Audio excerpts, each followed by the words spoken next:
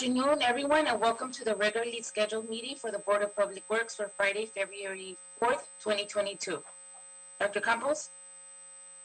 Good afternoon, Madam Chair. Fernando Campos, Executive Officer, establishing roll call and quorum for today. We have Vice President Garcia, President Pro Tem Davis, Commissioners Caloza and Villegas.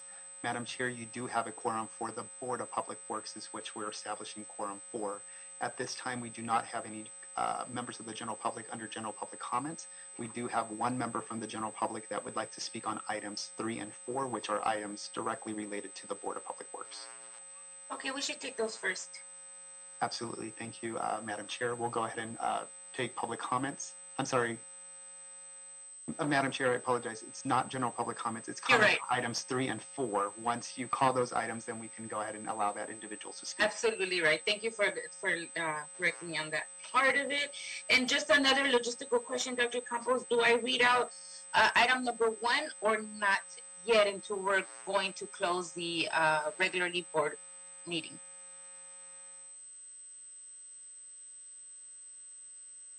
Dr. Campos? That is correct, Madam Chair. At this point, we will not read items 1 and 2. Once the Board of Public Works adjourns, then we can go ahead and convene the Relocations Appeals Board. At that time, you can read item 1 to the record. Okay, perfect. All right. So we'll take item number 3. This is a motion for item number 3. There is no speakers for this item. It's what we have to do now on a regular monthly basis. This is finding to continue teleconference meetings pursuant to Assembly Bill AB 361, recommending the board to 1, adopt the finding and determination in accordance with AB 361 Section 3E3 that while the state of emergency due to COVID-19 pandemic as originally proclaimed by the governor on March 4th, 2020, remains active and or state or local officials have imposed or recommended measures to promote social distancing. This legislative body has reconsidered the circumstances of the state of emergency, and the state of emergency continues to directly impact the ability of the members to meet safely in person, and or state or local officials continue to impose or recommend measures to promote social distance. Any questions on this item, commissioners? Hearing none. Is there a motion to move this item forward? Madam Chair, sorry for the interruption. We do have one member from the general public on item 3 and 4. So before we take a vote or before there's a motion on the table, could we consider those? Yes, I'm sorry. Thank you for reminding me. You just told me that too. So thank you for that. Public comment on item number 3. Absolutely. We'll go ahead and start those. Sonia Quinones, if you can please open up your microphone by unmuting. You're joining us through the Zoom application. If you can unmute your microphone. The Board of Public Works is now considering item number 3, the finding teleconference. You will have 2 minutes to speak under item number 3. Again, as a reminder, your comments must be related to item number 3. Please go ahead. You will have 2 minutes.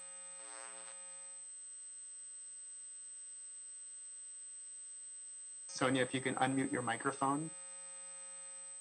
Is it Sonia or Sophia? Sophia, I apologize. Sophia Quinones. If you're joining us through the Zoom application, you should have an unmute microphone. I'm sorry, an unmute command.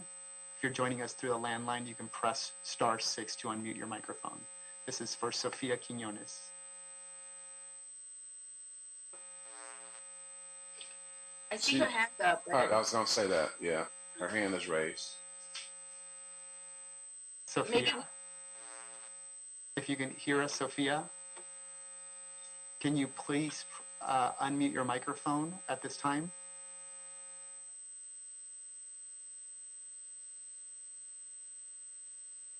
Is it possible that you might be blocking her? Oh, no, she's moved. She's unmuted. Can you hear me? Yes. Well, is it possible you may be blocking her? Yes. Sophia, can you hear us? Sophia, we can hear you. We have some background. Can you hear us? Sophia? Hello, can you hear me? Yes, we can hear you, Sophia. Yeah, that was the problem. That's why I wanted to try and gain access, because for the last several weeks, We've The been Board of denied Public Works is, the Board of Public Works is considering item number 3. This is related to the funds yes. for the teleconference. You have Yes, 2 minutes to speak related. under this Yes, item. Please related. go ahead. Okay. Yes, related under this subject matter and all subject matters. For the last few weeks, we tried to raise our hand on the agenda items other than La Gloria, and we've been denied. And today, I was having problems unmuting. And I just wanted to speak on this agenda item because we don't want to be censored on any agenda item. And we have community members that call in, they're hung up on, they can't access your Zoom. And that is just a violation of the Brown Act. So I wanted to make sure for the record that you would recognize me this time. And whoever is controlling the access, there is an issue with the Board of Public Works. And the obstruction that has gone on regarding this project and others needs to be documented for the record. And meetings that are held, and the city of Los Angeles has already been sued for having meetings only in committee and not bringing them in front of the whole city council to vote on. And they say, oh, we've already had a hearing, such as in public work. That is a violation of the Brown Act, and we have a lawsuit to prove it. So I want to make sure that you call me and call all of us that have been waiting to speak on public comment today. And we're going to be documenting those of us that have called in today and we're hung up on. And we're going to document all those that you don't recognize who have their hands up. Thank you.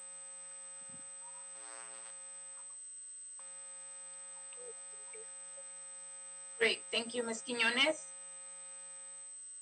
Commissioners, any questions or comments on this item? Hearing none, is there a motion to move this item forward? So move. Is there a second? Second. Second. Dr. Davis, there's a motion on place by Commissioner Villegas, second by Dr. Davis. Yes, we'll go ahead and start the voting tabulation. We'll start with you, Madam Chair. Aye. President Pro Tem Davis, Aye. Commissioner Caloza, Aye. and Commissioner Villegas. Aye.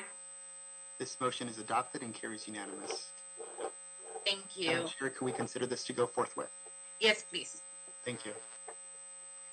That moves us to item number 4. This is an oral report. I'll read it out loud and then we'll go to a public comment because I remember we have a speaker on this one as well. This is an oral report, status update on major upcoming street improvement projects from the Bureau of Street Services. We'll start with our public speaker and then our presenter on this item.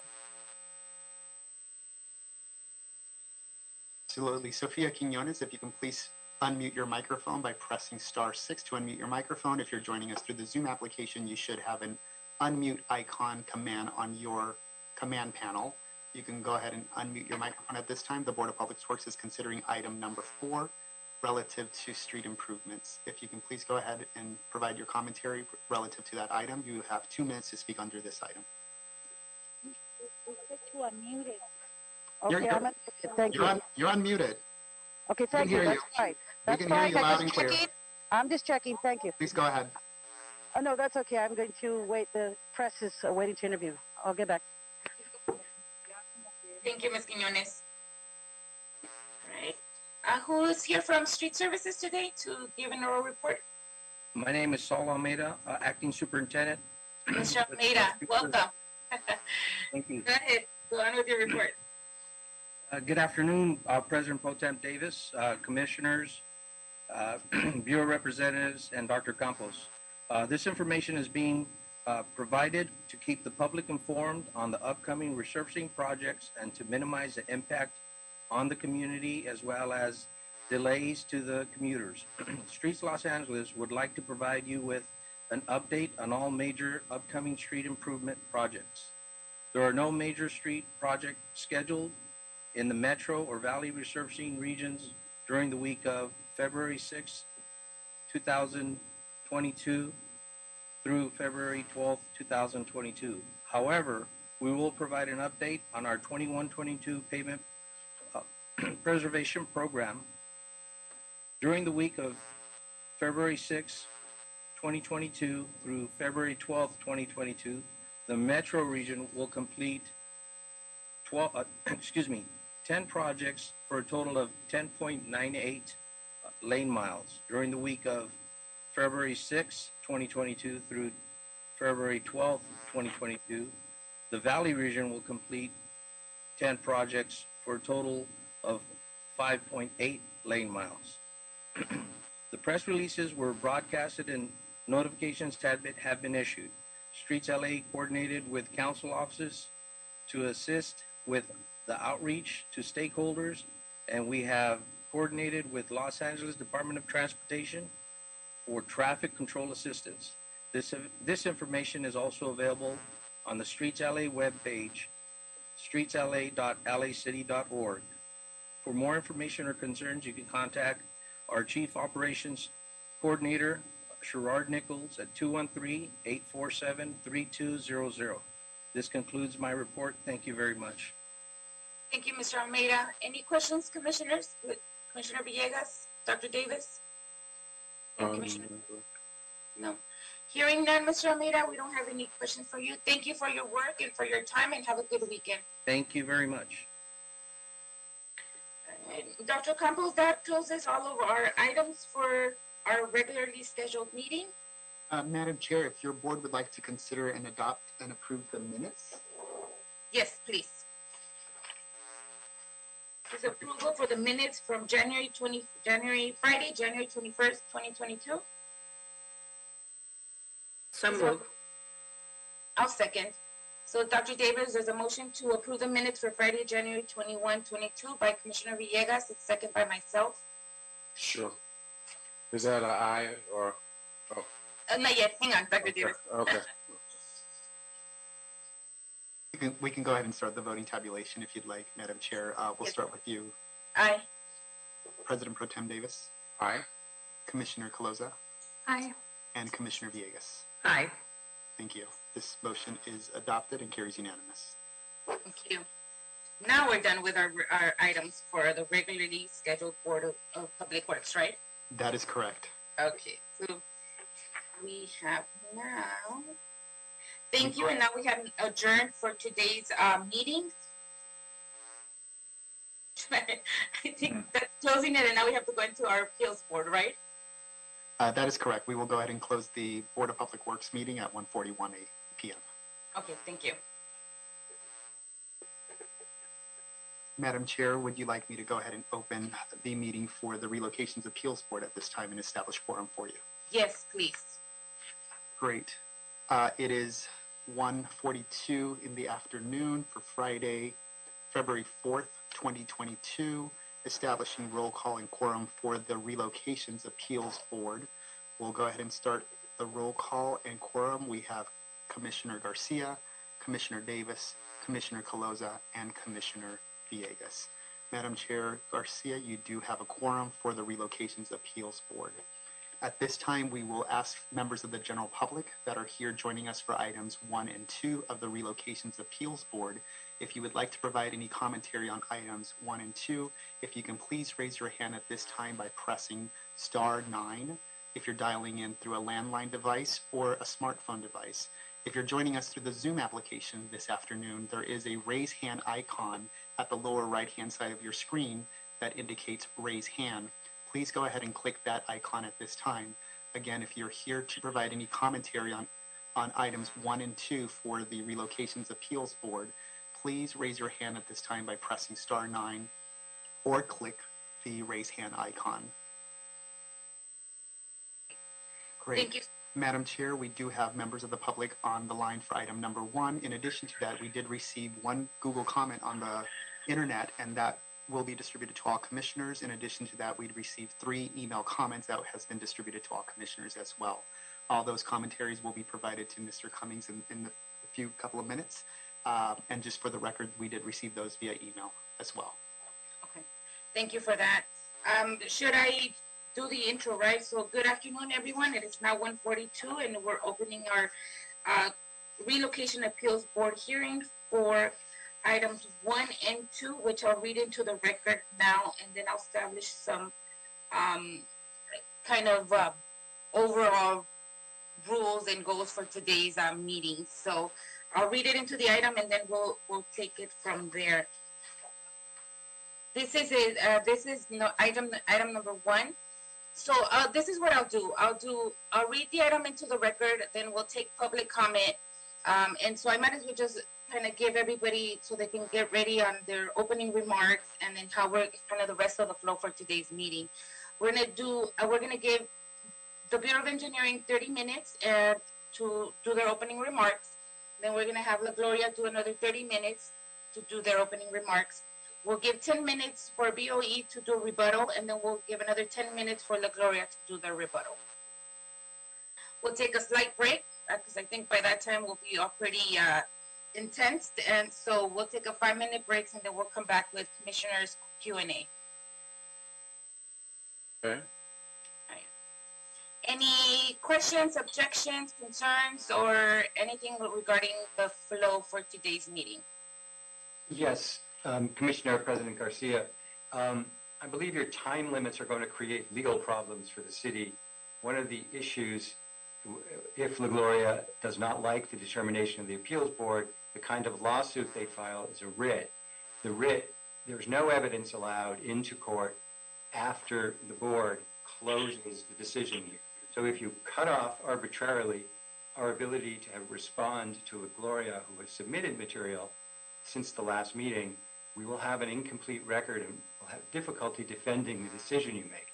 I also will let Mr. Cummings speak to it, but if his client wishes to speak for more than 30 minutes, I think it would be wise to let that happen.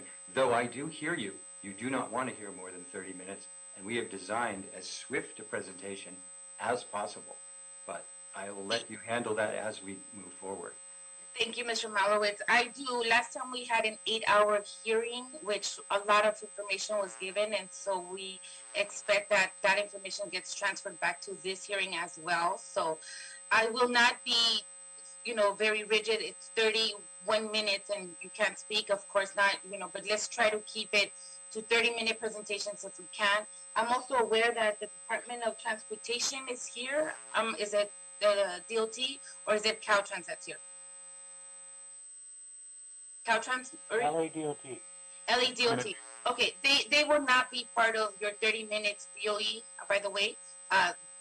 We also have Council District 14 here that wants to speak as well.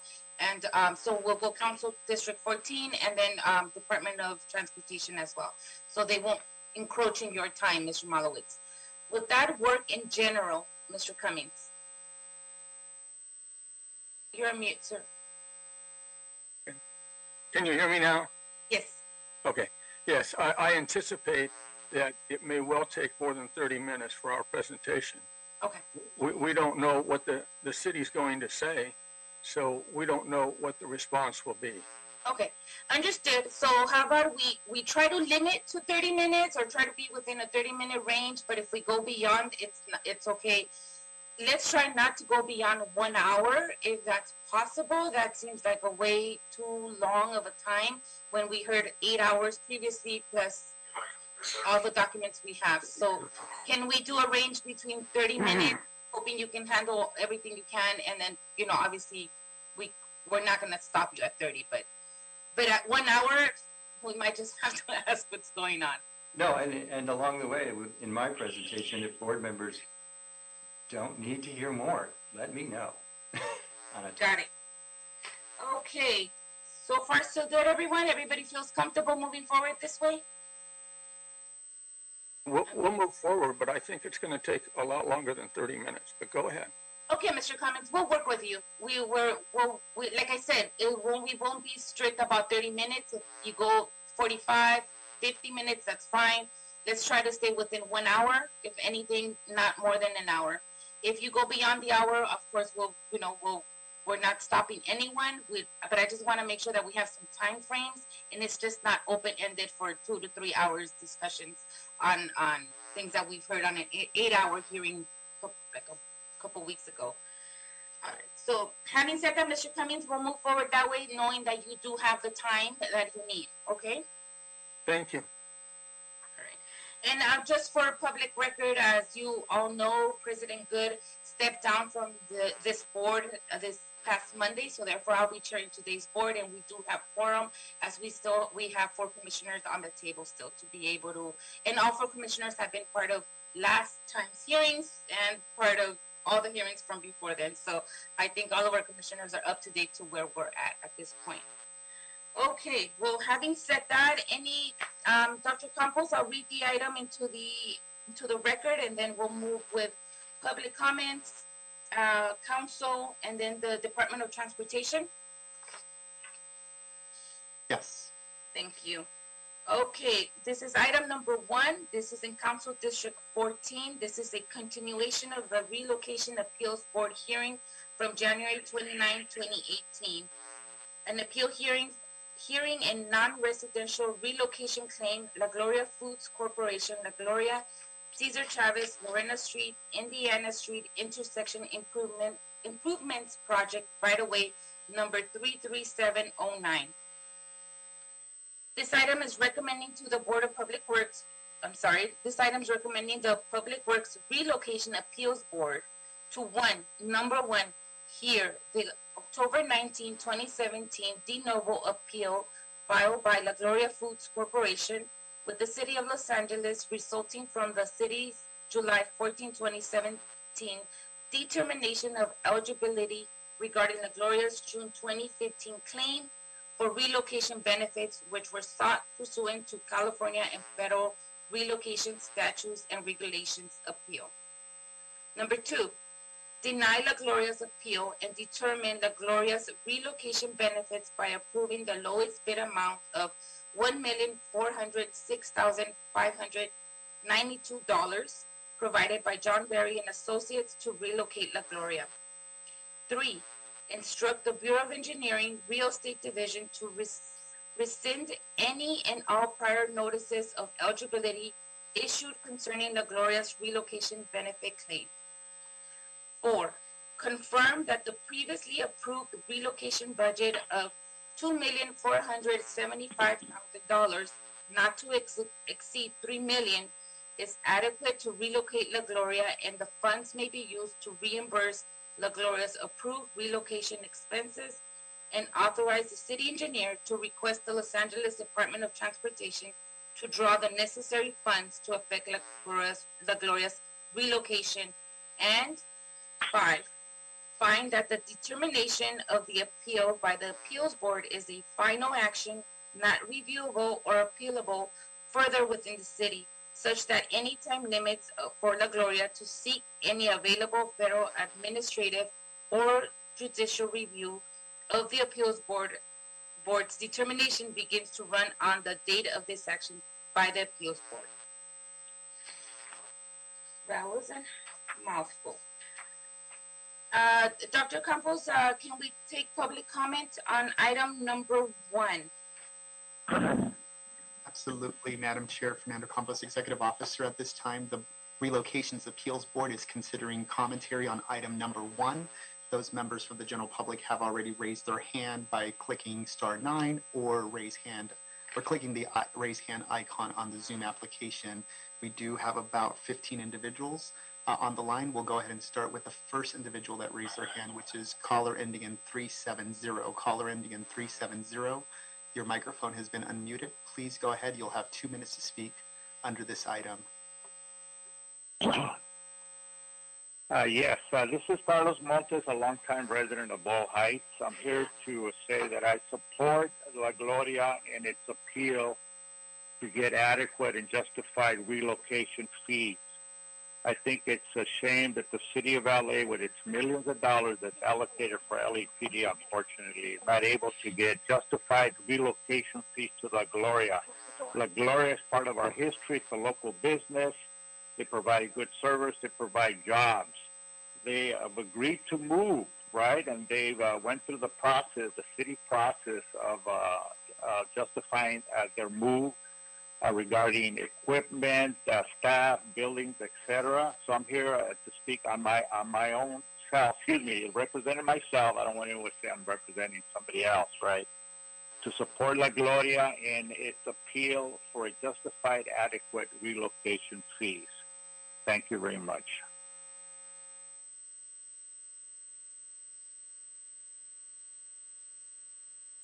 Thank you. We'll go ahead and move on to the next caller. Sophia Quinones, your hand is up. If you can please unmute your microphone. You'll have 2 minutes to speak under item number 1. Please go ahead.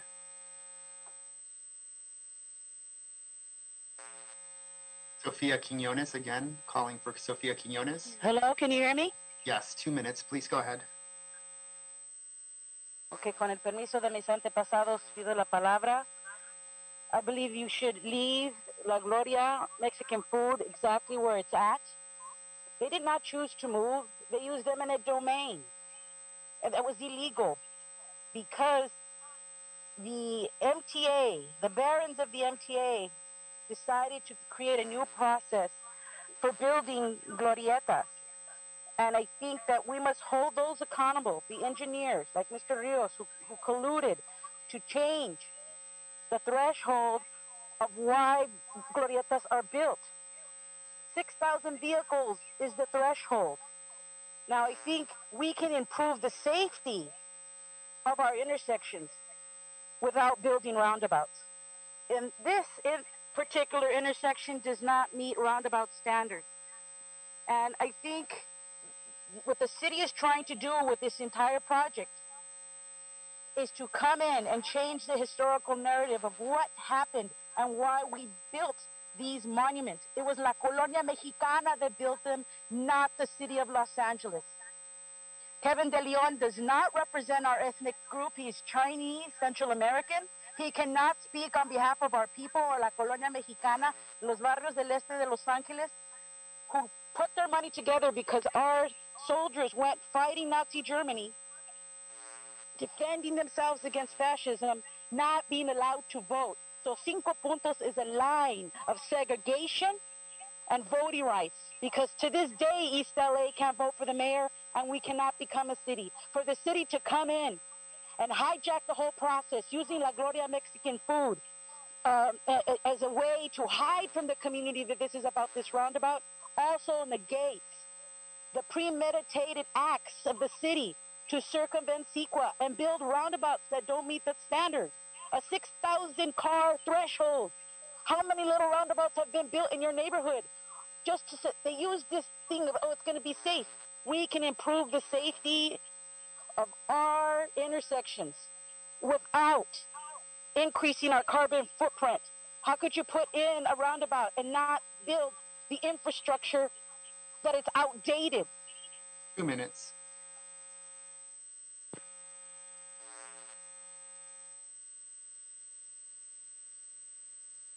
We'll move on to the next caller, Ruth Rodriguez. Ruth Rodriguez, if you can please unmute your microphone at this time by pressing *6 or click the unmute microphone. The Relocations Appeals Board is considering item number 1.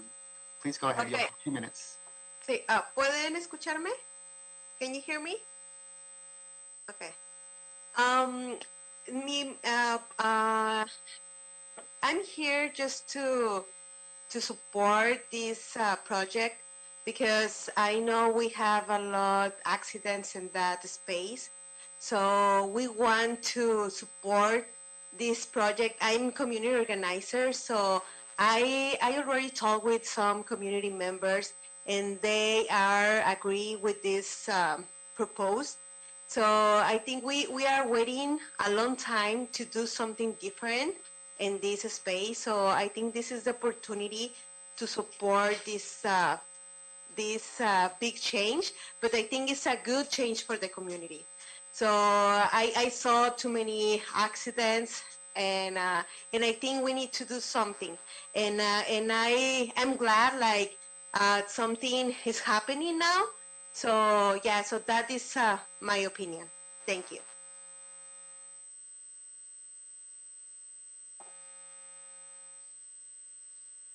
Thank you, Ruth. We'll go ahead and move to the next caller on the list. Joe Diaz. Joe Diaz, if you can please press *6 to unmute or click the unmute icon. You'll have 2 minutes to speak under item number 1. Please go ahead. Joe Diaz, thank you. Longtime resident of Boyle Heights. You know, we've been waiting a long time. I understand business is business, but for us, the roundabout will bring to the community, what the roundabout will be meaningful for the monument that's there. I understand that there's two sides of the story, but I believe the story. I believe what we're planning to do is the historic part of what we have there. You know, for years, as a son of a Vietnam veteran, you know, every year, Memorial Day, Veterans Day, there's thousands, hundreds of, I shouldn't say thousands, hundreds of people there honoring our men and women who fought for our country. You know, the part that's being delayed is La Gloria. I mean, again, I'm not about taking business away, but the business has been offered a lot of opportunities to walk away with a good amount of money. For us, it's just putting a hold on a project that's been on hold for almost 14 years. I think this goes back to Councilmember Nick Pacheco when he proposed it. We are now 2022. Councilmember Kevin De Leon. We've gone through 4 or 5 former council members now. This project is way beyond. It's time. I believe that whatever we could do with La Gloria, let's do it. Let's get the monument. Not take it away, because I know you're going to hear people are saying that we're taking the monument away. It's not being taken away. It's 75 years old. It's time for a nice upgrade for that monument. And what a great place to put it in the center of Cesar Chavez, where everywhere East LA and Boyle Heights comes together. You know, men and women from both sides of the community. You know, they'll say Boyle Heights is one area, East LA. We're come together at the intersection of Indiana and Chavez and at the 5 Points. And thank you.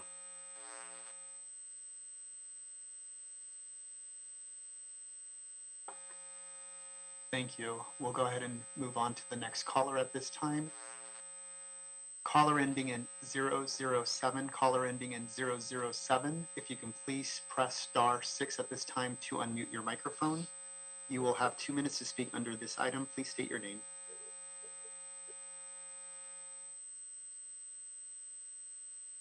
Caller ending in 007. Caller ending in 007. If you can please unmute your microphone by pressing *6 to unmute your microphone. Madam Chair, caller ending in 007 has lowered their hand. I just wanted to double check. Caller ending in 007, your hand has been lowered. Now it's raised. If you can please press *6 to unmute your microphone. There you go. Hello, can you Hi. hear me? Yes, we can. You have 2 minutes. Okay, sorry under this about that. item. Yes, I'm speaking on the determination of the relocation of La Gloria. Is that correct? Yes, please go ahead and state your name, and then you'll have 2 minutes to speak under this item. Yes, so I have 2 minutes, so it'll probably be under that. And I know it's my right to waive saying my name for this purposes. With respect to this item, it's actually being seen as replacing a very historic part of the community. The tortilla factory has been there as long as the monuments has been there, as long as the Veterans Memorial for the Marine family has been there. And it's unfortunate that the city is not taking into account the state and legal guidelines for such a project through the Public Works, whether it was MTA, whether this is a project under Councilman District 14 Weezar's former, serving on there. This is all being done illegally in violation of laws for roundabout, in violation of state laws with respect to monuments, in violation of safety, and safety is being used as an excuse to why this project is going through. As you know, he was indicted on 34 counts of racketeering, and this is a safety issue. If you place this here, no one in the community was told about that roundabout till plans were revealed November 11th at the Veterans Memorial. We were not told, we were not informed about the environmental impact. The studies that were done need to be redone. Those documents are over 10 years old. This whole project is a farce. The same co-conspirators that were named on that California attorney's webpage, one of which included 5 members, one being the former assistant mayor.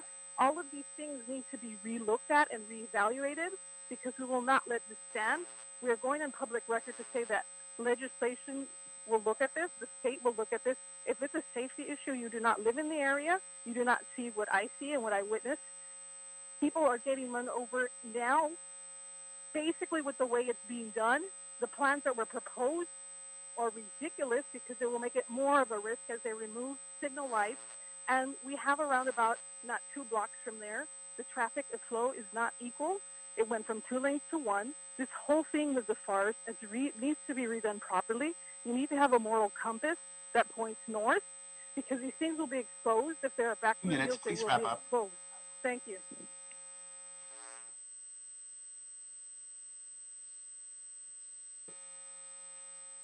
We'll go ahead and move on to the next caller. Caller ending in 974. Caller ending in 974. If you can please press *6 at this time to unmute your microphone. Caller ending in 974. Caller ending in 974. If you can please press *6 to unmute your microphone. You will have 2 minutes to speak under item number 1.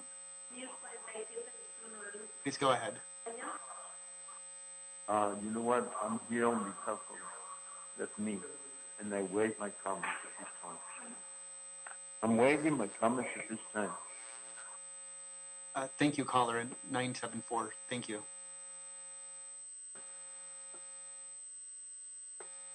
We'll go ahead and move to the next caller on the line. Caller ending in 134. Caller ending in 134. If you can please press *6 at this time to unmute your microphone. You'll have 2 minutes to speak under item number 1. Please go ahead. Hello? Can you hear me? Yes, we can. Hello? Please go ahead. Oh, okay. My name's Gloria Morin, and I was there not too long ago at the roundabout when I guess there were some engineers and some men there from the city, and they kind of told me, like, if Eddie would accept on Marina and Cesar Chavez on the corner, putting his father's monument on La Gloria Foods residence, the place there, and that they owned it. And we told them no, we didn't want the monuments changed because we really don't want a roundabout, because they put a roundabout right in my corner on Eagle and Rowan, and it was such dangerous. We had to call the people back that built it because you couldn't cross without almost getting hit. And the lady sat there for a week in her car looking at it, and then she saw the problem, that she had to put a 20-foot red curb on the south side so you can see the oncoming traffic when it comes, so they wouldn't take you out. And then this last month alone, the middle signs have been knocked down already 3 times. Every week somebody runs over the middle signs. I don't know how, but they do. And not only that, my father-in-law's memorial there, it's for the veterans. All that there, the Veterans Memorial, it's historic, and it was put by the people. And one thing people don't understand is when that roundabout is put, nobody can step on it. So right now when they have the memorial things on Veteran Days, all the people go, they sit there around the memorial and everything. Well, once that roundabout's there, nobody is supposed to step on the roundabout. So all that land where the monument's going to be, nobody can step there. It's going to be land, wasted land, because the traffic's going to be going around it, and they don't want anybody stepping or crossing across that land. So that's a waste right there. And then they said they were going to put a new name to the Veterans Memorial, All's Wars, which is ridiculous, because that doesn't say anything about the Hispanic men that went and fought the war and died for our country. So that, to me, is a shame. But I'd like to thank you for hearing me out, and thank you very much. Bye. Thank you. We'll move on to the next caller. Caller ending in 199. Caller ending in 199. If you can please press *6 at this time to unmute your microphone. You will be given 2 minutes to speak under item number 1.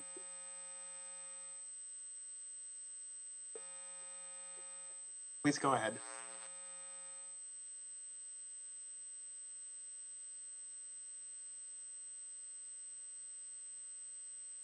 Caller ending in 199. Caller ending in 199. Your microphone has been unmuted. You'll have 2 minutes to speak. Can you hear me? Yes. Can you hear me now? Yes. Yes, my name is Tony Zapata. I'm a resident of Boyle Heights. I'm also a United States Navy Vietnam veteran. I come from a long line of veterans. My maternal grandfather was in World War I. My father was World War II. 2 uncles in Korea, myself in Vietnam, and a son in Kuwait. So this monument means a lot to me and my family.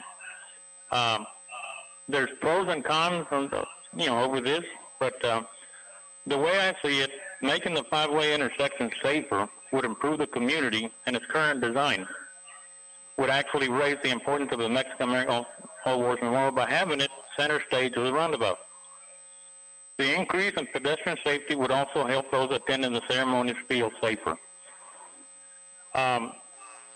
This is more than a beautification project. It's a matter of safety, and because of the unique space it creates, a great way to further honor the community members that gave the ultimate sacrifice in defense of this country by making their monument center stage.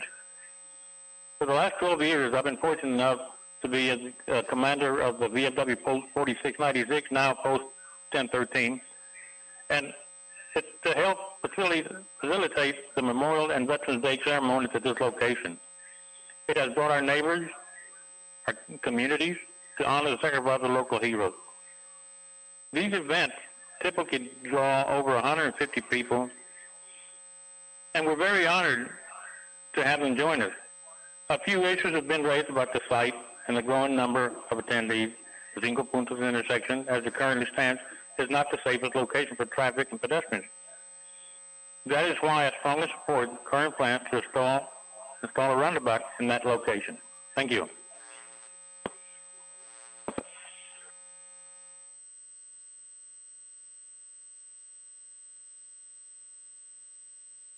Thank you, caller 199. We'll go ahead and move on to the next caller at this time.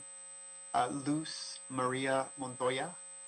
Luz Maria Montoya, if you can click the unmute icon, you'll be given 2 minutes to speak under item number 1.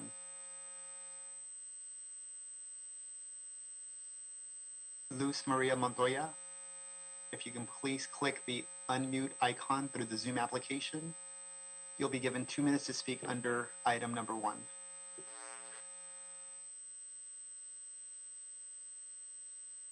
Luz Maria Montoya. Ok, hello, sí, Luz María Montoya. Mire, estoy en contra de este proyecto de la Gloria. Estuve yo en los concilios vecinales de Boyo Heights y nunca Luz. nos tomaron en cuenta sobre este proyecto. Sí, Entonces, señora Montoya. ¿no? Sí, señora Montoya, por favor. Mi nombre La es glorieta, por la glorieta. Sí, por favor, tenemos una persona que va a traducir para usted.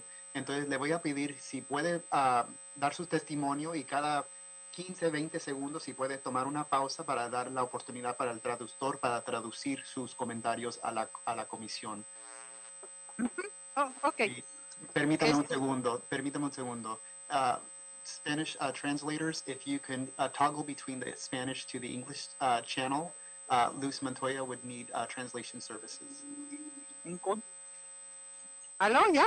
Sí, Luz. Bueno, yo vivo aquí. Señora Montoya, por favor, me voy a demorar unos 2-3 minutos antes de ponerle el trepador, no sé si se dice así, para traducir.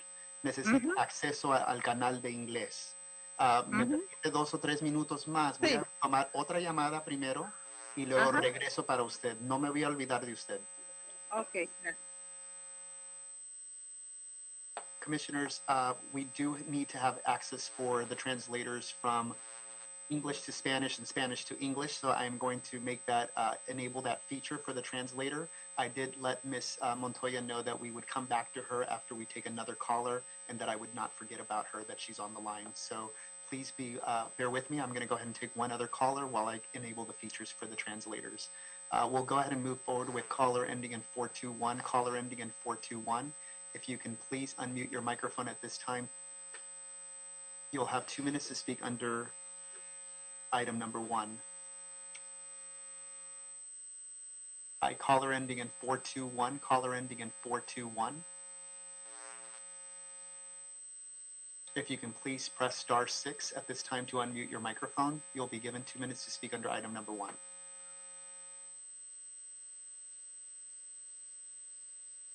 Caller ending in 421. Last call for caller ending in 421. If you can please unmute your microphone by pressing *6 to unmute your microphone. There you go. Hi, we can hear you now. You'll have 2 minutes to speak under item number 1. Bueno. Sí, hola. ¿Necesita alguien para traducir de español a inglés? Permítame otros 2-3 minutos. Estoy tratando de conectar el traductor para nosotros. Perfecto. We'll move on to caller ending in 958. Caller ending in 958, if you can please press *6 at this time to unmute your microphone. You'll be given 2 minutes to speak under item number 1. Caller ending in 958. Caller ending in 958. If you can please press *6 to unmute your microphone. You'll have 2 minutes to speak under item number 1.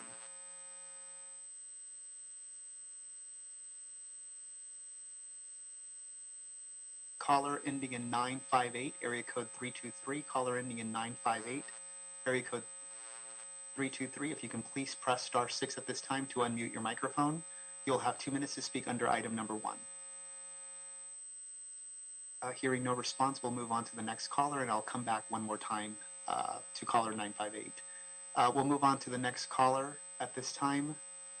Ivana Kuba. Ivana Kuba, if you can please press unmute on the Zoom application. You'll have 2 minutes to speak under this item. Okay.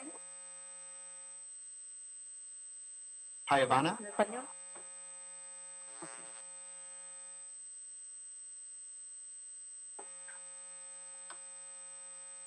Commissioners, I'll come back to Ivana. I believe she may need Spanish translation. Nadine Diaz. Nadine Diaz, next caller on the line. Can you please press *6 or click the unmute icon on the Zoom application? You'll have 2 minutes to speak under item number 1. Hello. Oh, can you hear me? Yes. Great.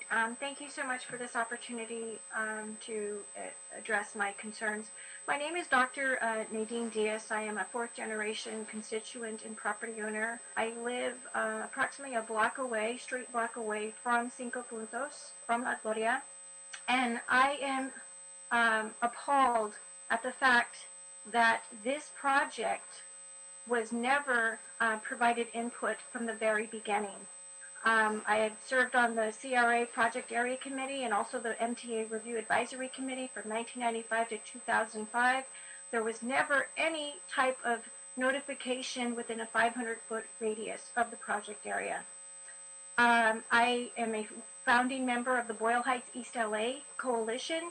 We have over 6,000 signatures of our constituents who live directly and near this site. And I would like to state for the record, there was a backroom deal done with former Jose Huizar, and as we know, he is going to be indicted on 34 counts. Prior to that, Nick Pacheco, or Antonio, was our councilman, and prior to that was Nick Pacheco, who's been disbarred from the California Bar Association due to his own activities. The problem is, we are a voice in the community. We have families and children and also seniors. I have witnessed the fact that this is an area that needs to be preserved. I believe we can work together to provide another alternative. I'm a social worker, doctor of social work, and I believe it's important and imperative to maintain the integrity, the historical integrity of this community. I come from a background of veterans, 34 generations, and I can totally empathize with the veterans. I support the veterans, and I would like to state for the record, it is very important, and I implore you to please listen to the community members who are directly impacted. There are members here that are not from the community, and it's insane. We don't need minions speaking for us. And lastly, I have reached out to Kevin DeLeon, who moved into our district to run for mayor, and he had indicated at the last memorial service for the veterans that he would meet with the Boyle Heights East LA Coalition. He tried to arrange a meeting, and he has not met with those who are directly impacted, like Mr. Sotelo's family, who owns Cinco Puntos, La Gloria, who we have been a part of all of the engagements in terms of communication with our longtime businesses. La Gloria needs to. 2 minutes. Okay, La Gloria needs to remain, and I appreciate and we do support the Morin family. Thank you.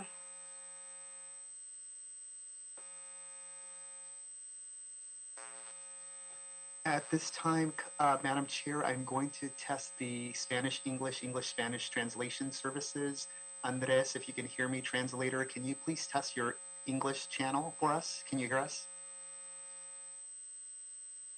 Andres?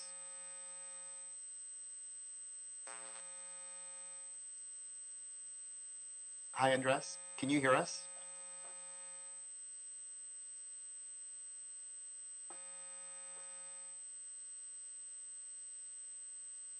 Andres? I can hear you now. Yes, commissioners, commissioners, are you able to hear Andres? You cannot hear Andres.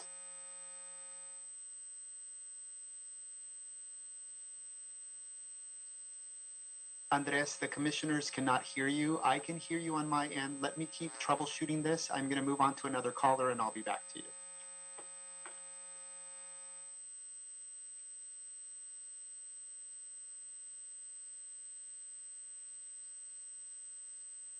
We'll go ahead and take caller ending in 213, caller ending in 213. If you can please press *6 at this time to unmute your microphone.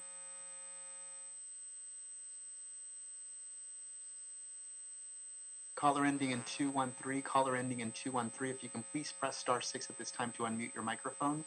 You'll have 2 minutes to speak under item number 1.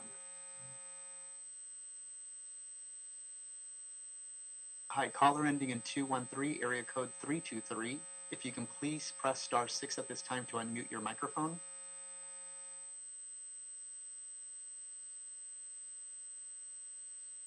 Caller ending in 213, caller ending in 213. If you can please press *6 to unmute your microphone. Hearing no response from caller 213, we'll move on to the next caller. ¿Aló? Sí, señorita Montoya, permítame un segundo, estoy en otra llamada ahorita. Ok. Gracias. No me he olvidado de usted. That was Miss Montoya, just letting her know that I have not forgotten about her commissioners and that I'm still working through the commenters list. We'll move on to the last caller at this time. All other callers need translation services. Caller ending in 442, caller ending in 442. If you can please press *6 at this time to unmute your microphone. You'll have 2 minutes to speak under item number 1. Caller ending in 442, caller ending in 442.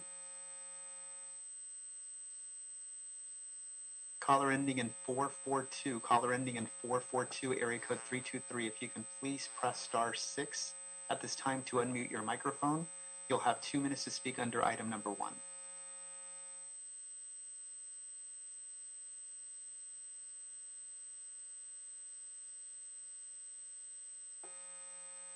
¿Ya o todavía no? Aún todavía no. Hearing no Okay. response from caller in 213. I'll go ahead and start working on the Spanish. Andres? I can hear loud and clear, Fernando. Andres, great. Commissioners, can you confirm that you can hear our translator? Perfect. Thank you Sometimes so much. all they need to do is just select English to hear the English channel. Okay. Andres, I actually took your translation services off right now, so you're on the English channel only.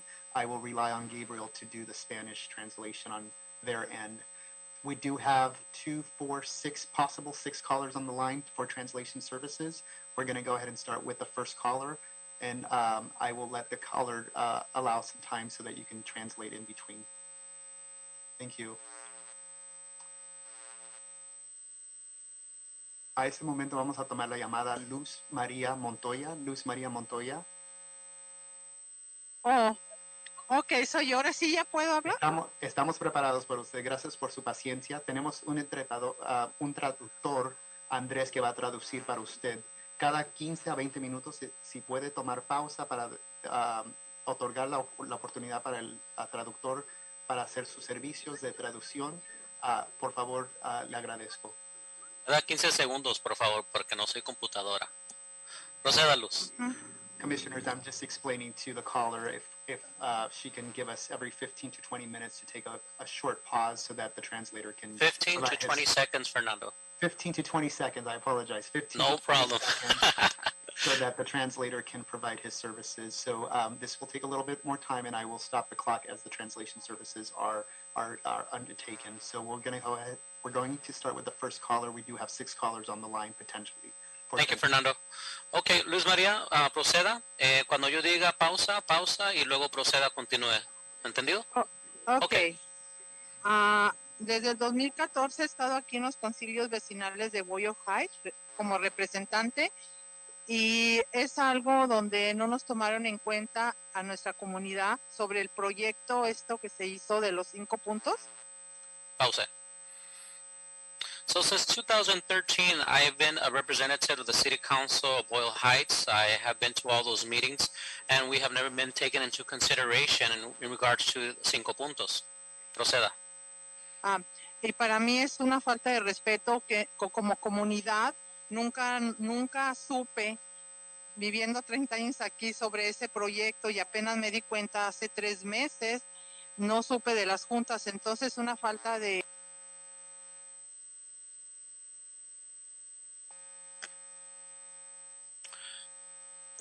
So at this time, I just believe that I haven't been taken in consideration, being that I've been here for 35 years. I consider it a lack of respect. Being here 35 years, and I just found out about these projects 3 months ago. And this is just by an accident, I found out. Proceda. Ok, nomás estoy a favor de la gloria y en contra de la glorieta, porque principalmente como comunidad nunca supimos de las juntas, nunca nos dijeron nada, nunca ha llegado ni un flyer sobre este proyecto y es una falta de respeto para nuestra comunidad.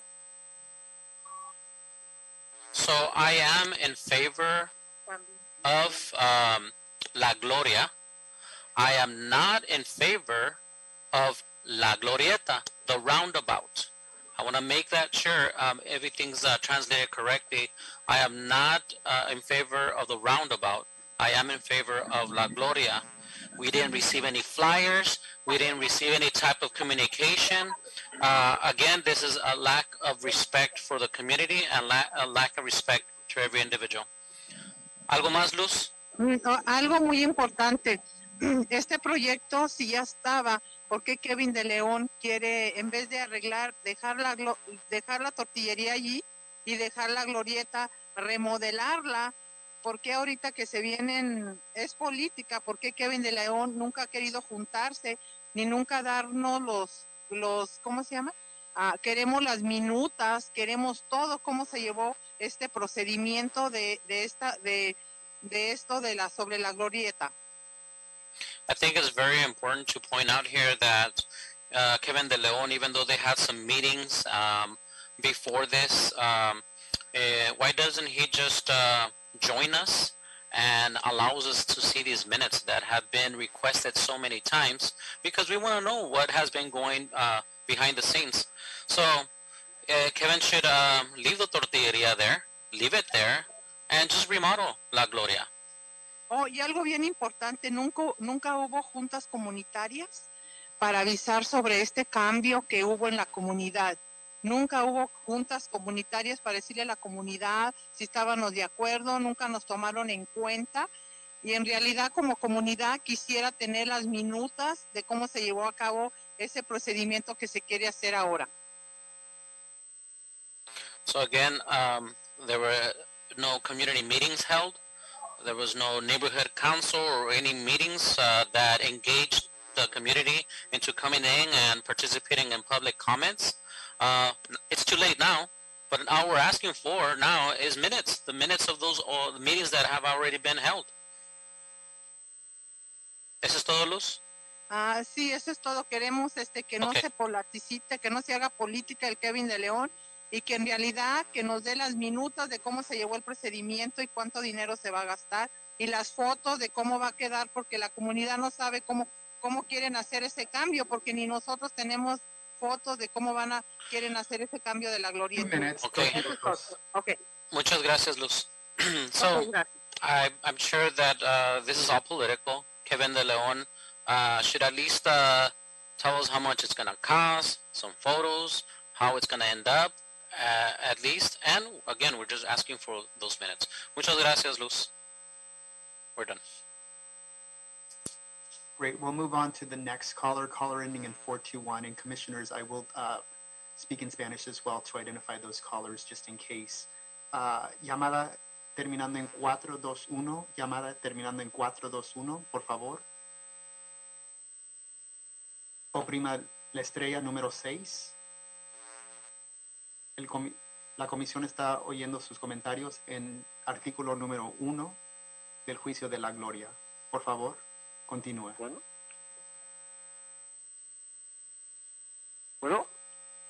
Hola. Soy Jaime. Hola, Jaime. Proceda. Sí.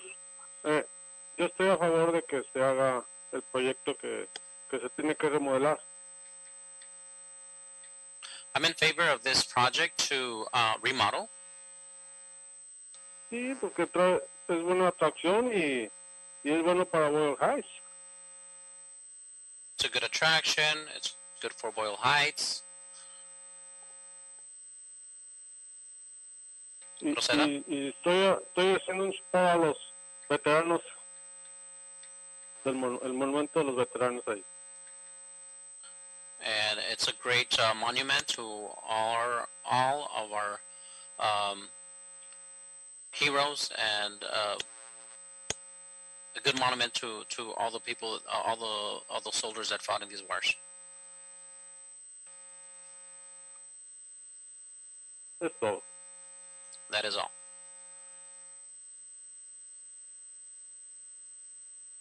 Gracias, llamada 421.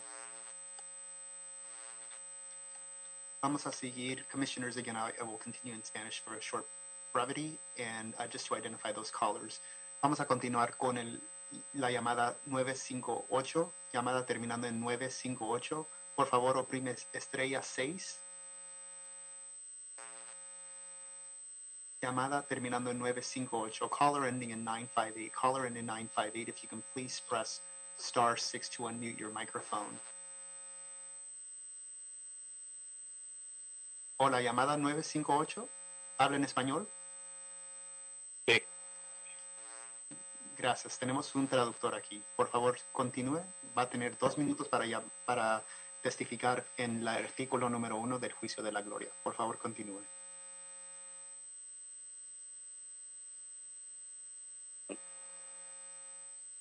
¿Aló? Sí, lo podemos Sí, escuchar. mi nombre es Abel Medina. Estoy a favor por bien de la comunidad, se va a ver mejor. Hay muchos, por bien de los veteranos también, que se les va a reconocer que anduvieron allá peleando por la comunidad. Hello, everyone. My name is Abel Medina, and I am for this remodel because this will benefit the community. It's very attractive, and also honoring all the veterans. Proceda. ¿Sí? Y menos accidentes puede haber porque va a haber la glorieta, va a haber más cuidado cuando ando uno caminando por allí, por el parque. Yo soy una persona que ando ahí por el parque, estoy en seguido accidentes. So I believe that with this remodeling, there will be less accidents with this roundabout. I'm one of those individuals that likes to go to the park, and I've heard that there has been many accidents before. Proceda. Y es todo. And that would be all that I would like to share with you at this time. Gracias. Gracias, llamada 958. Vamos a continuar con la siguiente llamada terminando en 213, llamada terminando en 213, el número telefónico terminando en 213, por favor oprime la estrella 6. Caller ending in 213, area code 323, if you can hear us, if you can please press *6 at this time to unmute your microphone. Si habla español, la llamada al 213, llamada 213, número telefónico terminando en 213, por favor oprime la estrella 6. Si gustaría testificar en el artículo número 1. La última llamada para llamada terminando en 213, área código de 323, número telefónico terminando en 213. Por favor, oprime la estrella 6.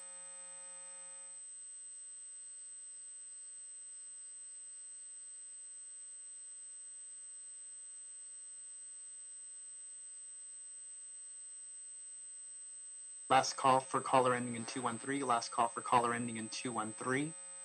If you can please press star 6 to unmute your microphone. The Relocations Appeals Board is considering item number 1 at this time. Okay, we'll move on to the next caller. At this time, I do see a hand, Habana, Cuba. I'm not sure if it's Spanish or not. Yes, sí. ¿Me escuchan? Sí, proceda y Okay. otra vez pausas y vamos a seguir adelante.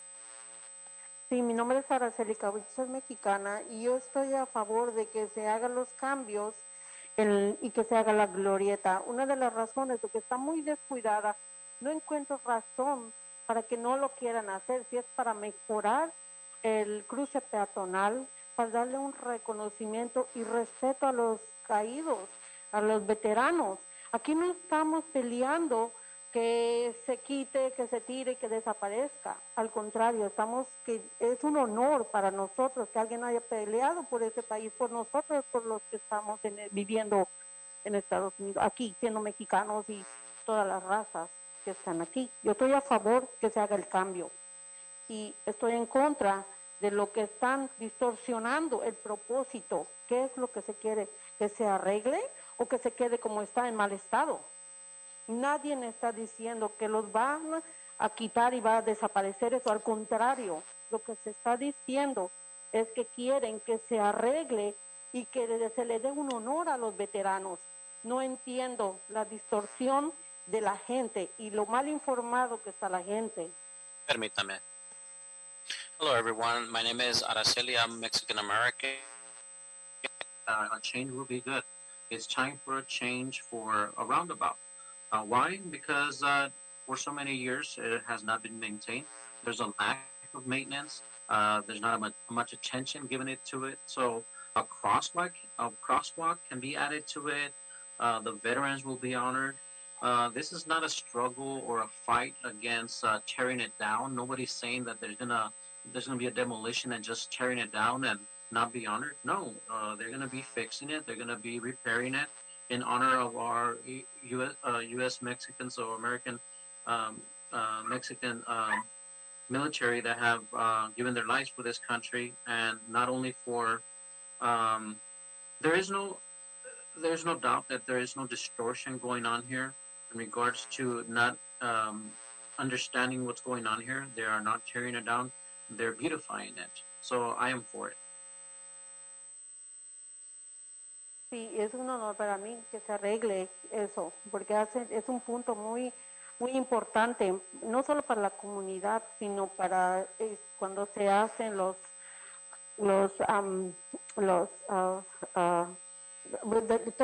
los grupos, los danzantes y otras cosas. Es un punto muy importante. Yo sí estoy a favor de que se arregle. Gracias.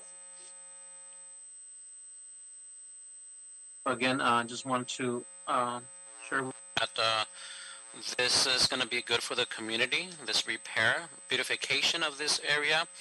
And every time our community has these events, we have our dancers, we have this cultural events. It's great for everyone. Thank you so much for your time.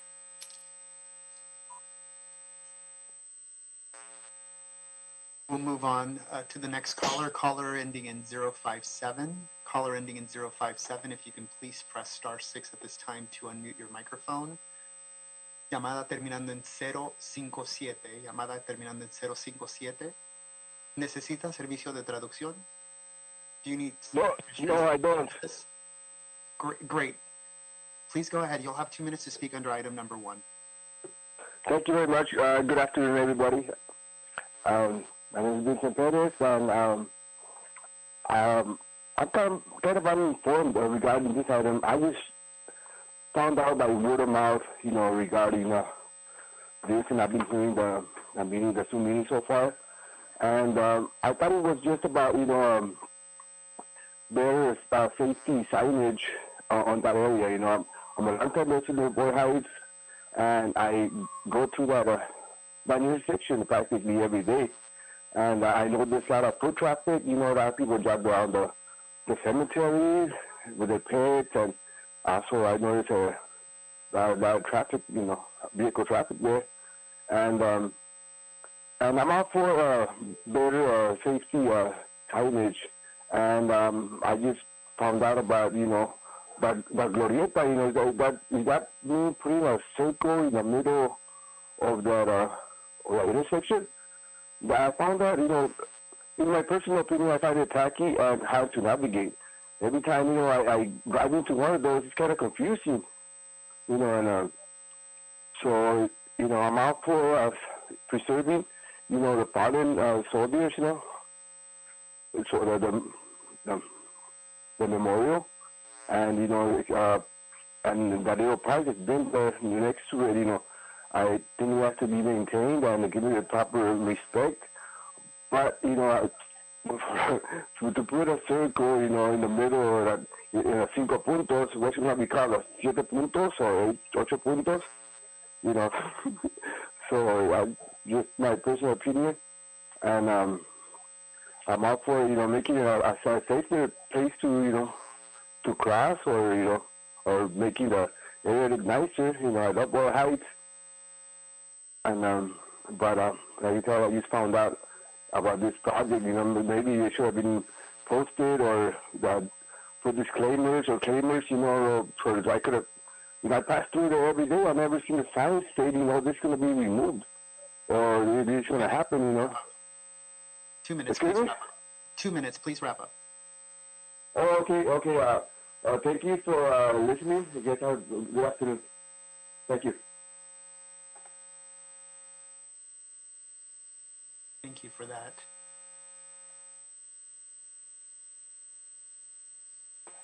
Madam Chair, we do have 3 additional callers that have raised their hands during the public commentary on item number 1. These hands were raised after the item was called. Would you like us to consider these 3 lines? Yes, please.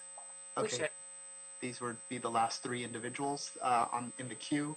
We'll go ahead and start with caller ending in 021. Caller ending in 021. If you can please press *6 at this time to unmute your microphone.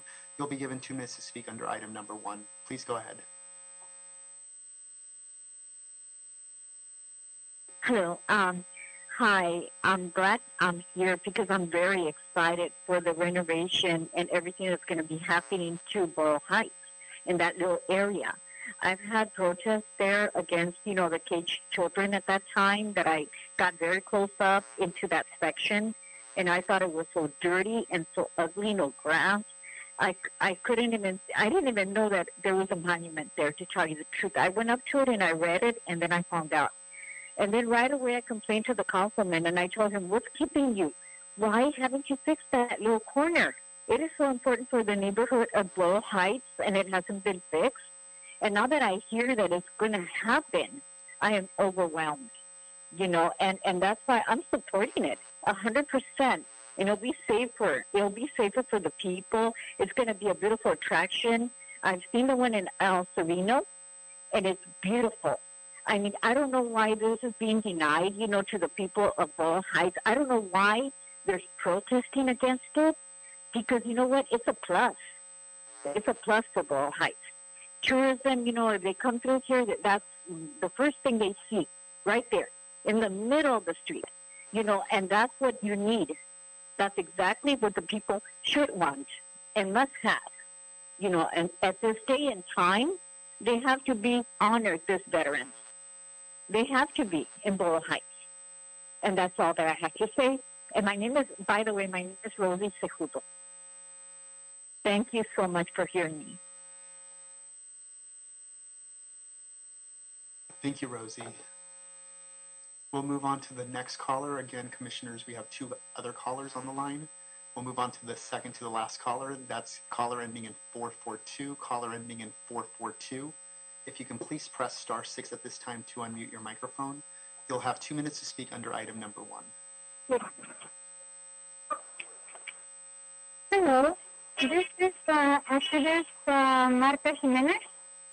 I am in opposition of the Glorieta Turnabout by virtue of the city not having spoke the community to know and plan from the needs and aspirations of the community, as the urban planning law says. Also, there was no scoping process, like I said. There's no traffic report, and the CEQA process is very important because it alludes to environmental issues, and there was no environmental impact report as well. The veterans were not scoped directly to know what they need and how they want it, if they wanted it. And it's also a federal violation if anyone attempts against a statue or a monument that alludes to the veterans at the federal level. There is a law that protects those monuments. Therefore, the city should have learned about such a regulation.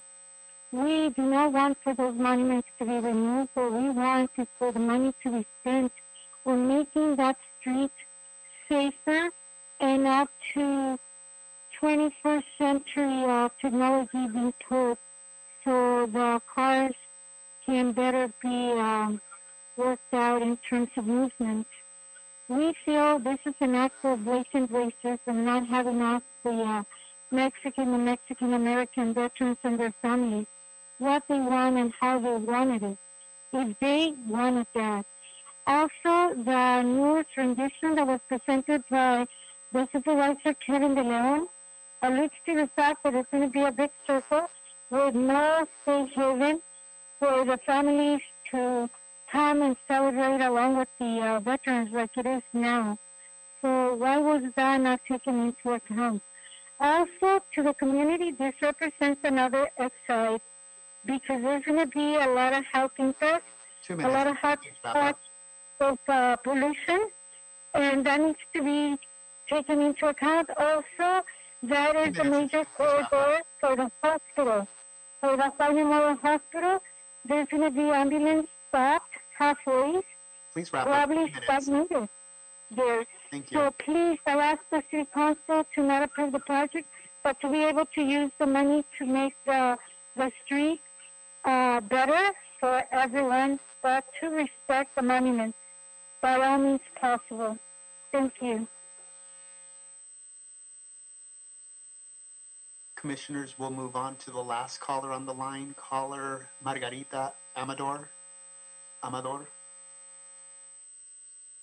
If you can please press star 6. Actually, you're joining us through the Zoom application. If you can click the unmute button. Yes, can you hear me? Yes, loud and clear. Thank you. Okay. Good afternoon, commissioners. My name is Margarita Amador. I'm a lifetime resident in Boyle Heights, and I'm here to support this project. This project has been long overdue. This project has been in the making since 1995. The veterans were involved from day one. Unfortunately, I think the last one that has been very active in following this project along is Mr. Zapata, because the other veterans sadly have now, passed on. And I think it's so unfair that one business who hasn't paid rent for over 7 years is holding a project hostage. That's not right. And I think the city has gone above and beyond to accommodate this business who just refuses to accept the offers under the law. And so at this point, I think it's not fair that the community is getting cheated on having this project come to fruition. We deserve to have a beautiful place to honor our veterans. That place right now looks like it's run down. These statues are not going to be removed like all these people that are out there lying to the community. They're going to be obviously removed temporarily while the project is taking place, but they will be placed back to the project turnabouts are such a beautiful rendition in our community because it represents a lot of the roots of our country, like in Mexico. Those are very common to have, and I just think that when you have people out there giving wrong information to the community, and if they were not involved from day one, and they're just now getting involved and saying that there was no public outreach, that is just absurd because there's been public outreach from day one. I've been on the neighborhood council when this project was happening, and we supported it at the neighborhood council level. And again, that location is a very dangerous intersection when it comes to pedestrians and vehicles. I'm part of the CTAP, and I did submit some stats in regards to traffic collisions and stuff. So thank you. I'm here to support this project. Please do not hold it hostage any longer. We deserve this for our veterans.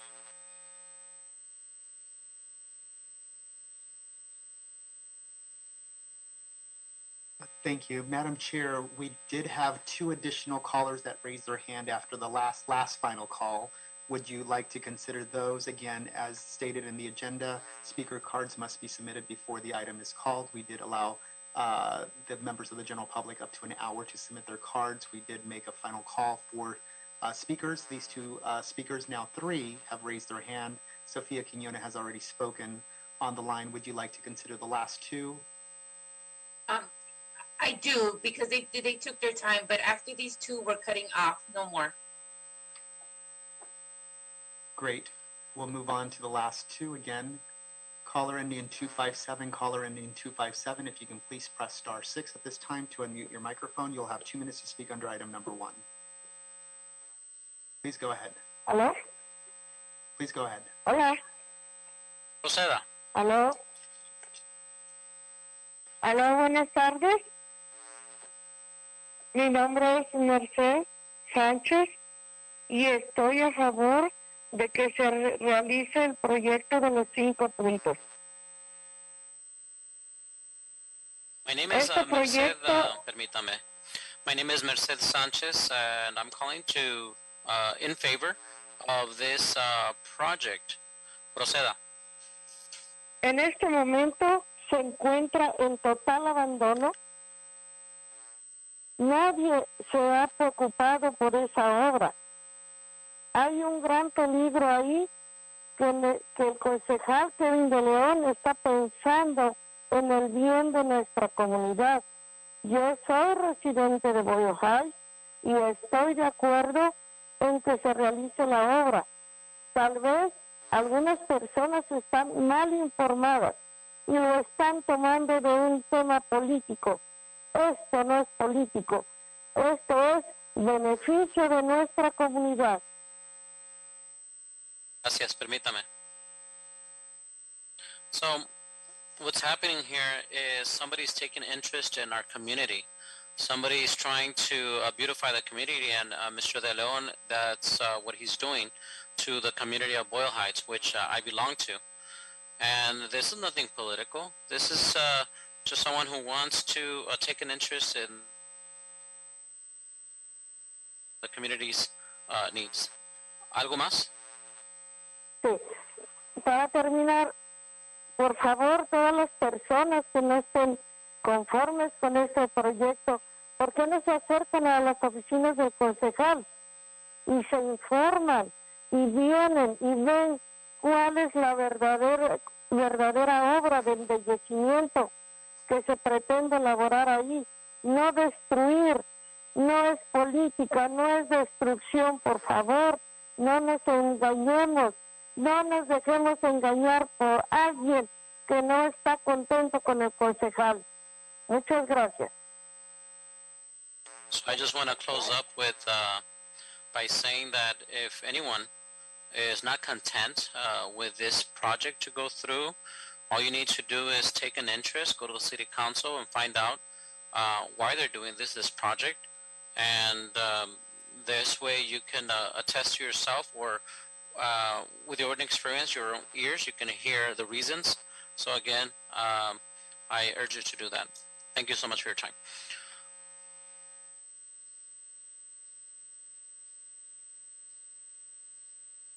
We'll move on to the next caller, caller ending in 270, caller ending in 270. If you can please press star 6 at this time to unmute your microphone. You'll have 2 minutes to speak under item number 1.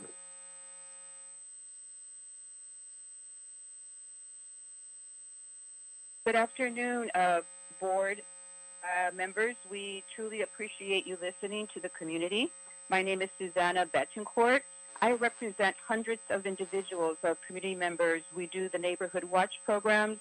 We were trained to do community policing. We work in conjunction with the deputy city attorney assigned to our area, who has been working with us for the last 5 years. And we are concerned about the safety, not only in that area, but throughout Boyle Heights.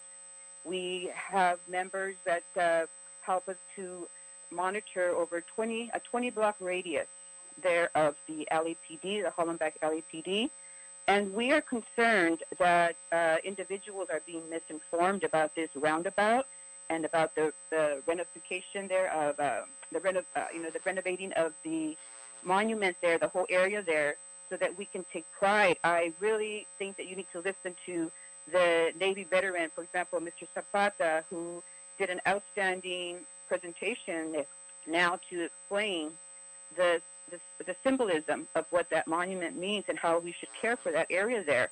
It's being neglected. And I have had many meetings listening to previous council members who put this project on hold for different reasons. I applaud Council Member Kevin De Leon listening to us and trying to projects moving now. And I don't understand why the committee now is saying that they were uninformed or misinformed and not aware of this project. Talking about over 15, almost 20 years of this project being placed on hold. And I applaud the Public Works and Kevin De Leon for moving this forward now. So others need to understand that the community members there that are really involved are pushing this project. We want this project to proceed, and we hope that you listen to those of us who are working actively in the community with the LAPD, with the Deputy City Attorney's Office, and particularly with the City D14 office and the other political offices that assist us to try to work on the safety of all of the individuals. All of the speed racing that is going on today, a big problem there in Boyle Heights. And we want all of that speed racing to be handled, and this roundabout is a means to do that. People need to start driving slower, pay attention to what they're doing in the community, and the safety of all the pedestrians there, who are, like someone mentioned, that whole Evergreen Cemetery there, the walking path. And it's also a place where people are running, and these are families that need to be, that the safety needs to be concerned, about all of the members there who are daily there. Yes, I'm sorry.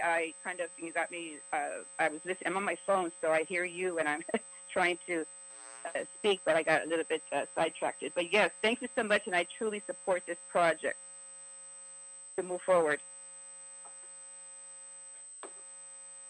Thank you. We'll take the last caller, caller ending in 642, caller ending in 642. If you can please press star 6 at this time to unmute your microphone. You'll have 2 minutes to speak under item number 1.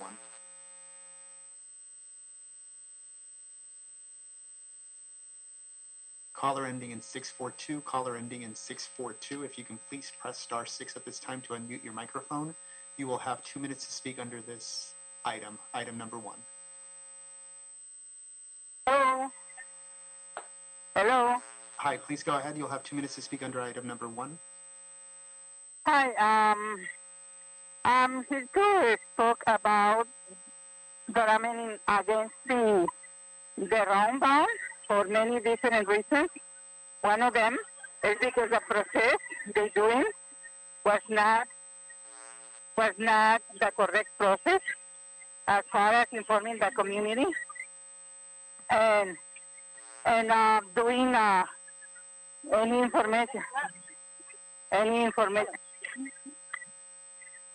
information about the public hearings or anything. And the community has a right to be informed. Many families around the area, they should be informed, and they didn't well informed. Not only that, this is kind of house. lot of more traffic, a lot of more problems. And one of the things is, a lot of the hospitals, we have it in this side of the town. It's going to be a little more dangerous for somebody who's going to be in medical conditions that it needs to be transported to any hospital at the moment. And the other reason why I'm against on it is because the veterans already did everything they need to do for the reason. And at this point, I need to Mr. Morin is been waiting for TAC, and if his call is not going through, we don't know the reason why. I just want to leave it here for the record that he's here. I can probably transfer my phone to him because he really needs to speak about it because he's the person who started with all this, and he has his reason. Allow me to introduce to him.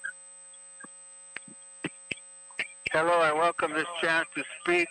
People say that this project is misunderstood. Let me tell you, it's costing $21 million. We know that. It's going to deface existing monuments. We know that. Let me point out, this name, All Wars Memorial, is bogus, false. Anybody who's been in combat hates war. I'm a Purple Heart veteran. I spent 13 months in the hospital recovering from wounds. And you guys who think you got a handle on this, you say you're the son of a veteran or you got a family of many veterans. That doesn't mean you understand anything. Unless you walk point, unless you got shot at, then you have a good idea of who the real heroes are. And these are the guys that should be honored. My dad wrote a book. It's about the Mexican Americans in combat. He pointed out that we have been valorous, that we have received more Medal of Honors than any other ethnicity. And East Los Angeles is the largest Mexican American community in California. We had to cherish that fact. We are very proud of our veterans, and for you to change it and move everything, that's desecration. $21 million is a lot of money to throw away on this frivolous and fraudulent project. Leave things alone. And he was denied access, so we had to go through another activist to put him on the line. That is a violation of the Brown Act, and you did not recognize him. This is Sofia Quiñones. Thank you. Thank you. Public comment is now officially closed. I appreciate everybody's time and everybody's effort on being here today. And that just demonstrates the amount of love and passion you have for your own community. So thank you all. However, I want to make a point of clarification. We are here today to discuss the relocation for La Gloria. It is not to discuss or have any input on the design factor of the project. However, the Department of Transportation and Council District 14 have been here present, and they have heard all comments that were shared today. And I hope that they take into consideration everything that was heard on the design factor, community engagement, and especially making sure that the community continues to be able to have events and memorize the veterans of that area. So there will be another meeting, but I'll let the Department of Transportation discuss where we're at with the design point. Although that is not part of today's decision making, just to be super clear, today's decision making is just regarding the relocation of La Gloria. We don't have any input on the design or the process of the project. But however, very happy that DOT is here and Council District 14. We're going to move on now to, we're going to hear Council District 14's testimony, and then lastly is going to be Department of Transportation. Council District 14, I believe it's Susana Lopez. Yes, good afternoon, everyone. My name is Susana Lopez. I am the Boyle Heights Area Director for Councilmember Kevin De Leon. I am here today to speak on behalf of our office and express strong support for this project to move forward. This project has been in the planning and design phase for over 2 decades, a period that spans 5 council members. The project started with the community's desire to better improve the prominence of the Mexican American All Wars Memorial, which has been at the site for over 70 years, while at the same time improving intersection safety. For many years, Boyle Heights veterans have worked very closely with city departments on the layout of the project and how to best increase the prominence and visibility of the All Wars Memorial Monument, as well as the other 4 monuments currently at the site. Every year, local veterans stand guard for 24 hours at the monument in honor of all of those who served. Continuing this tradition was very important to the community, so the project was designed specifically to allow for this to continue with a multifunctional space created on the southern end of the project. The project has dragged on primarily due to the need to finalize property acquisitions, but we cannot wait any longer. Each day we delay is one more day we are not able to give our Mexican American veterans the full credit they deserve for their sacrifices. This project is not about destroying monuments to our veterans or not recognizing the sacrifices people have made. It is about the exact opposite. Having a bona fide site dedicated to Mexican American veterans, veterans who traditionally have not received the same accolades that other veterans have gotten. We urge the board to move forward today so that this project can begin construction immediately. Thank you very much. Thank you, Susana. I appreciate your comments. And move, Mr. Cummings, I see you have your hands up. Is there a specific reason? Yes, we're going to, when this matter was continued, it was originally continued to 10 o'clock today. Then we were told it was going to be moved from 1 o'clock to 4 o'clock. And we checked with Mr. Gates to make sure that he would be available to testify up until 1 o'clock. Well, he is available to testify up till 4 o'clock, but he's not going to be available after 4 o'clock, and he's the witness who's going to respond to the city's presentation. We had no idea that we wouldn't even get to our matter until after 3 o'clock. We are requesting that this be continued to a time when the city can put on their presentation and we will have the opportunity to respond to their presentation, which is the way it's supposed to be. You know, otherwise we won't have a witness here. Understood, Mr. Cummings, but I think we were all very clear that these meetings could go on very long, and we don't have any,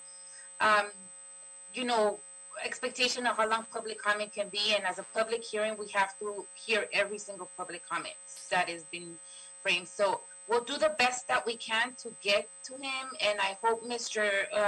Berry is the person that needs to leave by 4 p.m. No, Mr. Gates needs to leave by 4 p.m. Needs to leave by 4 p.m. And he won't get on until after the city finishes their presentation, because he's the witness who responds to their presentation. Got it. So my understanding is we just made one time change. It was from 10 a.m. to 1 p.m. I know that we never said we would start at 4 p.m. No, it said it was going to, no, you misunderstood. I was told that it was going to go from 1 o'clock to 4 o'clock. So I checked with Mr. Gates. He's available till 4 o'clock, but he's not going to have the opportunity to respond because we're not going to even get to him by then. Understood, but I don't think we're considering a continuation as of yet right now, and I don't think today we want to make sure that we get to some kind of resolution for everyone. So you can talk to Mr. Gates about if he can stay a little longer. We would appreciate that. But right now, at this time, we're just going to keep going as much as we can. He leaves at 4 o'clock to go on a trip. He's not going to be available, period. Ms. Cummings, the BOE's presentation begins with a very short introduction after LADOT by Mr. Jimenez. If there are remarks that you had prepared Mr. Gates to make even before hearing our presentation and you want to make them then, you could accommodate that. I want Mr. Gates. I understand what you're saying. I want Mr. Gates to respond after the city has completed its presentation, so we'll know all the issues, so he can respond. Mr. Cummings, it is 3:08 right now. Let's see what we can do before 4 p.m. I really do not want to have another continuation. I want to see how we can come to a resolution today. So if it's possible, why don't we go through the motions and hopefully Mr. Gates can hang on after 4. Or we'll get to you guys before 4. DOT, who's here from DOT? Good afternoon, this is Carlos Rios. Yes, please go ahead. Thank you again. My name is Carlos Rios. I am a principal transportation engineer with the LADOT, and I want to thank you for giving me this opportunity to speak on behalf of this project. And it is correct, this project was conceived back in the late 1990s, and after some community and council support, the city sought and was awarded funding through the MTA call for projects. Now, as the project progressed, the cost of the project started to increase, but I'm happy to report that the city has been able to identify the funds to completely construct this project. When the project was first conceived, the goals of the project were threefold. Basically, we wanted to increase safety, we wanted to improve the level of service of the traffic, and we wanted to create a community-friendly environment. The roundabout concept that you see here achieves those goals. Studies have shown that when you build a roundabout of this nature, the traffic speeds decrease, and as a result of that decrease, studies have shown that there's a 40% reduction of accidents overall, 70% reduction in injury accidents, and 90% reduction in accidents that lead to fatalities. So we feel that this design meets the objectives of what we were trying to achieve from the get-go. And again, we fully, as a Department of Transportation, we fully support the project. And I just also wanted to let the group know that that this project, we are very conscientious of the historical and community value of all the monuments that are currently out there today. The monuments affected by this project will temporarily be removed, stored in a safe location, and restored back to their original condition before they are placed back in the roundabout. And through future community engagement efforts, we will address the potential renaming of any of these monuments. So with that, I just wanted to close and say I want to re-articulate DOT support for this project, primarily because of all the safety benefits that this project will see. Thank you very much. Thank you, Mr. Rios. And I imagine that you have taken into consideration all the public comment that was provided today and took note of just the passion and what the community needs to see and be able to do in that area.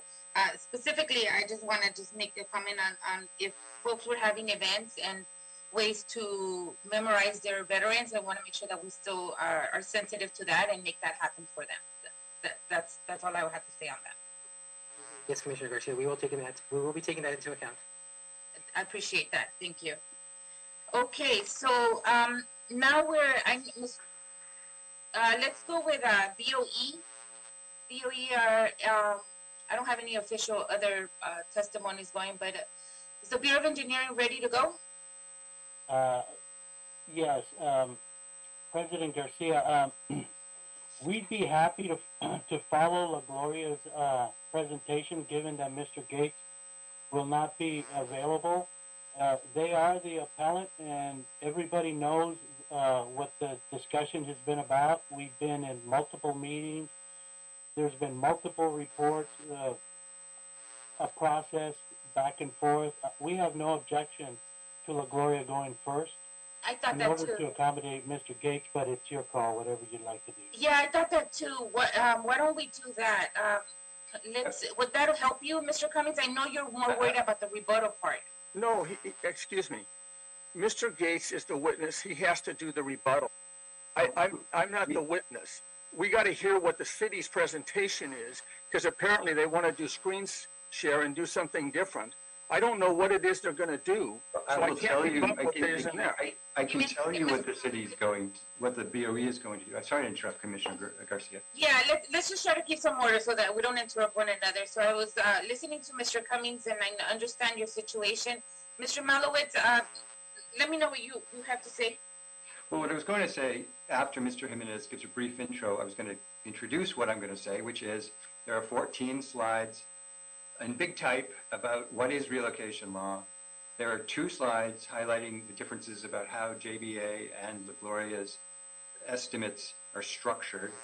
And then there's a question and answer session with Mr. Berry and Mr.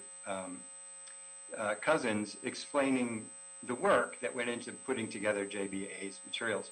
The only comments about Mr.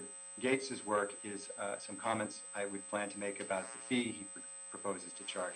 So the plan the city has recommended remains the same.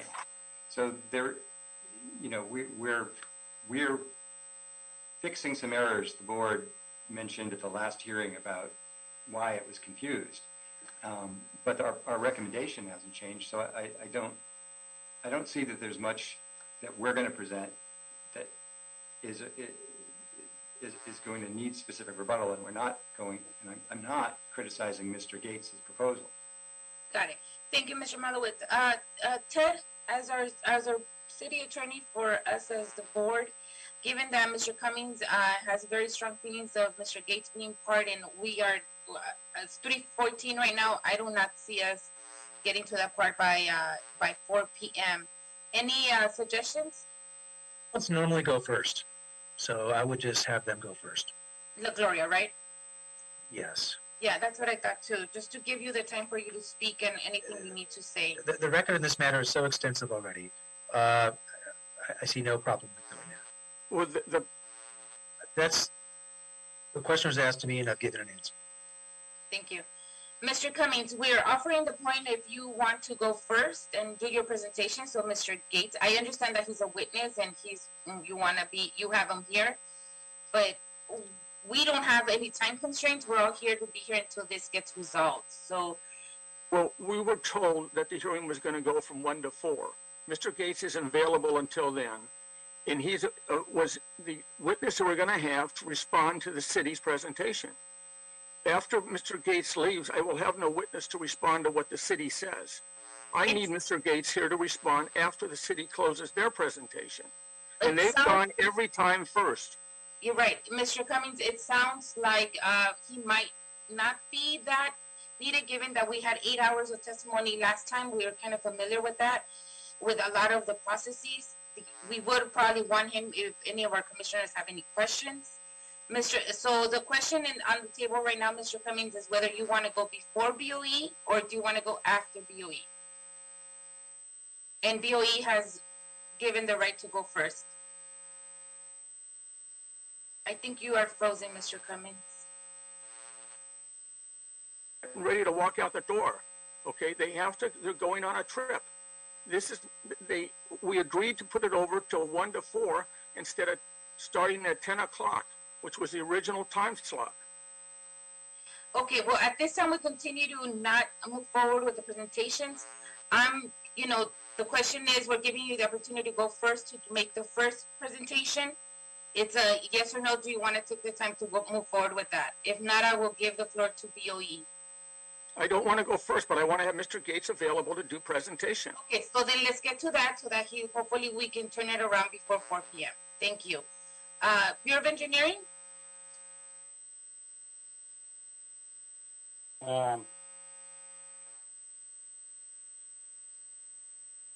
Yes, thank you. Greetings, commissioners. Thank you for reconvening this hearing to resolve the matter of the LaGloria relocation appeal. I know that we have provided you with extensive information and data to support the basis of BOE's recommendations and relocation approvals. Relocation is a unique area of federal law and often entails lots of paper. So what I'm going to do today is break down this complex and voluminous information to the basic elements of this case to help you reach a reasonable and supportable decision. To that end, I'm going to avoid talking about numbers and details. However, my colleague, Mr. Bob Malowitz, will later provide some important details to consider. As I mentioned in our last meeting, relocation is about moving personal property from point A to point B. And importantly, federal law has been created to treat displacees equitably and fairly. In this case, LaGloria has already been determined to be eligible to receive relocation benefits. As such, LaGloria was asked to provide 2 bids or estimates for BOE to analyze, review, and approve or disallow individual relocation expenses as required by federal law. LaGloria did just that. It provided BOE with estimates to move from point A to point B. BOE then analyzed the bids and determined that only part of the bids were eligible and approved an amount that was less than what LaGloria claimed. LaGloria disagreed with BOE's determination and filed an appeal. That is why we're here today. Since the appeal was filed by La Gloria, BOE has been made aware of additional information which the city must consider in determining La Gloria's relocation benefits. Per the federal law, 49 CFR 24.10F, the scope of review or of an appeal. In deciding an appeal, the agency shall consider all pertinent justification and other material submitted by the person, and all other available information that is needed to ensure a fair and full review of the appeal. So your job as the board is not limited by what you can consider. You can consider and must consider everything in front of you. Specifically, BOE has 2 current bids from experienced and reputable contractors that confirm that La Gloria's existing equipment can be disconnected, moved, and reconnected at the replacement site to allow La Gloria's flour tortilla operation to continue to operate at the replacement site. Furthermore, the current moving bids clearly demonstrate that the existing equipment can be moved at a much lower cost than purchasing new equipment. As such, I am obligated by both federal and state law to recommend the less expensive of the 2 options, which is to move the existing equipment. The law is clear on this point. The city's hands are tied, with no real option but to approve the moving bids as recommended by BOE. Fundamentally, the biggest difference between what Mr. Cummings is demanding and what the law allows stems from whether the existing machines at point A can be moved and reconnected at location B, and whether it is less expensive to move them compared to buying new machines for point B. This is what you're deciding today. BOE's recommendations are based on sound bids that have been obtained in good faith by reputable companies that concluded that the machines can be moved and reconnected. Critically, according to federal relocation law, the city is bound and required to pay the lesser of what it costs to move and reconnect the equipment or pay for new equipment. Here, all the facts show that JBA's bids to move the equipment are lower than all bids to buy new equipment, and therefore the city must pay to move, not replace the equipment. End of story. As the law is clear on this, Mr. Cummings has tried many ways to change the discussion. He has criticized JBA, he has criticized the bidders, and he has also attacked me, the messenger. None of this has any bearing on relocation law or how it should be applied here. Mr. Cummings also claimed that La Gloria would go out of business if it were to relocate without new equipment. Business relocation happens every day, and no, not every relocation includes new equipment. Riggers are equipment moving companies which exist everywhere in the United States, and in this case, we have 2 bids to move the equipment that confirm this can be done. JBA's business is moving companies to new locations, and it is also confirmed that this can successfully occur in this case.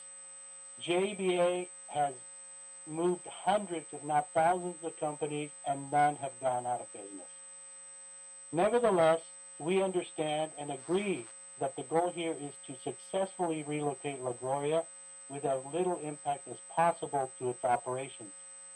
To that end, we have discussed this with JBA, and JBA has confirmed that it would be possible to stage the relocation to 2 phases.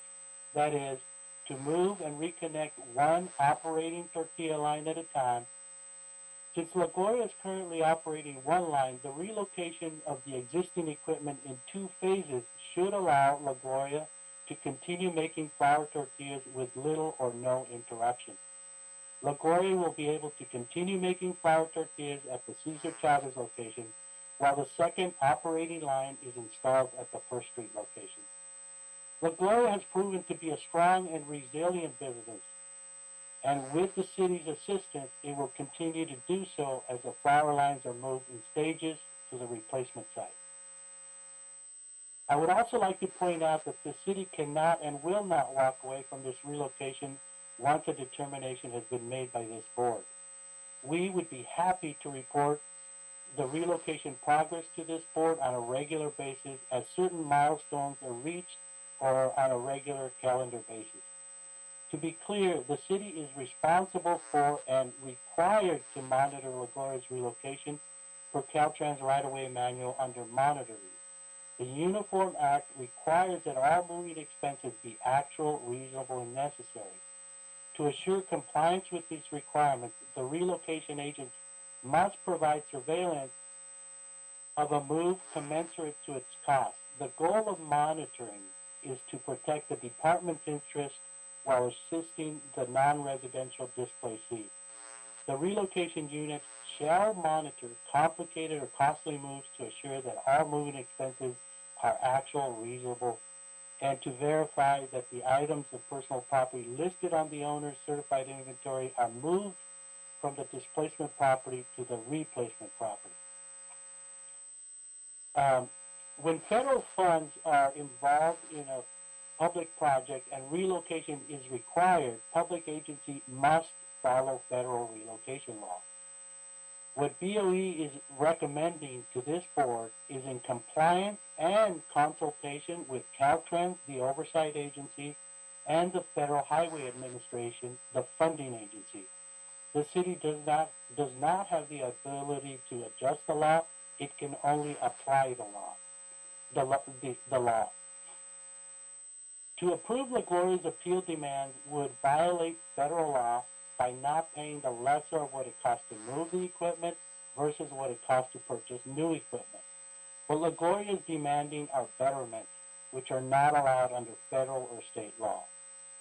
All this said, is there room for adjustments? Yes.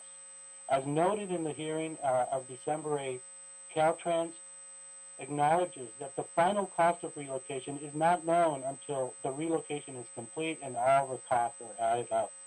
Per the Caltrans manual, under bid adjustments, complex moves are likely to require adjustment to the work schedule or scope.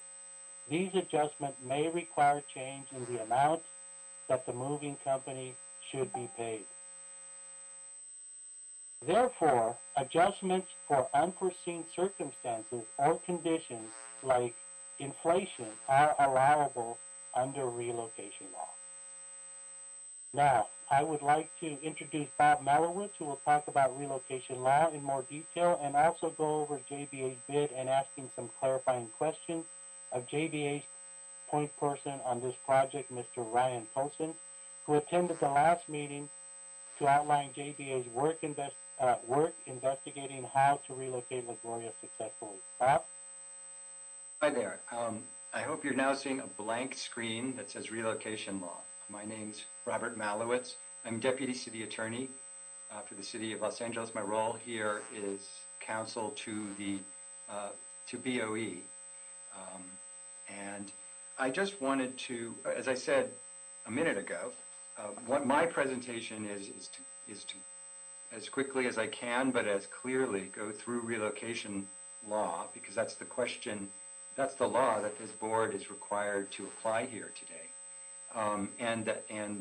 And BOE's recommended findings comply with that law.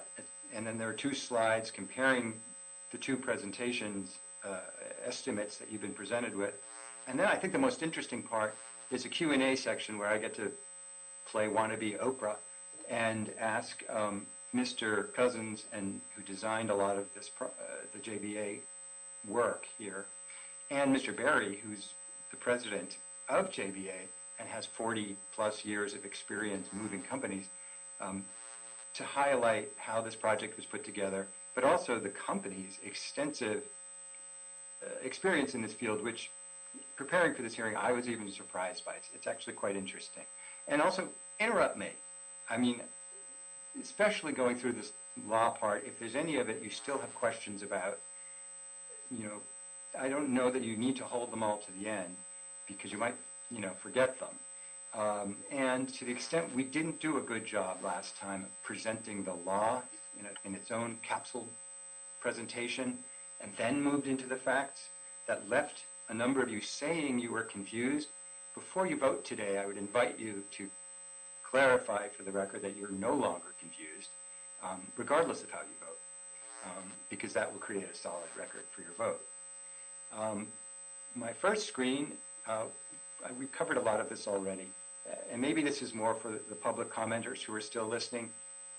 This project was approved by the mayor and the city council long ago, as LADOT described it, and it wasn't a Board of Public Works project, and that's why Commissioner Garcia said the project itself isn't in front of the Board of Public Works or this Board of Appeals today, even though hearing the public's input is always important. And specifically, the city council and the mayor had to approve the city's use of eminent domain, whereby the city paid LaGloria's sister company $1.7 million to buy the property LaGloria operates on. So the mayor and the council knew LaGloria would have to be displaced for this project, and yet still approved the project. The role of this appeals board is set forth in the administrative code at section 7.96, and just the highlighted green part really tells us what we're here to discuss. I need to move you all on my screen. The amount, which is the amount of relocation assistance that is available to LaGloria under federal law. So the role here, again, is to apply existing federal law. And we can't change that law, even if it doesn't work in ways we would like it to. The board's role is to determine factual questions based on the facts before it.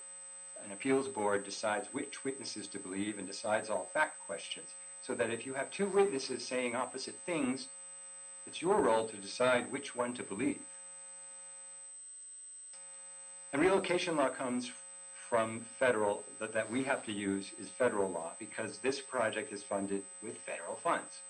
And the sources of federal relocation law are the Uniform Relocation Assistance and Property Acquisition and Policies Act, which is a statute, a federal statute, and then the Department of Transportation adopted regulations to implement it at Title 49, Code of Federal Regulations, Part 24. And finally, Caltrans, which is the agency in California that enforces and oversees federal relocation spending, and itself, displaces so many businesses and homeowners because of the work that Caltrans does, has adopted its own manual for its employees at Chapter 10 of the Right-of-Way Manual. And while it's not binding on the city, because it explains the law to its own employees in great detail, it's useful as a source to look at to supplement what the federal regulations say.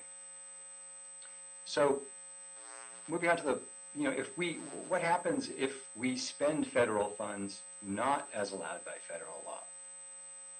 And Caltrans, again, is the agency that enforces the city's compliance with this federal statute, and we know that because they're auditing us in other circumstances, which I don't need to go into. What penalties they're allowed to impose is set forth in the federal Code of Federal Regulations, and the first is the city would be required to pay back the disallowed funds. That would come from city taxpayer funds and not the federal funds that have been allocated for this project. There could be a pause on new federal funds and California allocations until that's corrected. There could be a suspension of our Caltrans master agreement. The project could be stopped and project reimbursements could be halted, and all federal and California funding could be withheld until the matter is corrected. So the paying federal funds in a way not allowed by the Uniform Relocation Act has severe penalties. And we know Caltrans is aware of this project already. So what does relocation cover? What are we allowed to use federal funds to pay for when we displace a business? One are moving expenses, and that's a defined term, and it's not a generic term about what a moving expense is. It's a specifically defined category, which I'll go into. And then the second category are reestablishment expenses, which are another defined category. And all of those together we can't spend more than $25,000 on. And underlying all of these expenses, anything that gets reimbursed we must determine, and that's not a decision for you to make because the expenses haven't been incurred, that they're necessary, reasonable, and actual. And I think I put a star on actual because it highlights what we're doing here today. We're looking at an estimated budget for the necessary costs that are the necessary expenses that are reimbursable. Because LaGloria has not moved and has not incurred any costs, we don't know what they actually are. And we are required to pay them the actual amount they incur. So the key is identifying which of their expenses are moving expenses, because they'll be entitled to reimbursement for all of those, no matter what we think they are today, and which are reestablishment expenses, which are capped at $25,000. And actually, there's a third category, which are expenses the government recognizes a business will incur, but they're neither type of expense and they're not compensable at all. So, I think I covered most of this slide, except the last point, which is that the Board of Public Works, as a reminder, has already set aside at least $3 million in project funds for this relocation. So while the estimate right now that we're recommending is $1.4 million, there's an additional $1.6 million available already for project overruns, should they occur. And of course, staff would come back to the Board of Public Works if for some unforeseeable reason it costs more than $3 million. So what is the scope of this appeal? And this is in response to Mr. Cummings' letter of January 18th, 2022, submitted to the board saying that this appeal should be limited to the issues as they were known when LaGloria filed its initial appeal, I think in 2017. As Mr. Jordan, your counsel has told you at the prior hearing, this is a de novo appeal, which means brand new. All the issues are in front of you brand new, as if no prior decision had been made. And the law, Mr. Cummings, and the only law he cited in his letter to you is Code of Federal Regulations, Title 49, Section 24.10, appeals, and it doesn't support his position.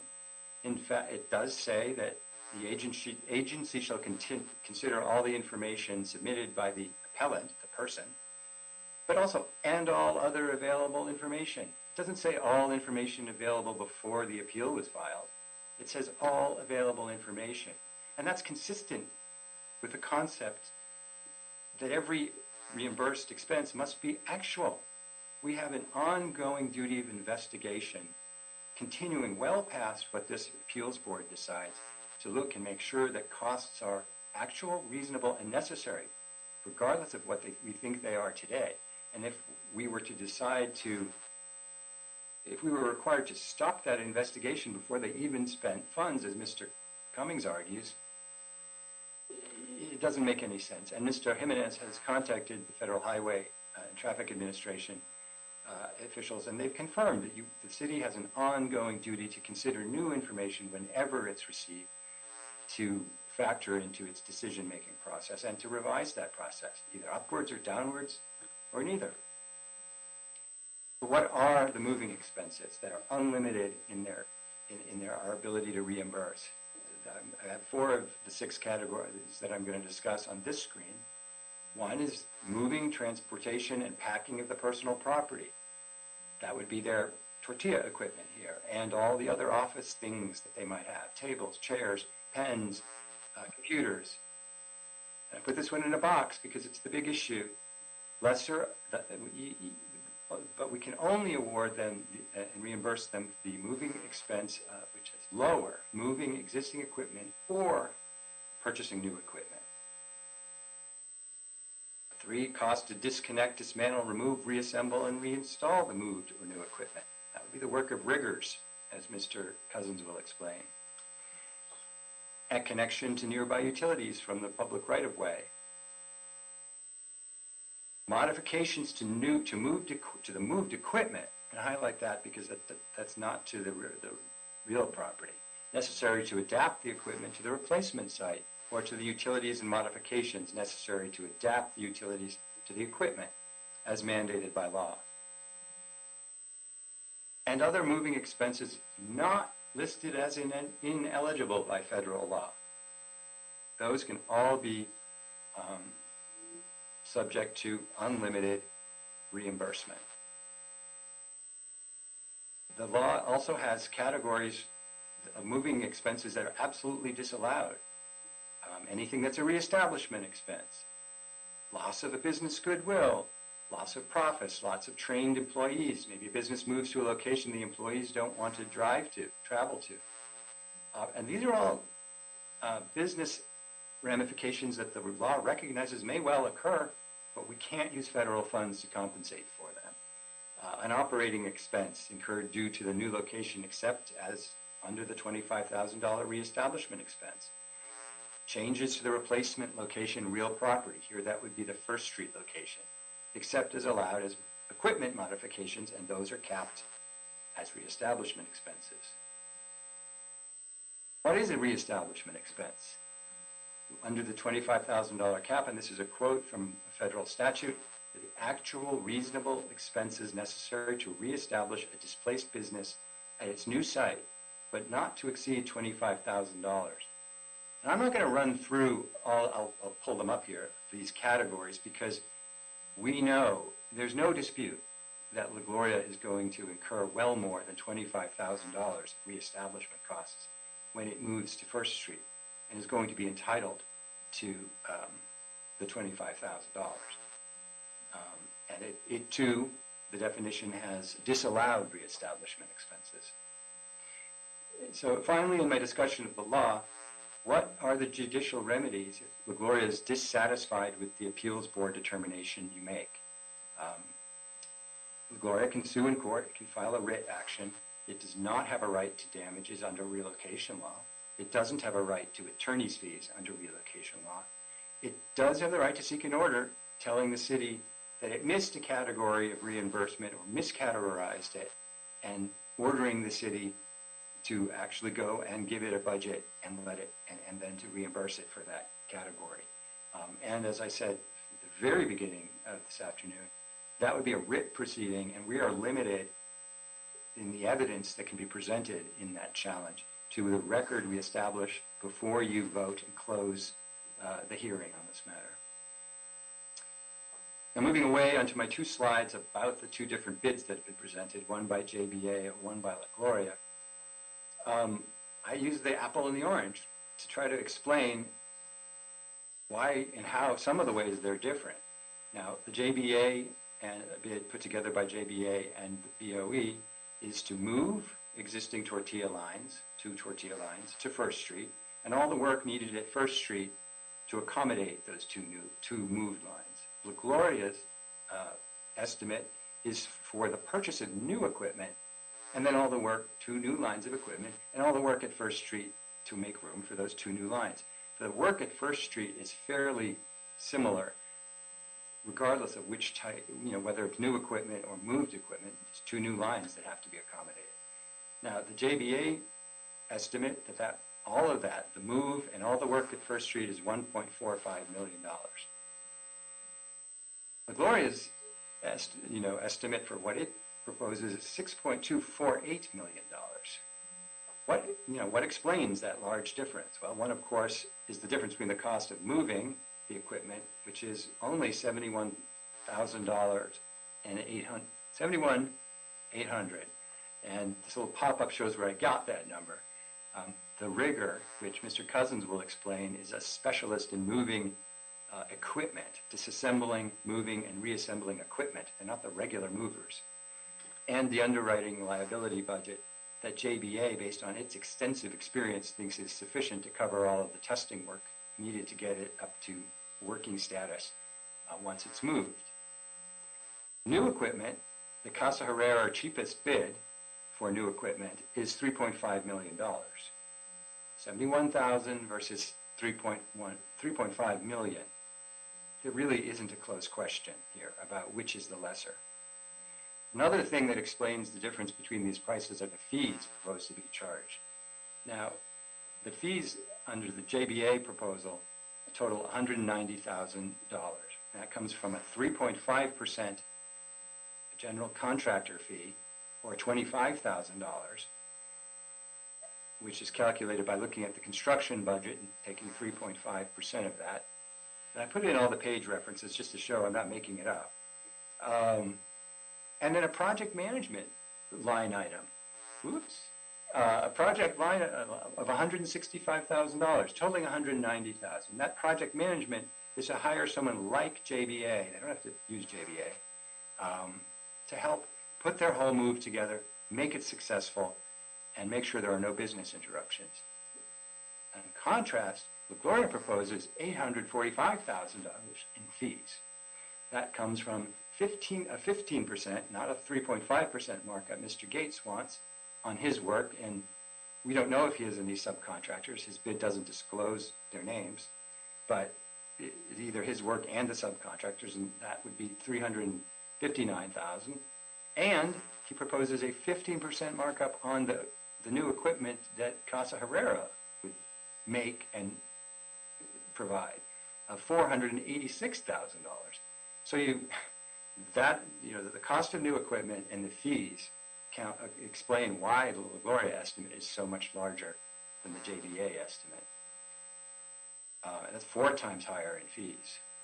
And finally, for my slide presentation, I just wanted to go over the differences between how LaGloria's and JBA's bids are structured, estimates are structured. JBA is a project management company.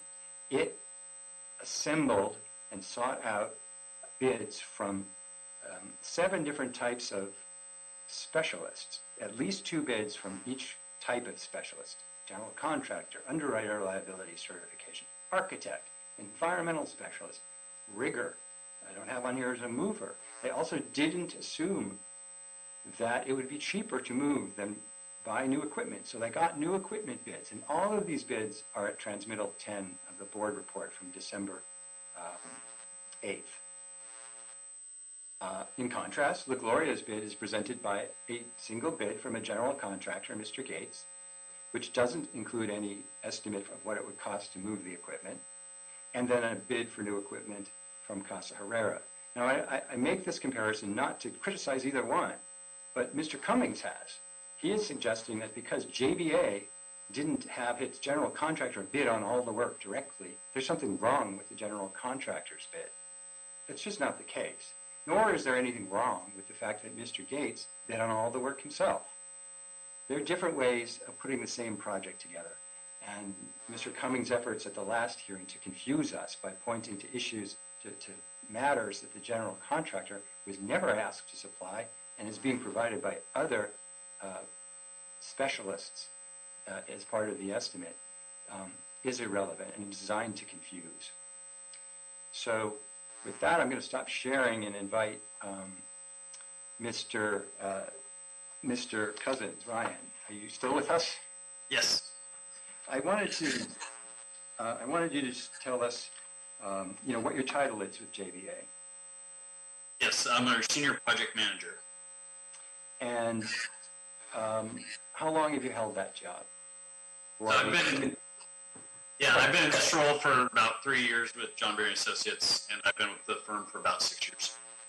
And what's your educational background that qualifies you to do this work? Yeah, so I have a mechanical engineering degree from Cal Poly San Luis Obispo. Okay, and so I just to assure the board that you're not going over matters that have already been presented. Have you heard the entire, or were present for the entire December 8th, 2021 board hearing? Yes, I have, and I've listened to most of it again. So you were present for part of it? Yes, I missed about an hour of it. And you listened to the rest? Yes. Okay. So what was the role of JBA here? So our role was to gather together a team of vendors that would be required to complete the scope of work for the move and collect bids for the appropriate scope in order to take care of all assets of the move. So we assembled that team of vendors and had them provide bids and then worked with them to make sure everything was included in that scope. And JBA was a project manager. What's a project manager? Yeah, so we will work with the client that we're working for and then work with a team of vendors to assemble the scope of work required to complete a project. And we will then manage the project as it's completed. So we will manage all the vendors throughout the course of the project, be there with the client, managing the schedule, managing the budget, on site throughout the project, managing work. And then we'll also manage the relocation effort. So we'll be there designing the move in detail and then supervising it throughout its completion. So the relocation budget, I just want to make a clear interruption. We're up to the 30-minute mark. Just, kind of let's get to a closing place. I think we'll definitely be able to get in well under an hour, hopefully within 15 minutes. Ryan, the relocation budget includes $165,000 for project manager services. Is LaGloria required to hire JBA with that money? No, we felt they're entitled for some project management service, and we put in a number of about what we would cost for that type of service, but they're under no obligation to use us. They are free to use whoever they would like. And JBA has already been paid for the work it's done for BOE, is that correct? That is correct. So we've been paid for our work on the project, and that fee is in no way related to the work we've already done. And I'll just note for the board that that contract is at Transmittal 8 to the December board report, and it was for $39,000. How many business relocations approximately does JBA do in a year? Yeah, we do around 10 business relocations, primarily of manufacturing businesses. And about how long has it done that? So we've been in business for 68 years, so we've been doing it for quite a while, and primarily in our Southern California market. And can you tell us what percentage of JBA's project management work involves a move, involving relocation law, meaning someone's been displaced by a public agency? Yeah, I'd say about 30 or 40% of our work involves relocation through a private or a public agency, and the rest is companies moving for their own choice for business reasons, real estate reasons, whatever that may be. Doing all this work, all these relocations, have you ever designed that you have been involved with, have any of them failed? Have any of these businesses failed either during the move or any time after that? So we've never had a business fail during a move or after. Obviously with 68 years, some are no longer in business, but every business we've moved since I've been here has been successful and is still in business. Has Caltrans itself hired JBA to create budgets for moves resulting from its acquisition of property and subject to federal relocation law? Yes, it has on several occasions. At the last hearing, you recall Randy Gates stating that it's been his experience that if funds aren't precisely allocated at this stage of the relocation process, no additional funds are ever available, or something to that extent? Yes, I do recall that. Has that been your experience? So that is not our experience. Generally, funds are allocated as the vendor scope becomes available and then paid based on what the actual expenses are. And there is opportunity to get increased funds if there's a change that is required for a reason that's outside the control of the vendor and the client. You were telling me that a recent example involved something you were involved with the Riverside County Transportation Commission. Could you provide a little detail on that? So that was a manufacturing business that was relocating. Riverside County Transportation Committee, our commission, was the agency involved. And there were several instances where they had to go back for additional funds due to issues that were related to supply chain cost changes or other business issues related to the COVID pandemic, and they were very accommodating in granting additional funds. Just had to keep proper documentation and present that. That was that worked out fine for them. I wanted to ask you some questions about the design, JBA's design, and the work that went into designing the La Gloria relocation project. Did you visit both of La Gloria's sites, Cesar Chavez and First Street, to learn how their operations work and what the relocation project needed to entail? Yes, I visited both sites multiple times. And how about all of your bidders, regardless of their specialty? Were they required to visit the La Gloria sites, and did they? Yes, every vendor who visited the sites.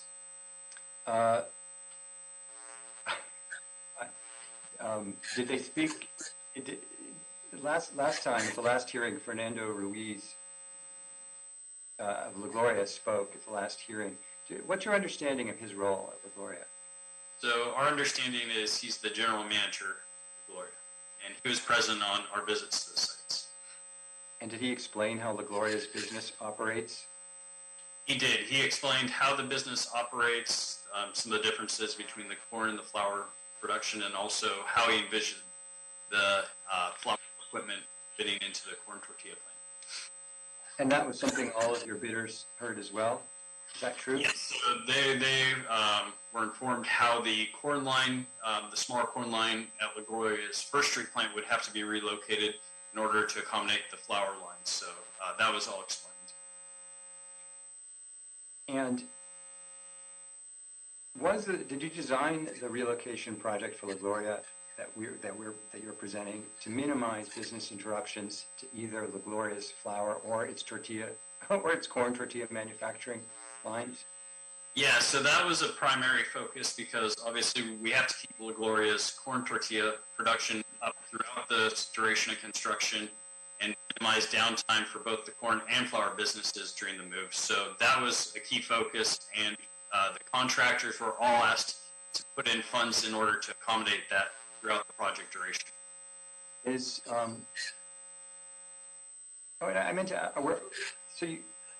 So we presented Transmittal 11 bids from 2 bidders from each project specialty. Had JBA worked with them all in the past, or are these sort of random folks who just responded to a request for bids? Yes, so these are all firms we've worked with in the past and had successful projects with and have experience in this type of work. And they were chosen specifically for this project based on their project experience and having the appropriate project team enabled to be able to execute effectively. I want to ask you about one of the specialist bidders, a rigger. Now, that was a new term to me. What does a rigger do, and how is that different than a mover? Yeah, so a rigger would specialize in larger equipment, so they would have experience moving larger things that would not be small enough to, say, fit on a dolly or pallet jack. They would have large forklifts, other equipment in order to move large equipment. They'd have experience moving in tight spaces, potentially equipment that would have to have some type of disassembly and in order to allow it to move. So they would have experience in moving, say, the tortilla lines and tortilla making. Do they have experience reassembling them? Is that what they do as well? To a certain extent, yes, they can. And who else works on the reassembly component? So that could be some of the equipment specific manufacturers would also be involved in that process. So that would not be just a rigger. They can do some standard equipment, but if there's very specialized processes, then manufacturer involvement would be part of the project. So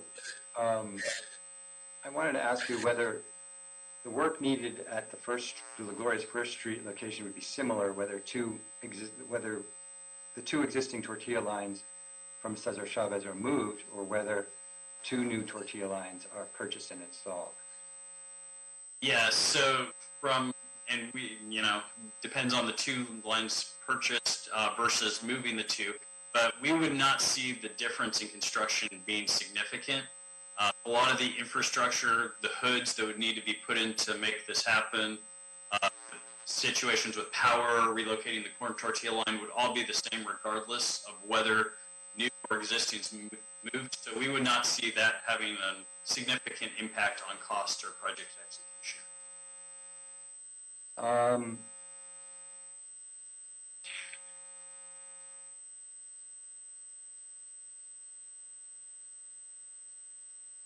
I wanted to, for time, trying to skip through some of my questions I was going to ask you.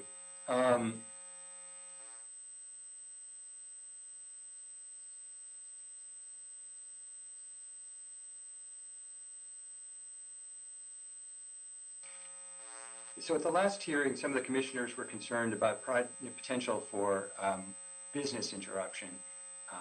Is it possible, and have you investigated since the last hearing, whether it's possible for La Gloria's 2 lines of flour tortilla equipment to be moved separately, so that one could be installed at First Street and become operational before the second, and leaving the second one behind to keep working until it's moved? Have you looked into that?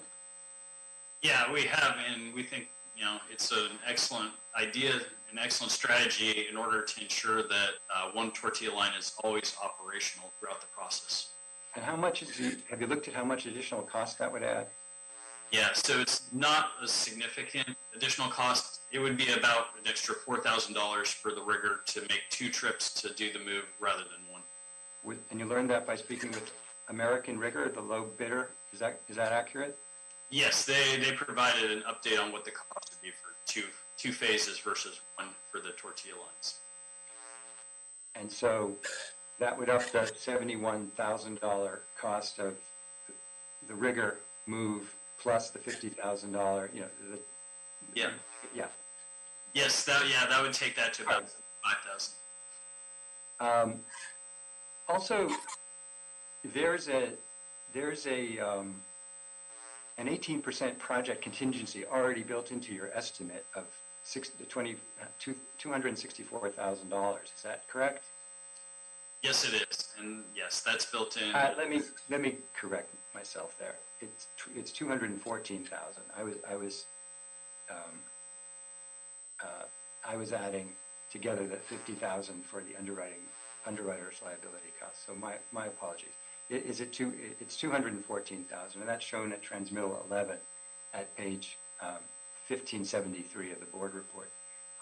But Ryan, is that, in your experience and JBA's experience, sufficient to cover project overruns?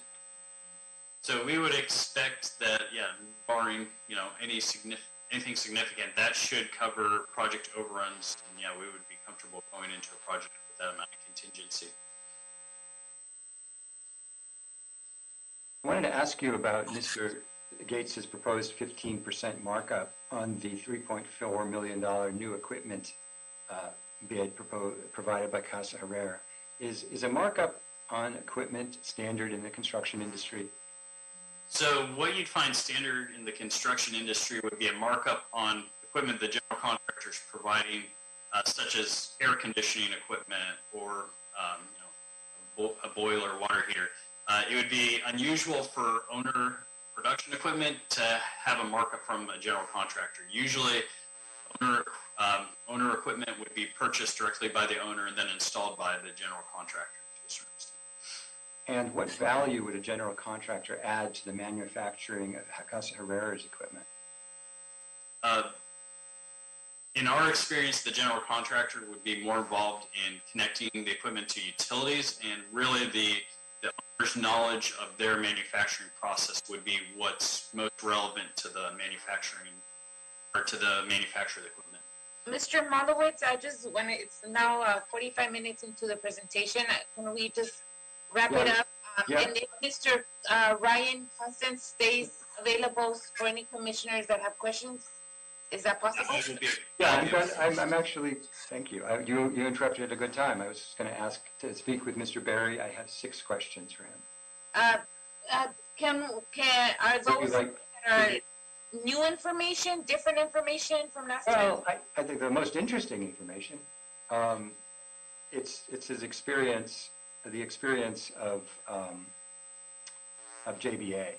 And if you'd like, maybe it'd be a good time to. We heard a lot of that last time. I remember we spent quite a few hours on everybody's resume, and I think we're pretty clear on that. So if it's possible, can we just kind of wrap up the presentation? I can wrap it up. Thank you. I mean, and I'll just say, one of the things I found most interesting about Mr. Barry's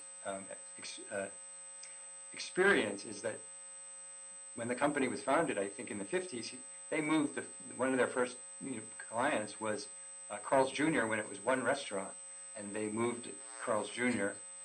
But they have continued to do all the work for the Carl's Jr. company ever since when they moved their facilities.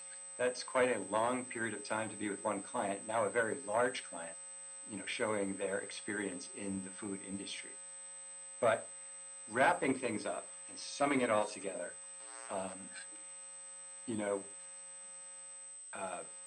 we know that this appeals board isn't tasked with revising or changing a project. And that was a mayoral decision, and it's not the question in front of this relocation appeals board. Instead, it's a really narrow question, which is to determine which of LaGloria's relocation expenses may be reimbursed with federal funds. That's the sole purpose for which the City Council created this body. And that's why we went through federal relocation law and why payment that's not allowed by that law could be so detrimental to the city. Wanted to remind you that we're not awarding any contracts. We're selecting any contractors for any work today. LaGloria is not required to hire anyone you've heard from, not JBA, not Casco, the general contract, not even Mr. Gates. These are bids assembled and presented to you to create an estimated relocation budget, and that the actual total reimbursement amount will only be known when LaGloria incurs the cost of relocating, and it will then be entitled to all reasonable and necessary expense categories that you've approved. So the board isn't approving a check to be cut to LaGloria, after which it walks away. It's an ongoing process and a relationship. And in fact, you could add to your findings a requirement that BOE report back on a regular interval on the status of everything to help monitor that relationship.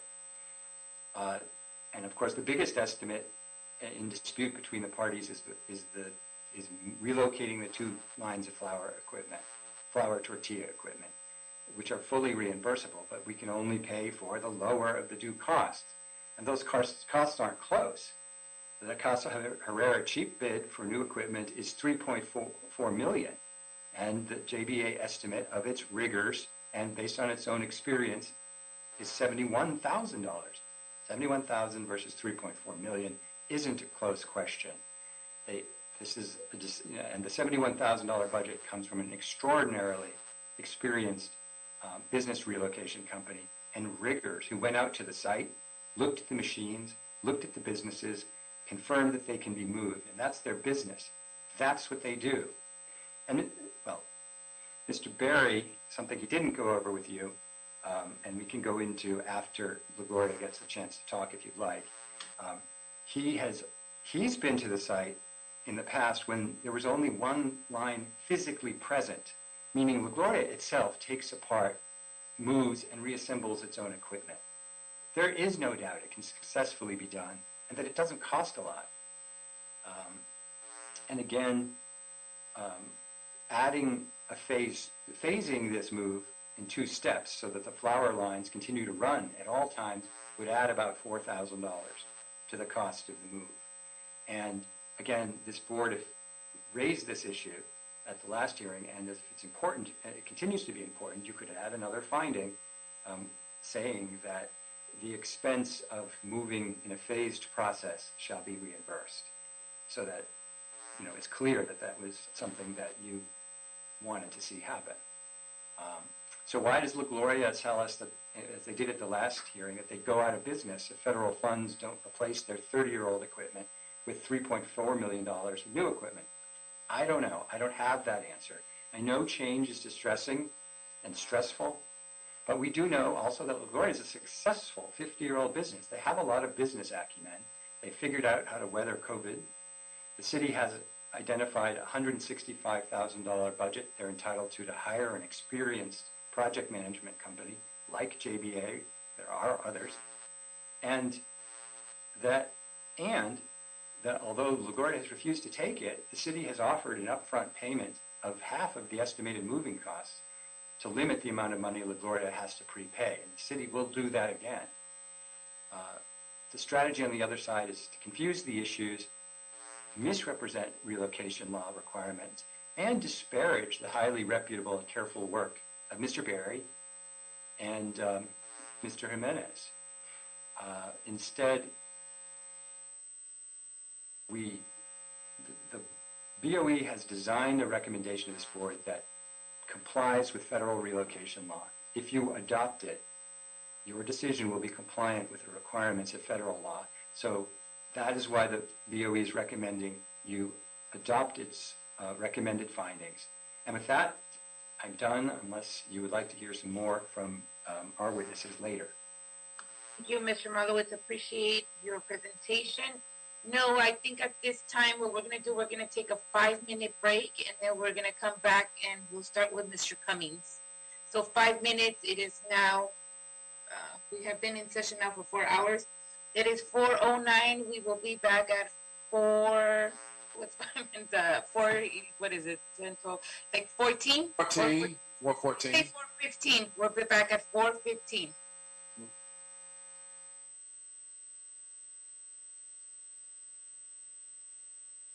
Go ahead and turn on the recording.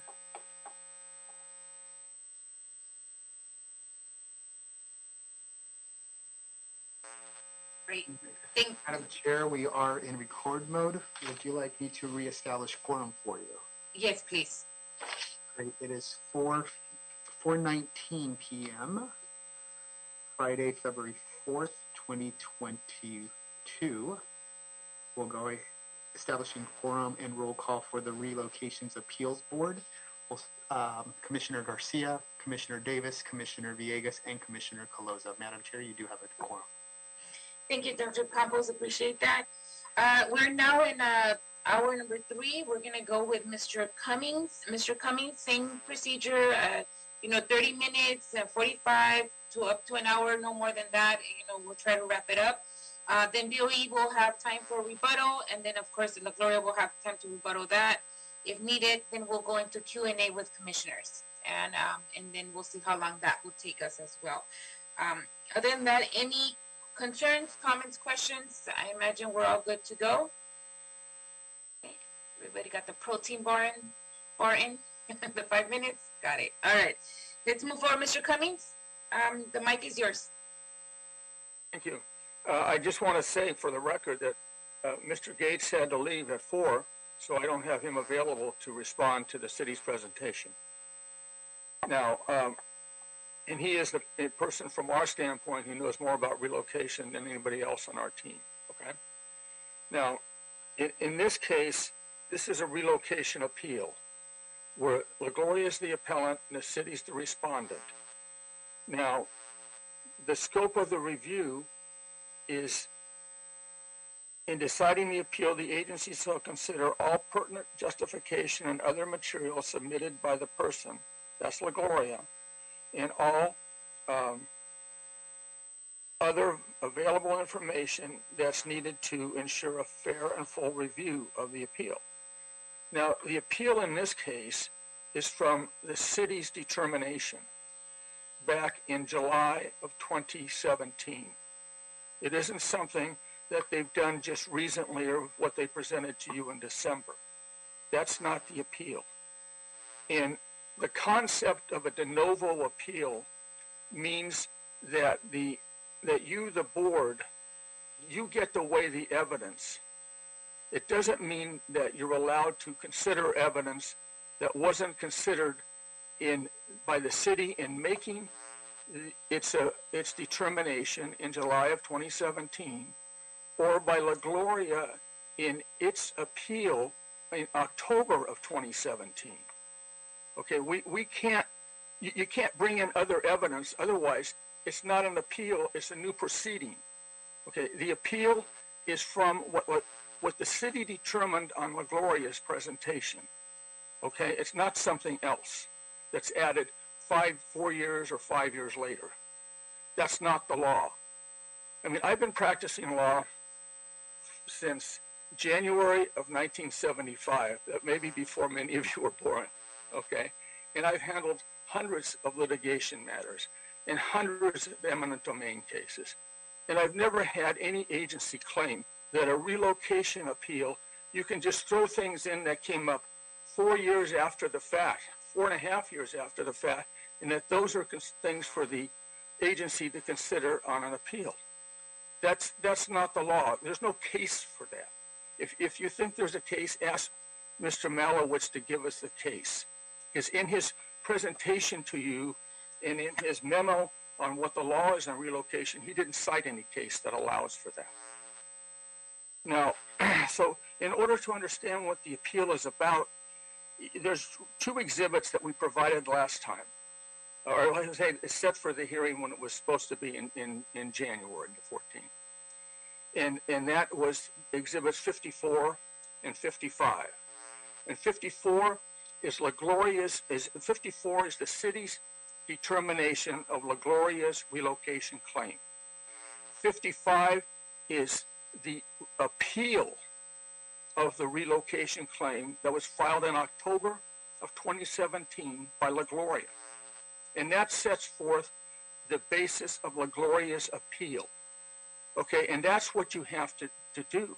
You have to go through the actual determination by the city and then the appeal by La Gloria. Those are exhibits 54 and 55. These aren't things that you can just summarize in 5 minutes or 10 minutes. It requires time to hear an appeal. You first got to read the appeal. And the appeal is exhibit 55. Now, what happened is La Gloria submitted a relocation bid, and they had not one bid just by Mr. Gates, but they had two bids. A bid by Mr. Gates and a bid by South Coast Contractors, which is another company that does this kind of work. And the Gates bid was the low bid. It wasn't the high bid. But their bid was for $4,445,895.63. And the city approved $2,475,354, including $2,241,573.44 for the Casa Herrera new equipment at that time. And that's back when La Gloria submitted their relocation bids back in, the original one was in 2015. So that's how long this thing's been going on. And now what the city denied $1,971,442 of La Gloria's relocation claim. And the appeal by La Gloria, it's exhibit 55, and I'll just look here to see how many pages it is, but it's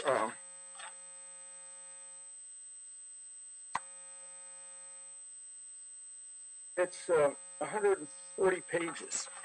So that isn't something that you can go through in just a few minutes.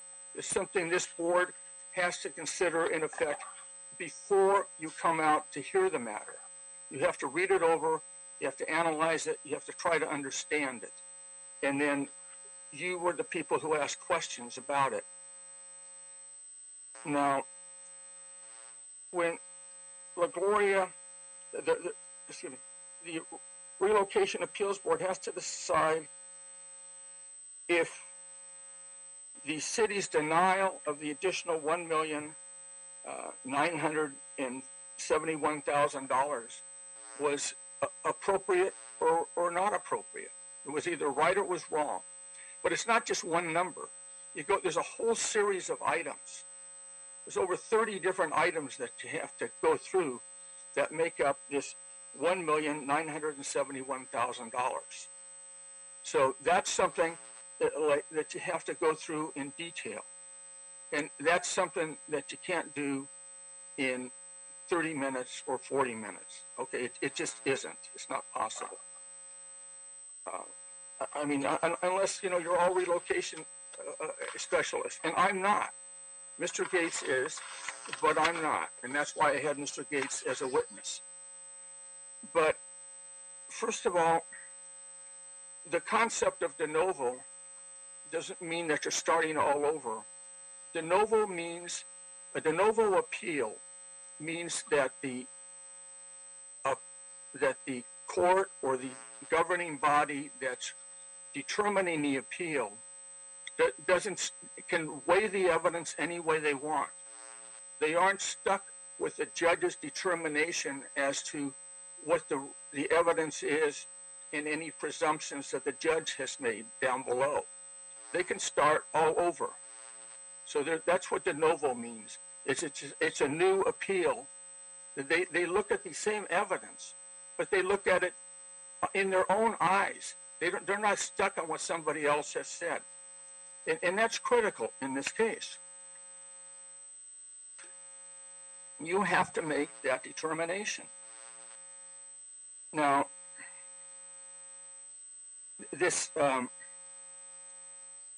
what the city's done instead is the city has said they've got a recommendation from the city for two different groups of contractors. They call it the Cascoan team and then the NWS group, okay? And after our last meeting, which was back in December, one of the first things I did after the hearing was to try to contact Casco. And I called there about 4 different times. And I asked for somebody to call me back on this matter. And they gave me the name of somebody who, this person is the guy who's going to make the determination on the Casco contract proposal or whatever. And they're going to contact me. Well, they didn't contact me. So what I did is I sent by Federal Express on December 23, I sent a letter to the attention of Rudy. That's because I was told at Casco, because I was told by the receptionist that after she checked that Rudy was the guy who I was supposed to contact. And I asked them to give me a bid. I didn't say to give me the bid for the city's number that they said. I said, give me a bid, okay? And what I did is I told them what I wanted.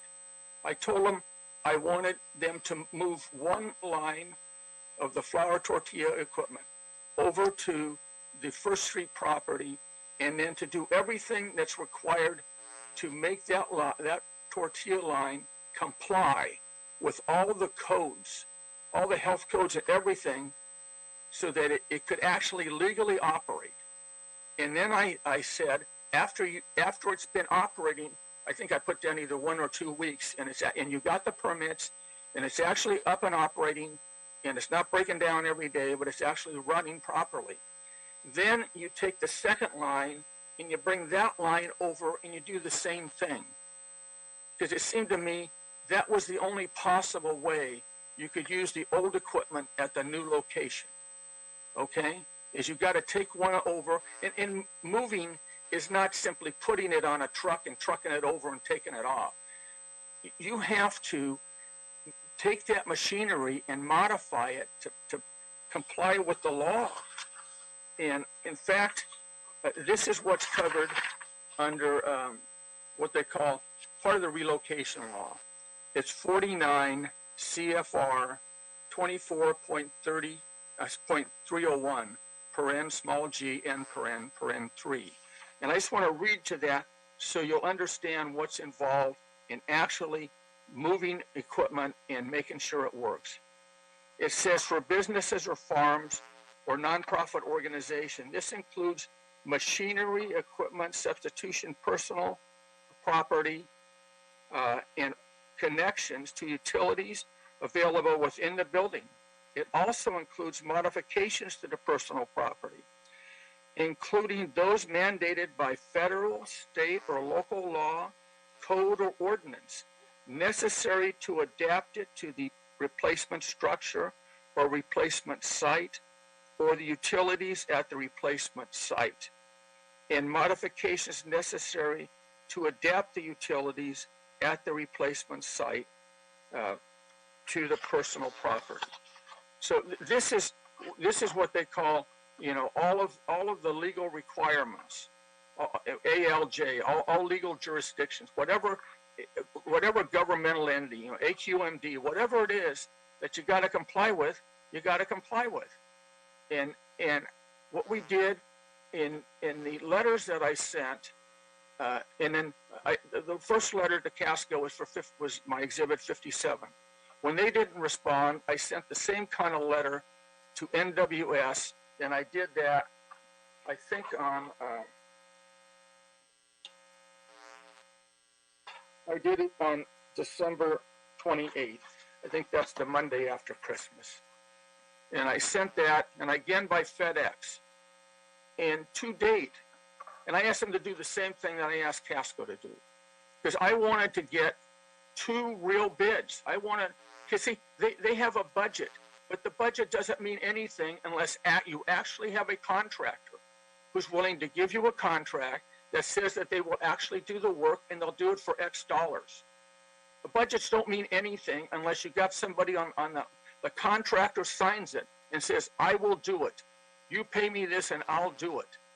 So I sent out 2 letters requesting bids so that I could bring them back to the city. Okay? See, Randy Gates isn't my client. My client's La Gloria. I want La Gloria to be moved legally and properly so that they can actually stay in business. Budgets don't help me do that. They don't help La Gloria if there's no contractor that will sign the contract. And the fact that they're 2 reputable companies. Casco and NWS are reputable companies. But neither one of them would give me a bid. Now that tells me something very clear. They don't want the job. And if they don't want the job, I can write all the letters in the world and they're not going to give me a bid. And I sent it FedEx because I didn't want it lost, okay? Because I don't trust the U.S. mail. There's just too many things go wrong.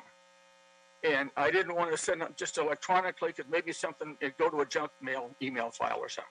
I want it FedExed so they will actually get it. And I believe we attached the FedEx receipts for the transmittal. And I think that's probably the most important thing for you to consider. Because if in fact those contractors who were the contractors that JBA found, and they said these are the companies that will in fact bid the job and do the work, well, they really won't give us a bid. And I didn't ask them, I didn't try to tie them down to the city's number because I thought that the city's number was low. And I didn't ask them for a big number or low. I wanted their number for the bid. And, you know, I've dealt with many contractors over the years. I've represented contractors. If I've never known a contractor who walked away from a job for over $1 million when there was no reason to. If they could do the job. I've never known people to walk off. I mean, you know, that's just unfathomable to me. If those 2 companies really want to do the work, why didn't they give us a bid?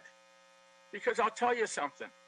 If we got bids from those companies that said they would actually do the work, and they would actually sign a contract that says they're going to do the work, and they're going to be responsible for making that equipment work, and they're going to get all the licenses required by every governmental agency for it to legally operate, I'd say hallelujah, let's go for them, okay? But they didn't. And I'm telling you, that means that the city's position is just not accurate. I'm not saying they've misrepresented anything. I'm saying that the people they've talked to who indicated to them that they would in fact bid the jobs will in fact not actually sign a contract. And if they don't sign a contract, La Gloria can't move because we don't know anybody that'll do the work for the money, the amounts that are being thrown out by the city. There simply isn't. Now they went out and they have spent months doing this.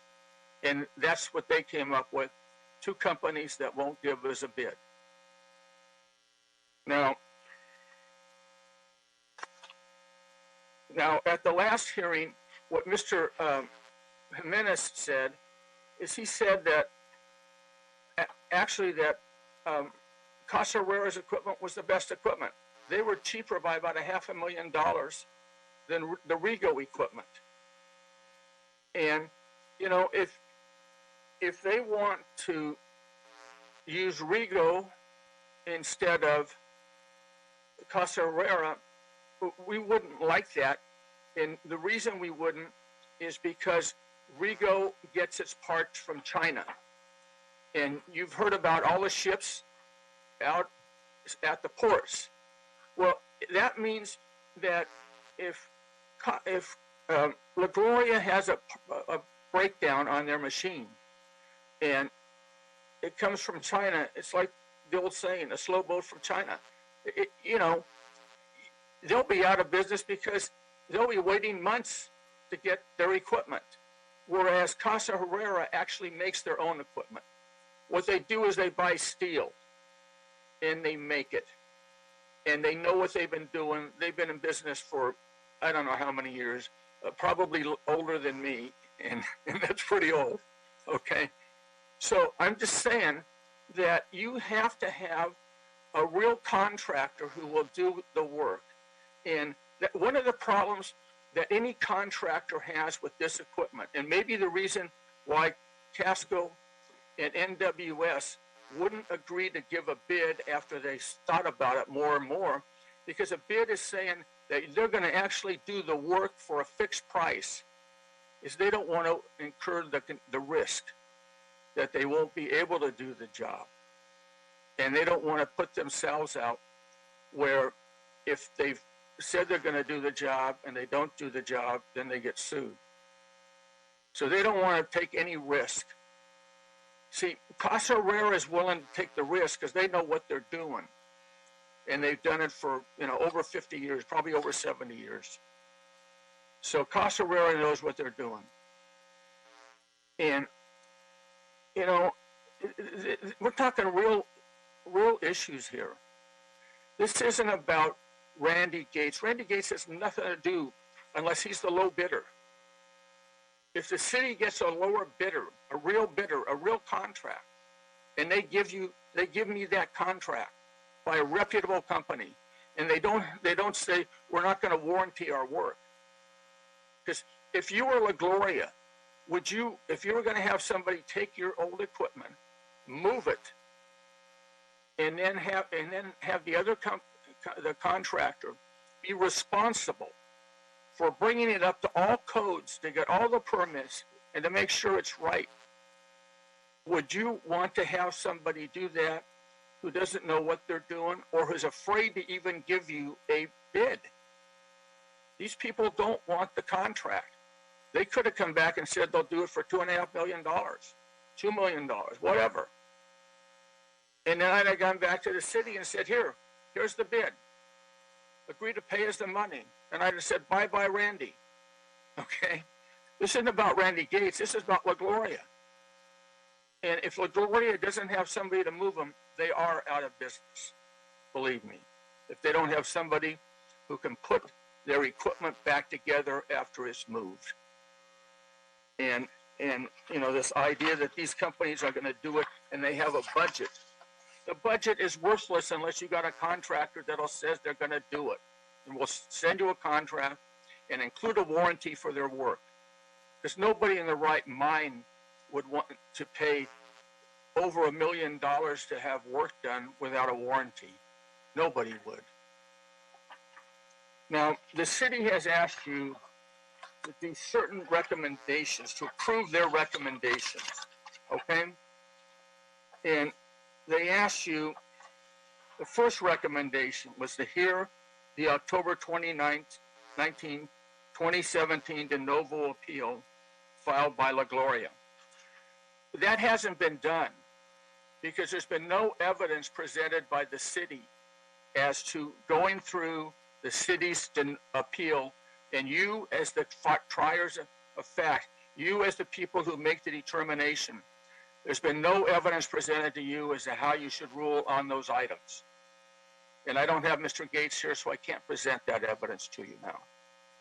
But the evidence is contained, for the most part, in Exhibit 55. That's La Gloria's appeal. It's 140 pages, but well, let me just make sure I got it right.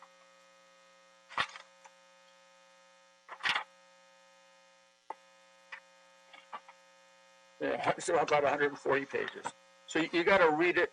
You got to understand it.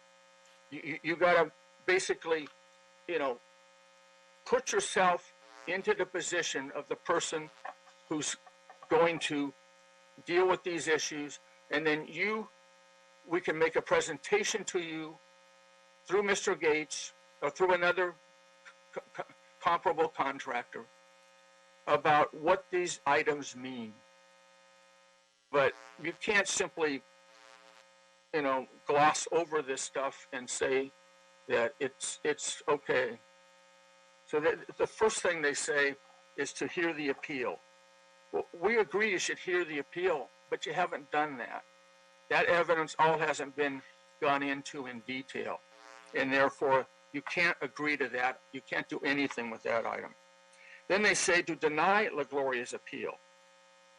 Well, how can you deny the appeal until you've read it and heard it and understood it enough to ask specific questions of competent people in front of you? Then the third one is to instruct the Bureau of Real Estate to rescind any prior notices of eligibility for any relocation benefits. That's a terrible determination that they're asking you to do, because what they're saying is they're asking you to say that La Gloria is not eligible for any relocation benefits. That should be denied. Number 4, confirm the previous approved relocation budget of $242,475,000. That again, you can't determine that until you've really read the appeal and analyzed the appeal and understood the appeal and had the opportunity to question the people that actually do this. And then find that the determination of the appeals board is final action. Well, how can you determine something's final when there's not a basis to even determine that the appeal yet? And what they're trying to do there is they're trying to prevent La Gloria from coming back to you and saying, see, we said that these people wouldn't sign a contract. So if they don't sign a contract, we got to be able to come back to you and say, okay, they won't sign a contract. You can't cut off our benefits because the people they say are going to do the work refuse to do the work. This is simply wrong. I've never seen a case like this in my entire life. Okay, I've talked to other eminent domain attorneys. Nobody has ever heard a case, a relocation matter that took, it was originally filed in 2015 and now we're in 2022. That took over 6 years. One of the things that the relocation is supposed to do is it's supposed to be prompt. Well, nothing's been prompt about this by the city, but you have to, what I would say is the only thing that's been presented to you is the appeal by La Gloria back in October of 2017. And that's Exhibit 55. And you have to go through that, and you have to then deal with La Gloria. And this isn't something where the city, it's like the city is punishing La Gloria because the city's been taking 6 years to do something. Now they get to punish La Gloria and say, well, we got a budget for 2 contractors, but neither one of them will sign a contract, but you got to take it. That's not right. That's not fair. And if you were in the position of La Gloria, if this was your family company that your family has been working on for 70 years. Would you want that? Would you feel that that is American justice? It's not, and it's not the relocation law either. The relocation law requires an actual company to move you, and the companies they say will do it have refused to sign a contract. I'll be glad to answer any question you have. Thank you, Mr. Cummings. Appreciate all your response and your presentation. Like I said earlier, we have 10 minutes for BOE to rebuttal this, and then another 10 for you to rebuttal their answer. So BOE, do you have anything to add to Mr. Cummings' presentation? Can I respond to a couple things? And I also, let me start. Can you hear me? Yes, this is Robert. I didn't know where you were coming from. I did want to ask Mr. Berry to confirm two things I said, because I'm not a witness.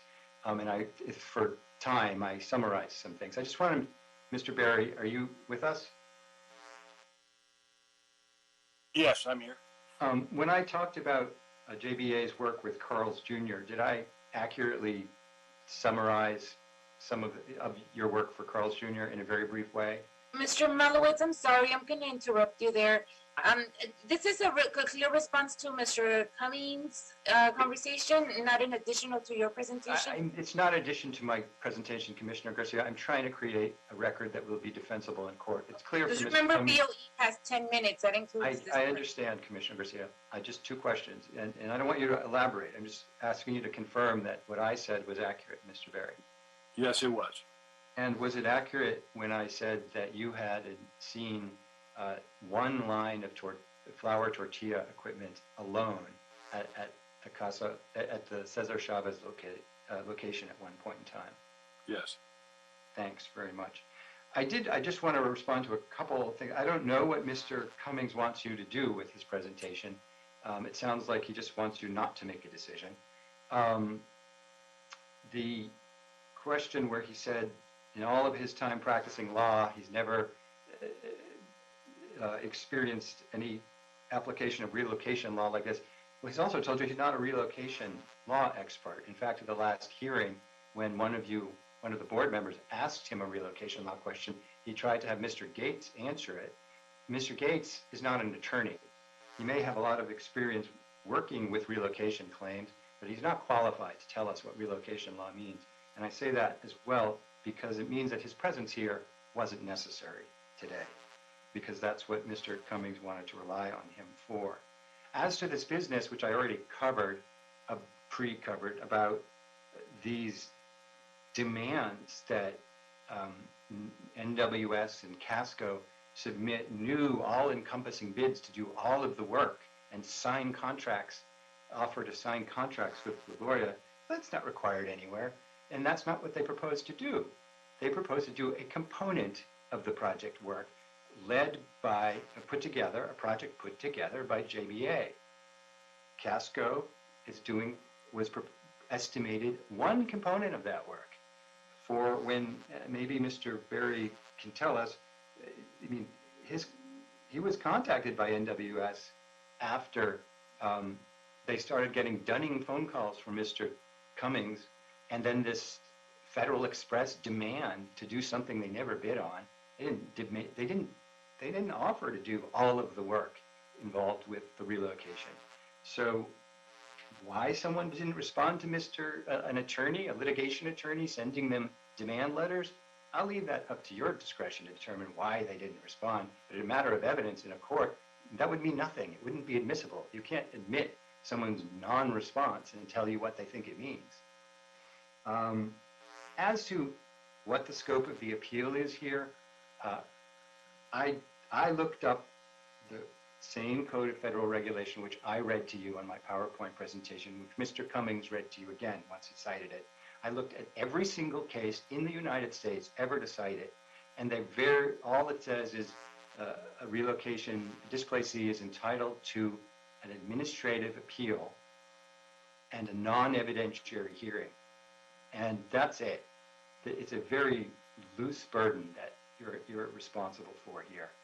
It does not go into whether no case discussed that the fact that you can't consider any information regarding the relocation that has come to light after the appeal was filed. And in fact, only Commissioner Davis was on this board when the first hearing was held. And one of the first thing this body did was hire an entity called Overland Pacific and Cutler for itself to independently investigate these matters. And that's how we met Mr. Barry. Overland Pacific Cutler hired him and his company to do work for them. So we had them continue this work. As I explained before, it would be inconsistent with relocation law for us to ignore. Understood. Mr. Malowitz, there's a few more minutes in your 10 minutes, and I want to hear from BOE. Woody has his hands up.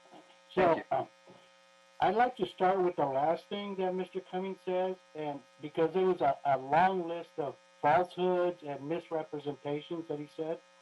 The last thing that he said was, how could you hire a company that refuses to sign a contract? He says that both companies refused to sign a contract, yet none of them responded. So which is it? Did they respond or did they refuse to enter a contract? Did he offer a contract? Did he negotiate with them? He keeps saying a lot of things that are not true, and I think we have to call him on it. So he says that both companies refused to sign a contract, yet neither of them responded to him. So what is it? The other thing that he said was, he said he's not an expert in relocation, yet he claims that both of the bids are low. So how does he know? He can't have both things. He can't say or claim to be a relocation expert and then accuse that everything that relocation experts say is wrong. He can't have it both ways. He says that I said that Casa Herrera was the best equipment manufacturer. I never said that. And you could go back and look at the record. I never said that.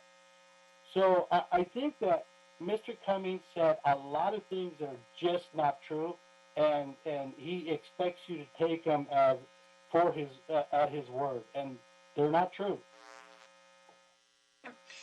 Is that the final and official rebuttal from BOE? No, that's my final rebuttal, and I'm happy to answer questions. Yes, we're going to ask questions. Commissioners still haven't asked the question, so I just want to make sure that everybody has at least 10 minutes to answer back. Are we good, BOE? Because it's like about 1 minute left in your time. Oh, and I just wanted to say, as a legal matter, this question of the appeal, that's a legal issue. I think Mr. Jordan's advice was this was a new hearing. You can consider new evidence. That's a matter that we'll deal with in court if Mr. Cummings wants to press it further, and I'm confident that we would prevail. Okay. Thank you, Mr. Malowitz, and thank you, Bureau of Engineering. Mr. Cummings, does your team want to rebuttal the answers that Ms. BOE just provided? Yes. Well, first of all, what I said is I sent both Casco and NWS, I thoroughly expressed them letters requesting a bid. And I said I never heard anything from them. So if they don't send me a bid, they're refusing to give me, they're refusing to bid the project. They're refusing to sign a contract.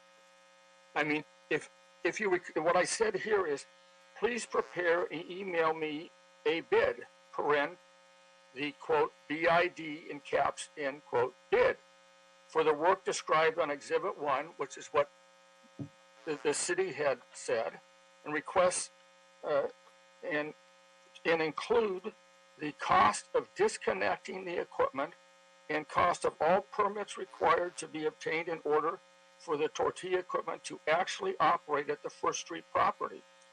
We request that the bid expressly state that Casco will modify the tortilla equipment so that the tortilla equipment complies with all applicable laws, hereinafter the legal requirements, quote, end paren, including but not limited to, and I listed all the laws that they have to comply with, because not because I make the law, but because those are the various different things you have to comply with.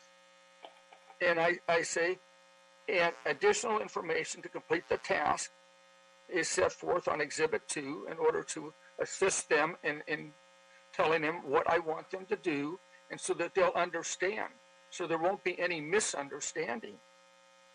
And then I asked them to, that they modify the first tortilla line, that they move the first at no cost to Casco. Because that's going to be, the moving's going to be done by somebody else. I'm not asking them to do the moving. I'm saying after the property is moved, that Casco modify the first tortilla line to comply with all legal requirements, including obtaining all permits to legally operate at the First Street property and to be in good working condition. Then I say 2 weeks after the first tortilla line has been legally operating and in good condition, then the remainder of the tortilla equipment here and after the second tortilla line will be moved to the First Street property at no cost to Casco. And then Casco will then modify the second tortilla line to comply with all legal requirements, including obtaining all required permits to legally operate at the First Street property and to be in good working condition. And what I'm asking you, Mr. Cummings, you went on mute. I'm sorry.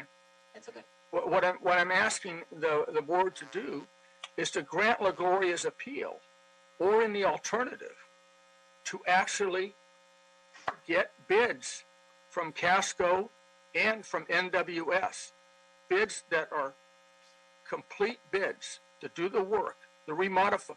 After it gets over there, they got to do everything to remodify it and connect it, to get those bids and to comply with all legal requirements so that LaGloria can actually operate at the First Street property.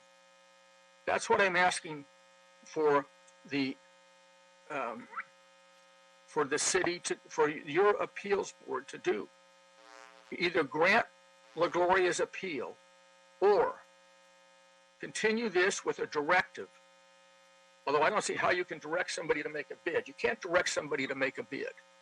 Okay, you can request them to make a bid. But they have refused to make a bid. They've refused to give me a contract. And they have, by refusing to give me a contract, they've refused to sign a contract. So yes, they have not given me a bid, they haven't given me a contract, and they've refused to sign the contract. They've done all of those things, and that's the truth. And what I'm asking you to do is to not approve anything on these recommendations by the city, because it will in fact put LaGloria out of business, because there is in fact no contractor presented by the city who will actually do the work. You can't do a contract, you can't do a project like this without a contract. You've got to have contracts, you got to have warranties, you got to have time requirements, you got to have all kinds of things in a contract. And anybody who's bought anything knows that. Thank you. Thank you, Mr. Cummings. I appreciate your time as well. And I will answer any questions you have. Yes, please hang on, because now it's time for our commissioners to ask their questions, to get clarification and so on. So commissioners, we're going to transition now into the Q&A section of today's meeting. There's no time limit on this. Our commissioners are open to ask any questions, and we'll go based on that. I'm going to start with Commissioner Davis, then I'm going to go with Commissioner Calosa, and I'm going to end with Commissioner Villegas. And then we'll kind of bring all this together towards the end of those conversations. So hang in there. If we are not done with the conversation, and in an hour we'll do another small 5-minute break. But I want to just make sure that we get this going already and we start on our Q&A part of today's hearing. Okay. Moving forward, I'm going to start with Dr. Davis. Dr. Davis, are you ready for your Q&As? You're on mute, though. You're on mute. I'll ask Mr. Jimenez, the responsibility for moving in terms of getting the individuals to assist in the moving, whose responsibility is that in law? So the owner is responsible to relocate. The public agency is responsible to assist and fund it as eligible. How have we assisted the complainant in terms of getting assistance to move? we've met with them a number of times, and we actually paid over $17,000 for Mr. Gates to prepare a sketch and some of the bids. We've paid them some money, and they hired their expert to help them in preparation of the move. So we've helped them in that regard, and of course, we're always available to answer any questions regarding relocation. When we gave them funding for assistance, was that expressly for the purpose of them identifying a company that would assist them in moving? So we can pay them to prepare bids. A lot of times contractors know that they're not going to get the job, but they still have to spend a lot of time to prepare bids. In this case, Mr. Gates was hired by the owner and paid by us to prepare some bids and to prepare like the sketch. He prepared some drawings and some references to relocation, what would have to be done. So all that was done by Mr. Gates and paid for by the city. Mr. Gates is someone we identified to assist? The owner did. The owner identified Mr. Gates. And did he communicate with you about the results of his interaction with Mr. Gates? I guess there's no legal requirement for him to do so. But did he communicate in any regards? I'm not sure that I understand your question. Well, when you knew that he was dealing with Mr. Gates, did he inform you? The owner? Yes, sir. Did he inform you of what the results of his communication with Mr. Gates was? Yes. And what did he tell you? So basically, Mr. Gates concluded that the owner needed new equipment and that it would cost X amount of dollars to purchase new equipment. He needed new equipment for what purpose? So there's always an option. You either move the old equipment or buy new equipment. So there's option A and B. And so what Gates recommended was the purchase of new equipment. Mm-hmm. And then in terms of that, did we respond to that request made by Mr. Gates? Yes. So they made a claim, La Gloria made a claim for approximately $4.2 million back in 2017. The city analyzed that and made a determination that approximately $2.5 million of that initial bid was eligible for reimbursement. So we approved 2.5, and La Gloria didn't like the 2.5. They wanted 4.2, and they filed an appeal. So the 2.5 in which we were able to allocate was for the purpose of them getting new equipment, correct? Correct, in part. Right. And to your knowledge, what did they do with the 2.5? They didn't spend one penny of it. Okay, so they didn't spend one penny of it. Right. And then from there, we're at where we are today. Well, so after that, there was a lot of things happened. But since then, what's really important here is that was based on new equipment. And then what happened since then, most recently, we contracted, and public agencies do this all the time because we're not experts in tortilla equipment. We hire somebody to tell us, does this make sense? Should we buy new equipment, or is it moving the equipment? And so we didn't direct JVA to give us a result. We asked them to prepare bids for both how much it would cost to move and how much it would cost to buy substitute equipment, new equipment. And they did that. So since the original approval, we have new information and we have new and current bids. And what is that new information? That new and current bids say that it's less expensive, $1.4 million, to move the equipment than to buy new equipment for $6.2 million. And we're obligated to pay the lesser of the two. So then we negated the recommendation of Gates. Correct. Well, we have new information that superseded the old information, yes. And where did we get the new information from? From JBA, who actually solicited bids from Casco and from NWS. And JBA was acquired by whom? So JBA was originally contacted by OPC, which is a relocation company, which the Board of Public Works hired 2 or 3 years ago to actually advise the board, and they reached out to JBA, and then we continued that relationship with JBA and asked them to prepare new and current bids. Part of the problem was that when OPC was hired, La Gloria made it very difficult and limited access to the property. So OPC's recommendation was, we can't finish our report because we don't have enough access to the property. So they never finished their recommendations, which would have been to move the equipment anyway. So Gates was acquired by whom? Us or The owner. LaGuardia? The owner. By LaGuardia.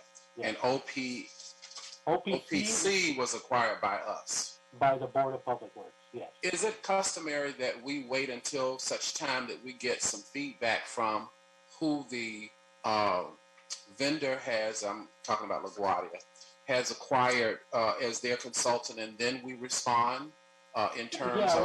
we don't know what's going on. We don't know anything about it. How much is it going to cost? So we don't act until we're able to review and analyze the bids that are presented. Okay. And so at this point in time, the 2.5 that we've already paid them, correct? No. We haven't paid them 1 penny of that. We approved that. We approved 2.5. Right. But now, based upon our feedback from OPC, we are now proposing 1.4. More directly from JBA. OPC's kind of out of the picture now. Okay. So JBA has the current bids. Okay, so JBA came as a result of our action or LaGuardia's action? Our action. Okay, so JBA is the person with whom we're dealing to resolve the problem, and they're recommending $1.4 million, not for new equipment, but rather for moving the existing equipment. Exactly. Because it's the cheaper of the two, which is the lesser of the two. It's the lesser of the two, which is the federal requirement. Correct. On relocation law. Correct. Okay, Mr. Cummins, in terms of the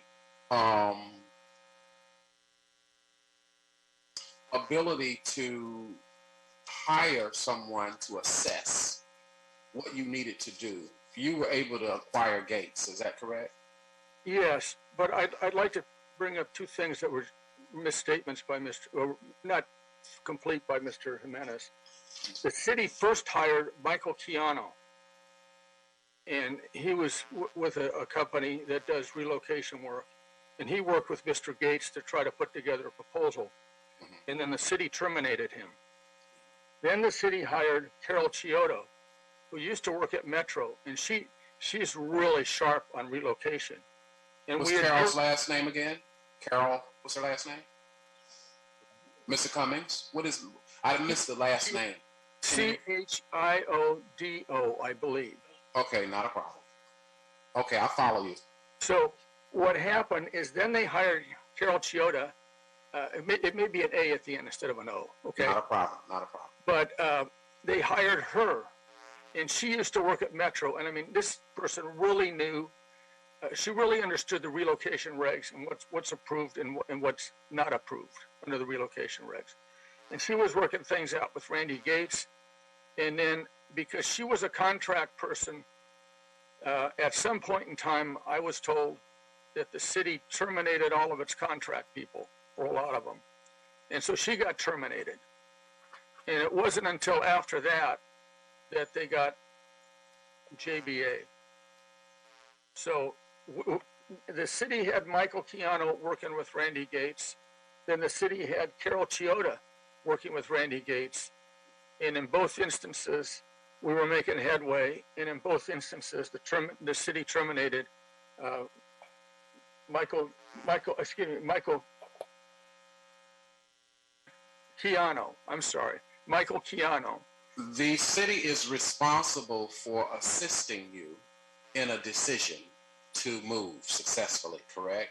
Yes. And you were aware that the city initially started to allocate a recommendation of funding for 2.5 for new equipment, right?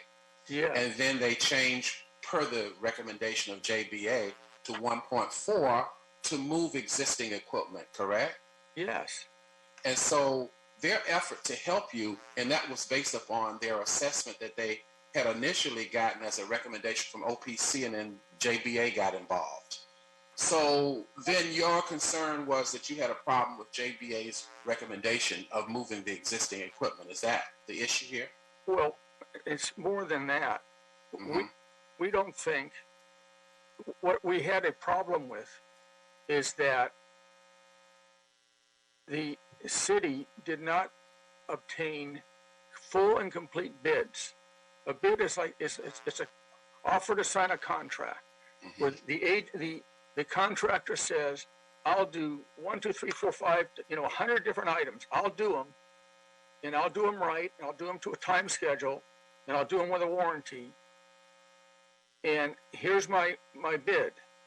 And then you, as the owner, can actually sign a contract with them. That's what a bid is.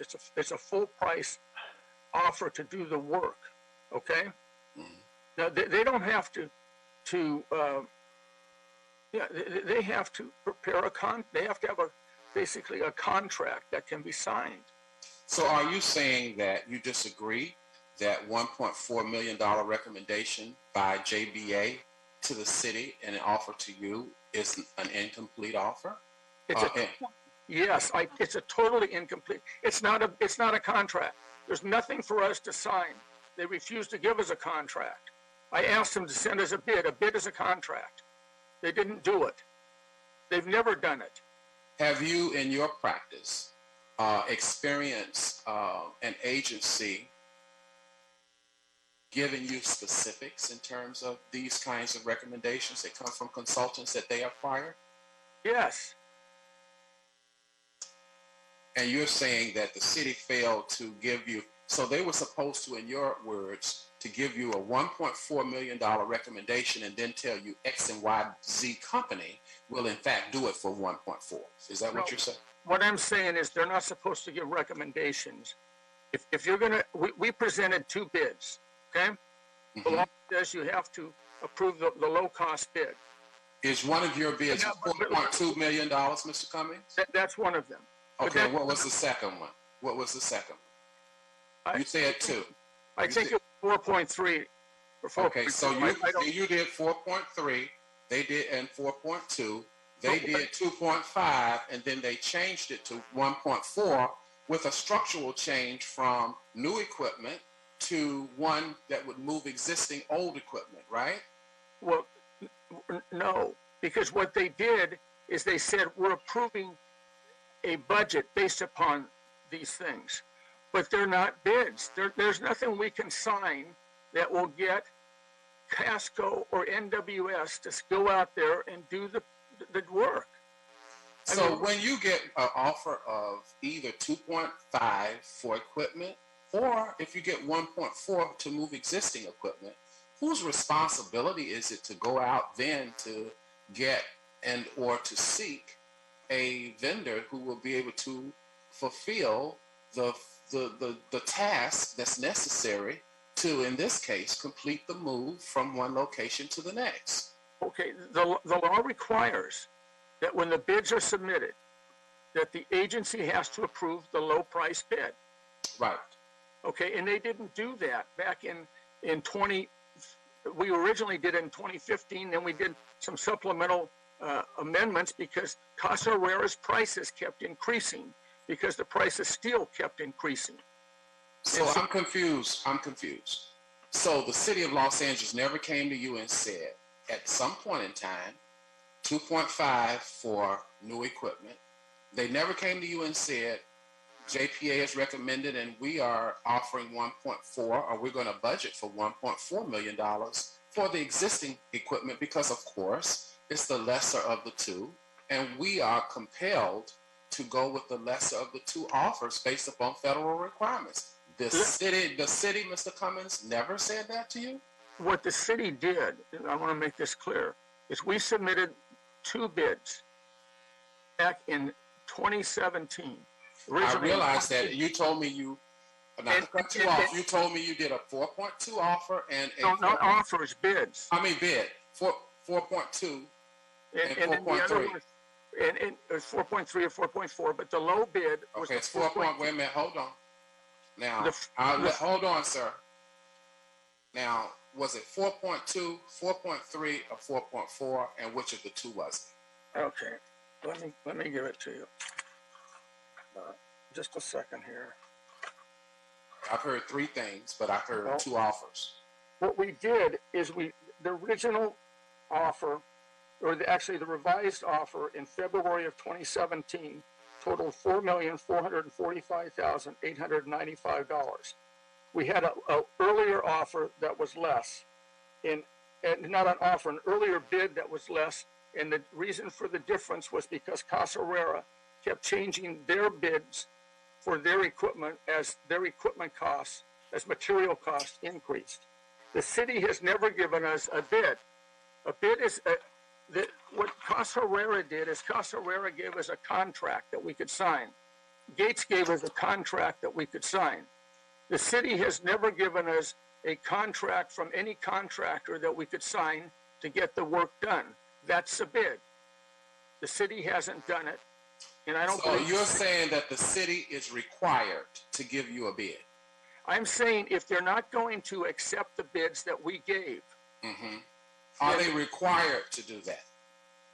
Or you would like for them to do that? Which of the two is it? What I'm saying is if they're going to not approve the bids that we gave them, then they have to submit to us a bid that will get the work done. Now, what requires them to have to do that? Because under the law, they have to accept the low-cost bid. And if they're not going to, if the bids... But here's what I need to know, Mr. Cummings.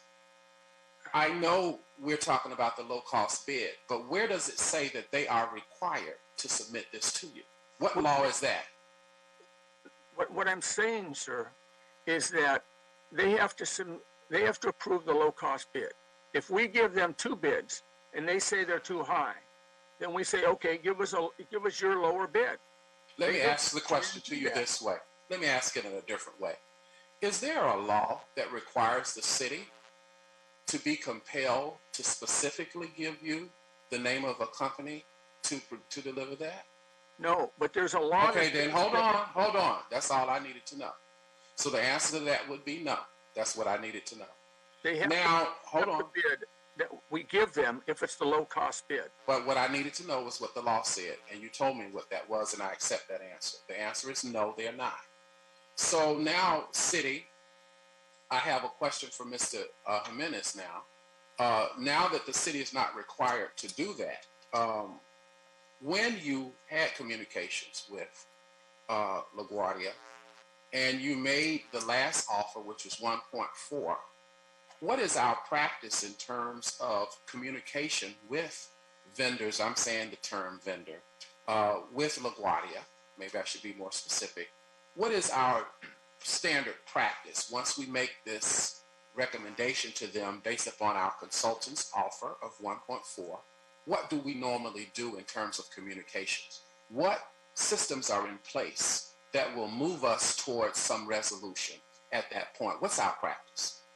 So once the city approves an amount, a claim, so the owner would submit, as a point of clarification, the city does not enter into any contracts with anybody. All of the contracts are between the owner and the construction company or consultant. The city can assist in reviewing the contract. A lot of times people aren't experts in these types of things, so we'll review the contract, we'll assist in that, but we do not enter into any contract. Nor are we required by law. No, not at all. Okay, that's what I'm looking for. And to answer your question about when are we obligated to provide bids, never. That is the responsibility of the displacee. What we did in this case, and Caltrans clearly allows it and recommends it, is that when you don't know, you could go out and bid, you could pay for a contractor to prepare the bid and to validate what's in front of us. And that's what we did. We didn't know whether it was 4 million or 6 million or 2 million. So we went out and we hired JBA to validate how much is it going to cost to do this relocation. And JBA, I'm concerned about our practice in terms of once we make the offer, which we are in fact required to do, then in our communications as a matter of practice of business, do we then call them to see if they're going to give us a response? Do we wait 30 days or something for a response? So what we would do is actually help the displacee in filling out a claim. Right. This is how much money we approve for these things, and we would help them fill out a claim. And this is what we're going to do. And typically, we would ask them if they need some money up front. Caltrans will allow us to pay them up to 50%, because sometimes you got to give the contractor some upfront money, and it's a lot of money. So in this case, we would write a check for over $700,000 so they could enter a contract. So after making the $1.4 million offer to move the existing equipment, we waited 30 days or a length of time for an answer from LaGuardia, and we never heard from them, or we heard from them.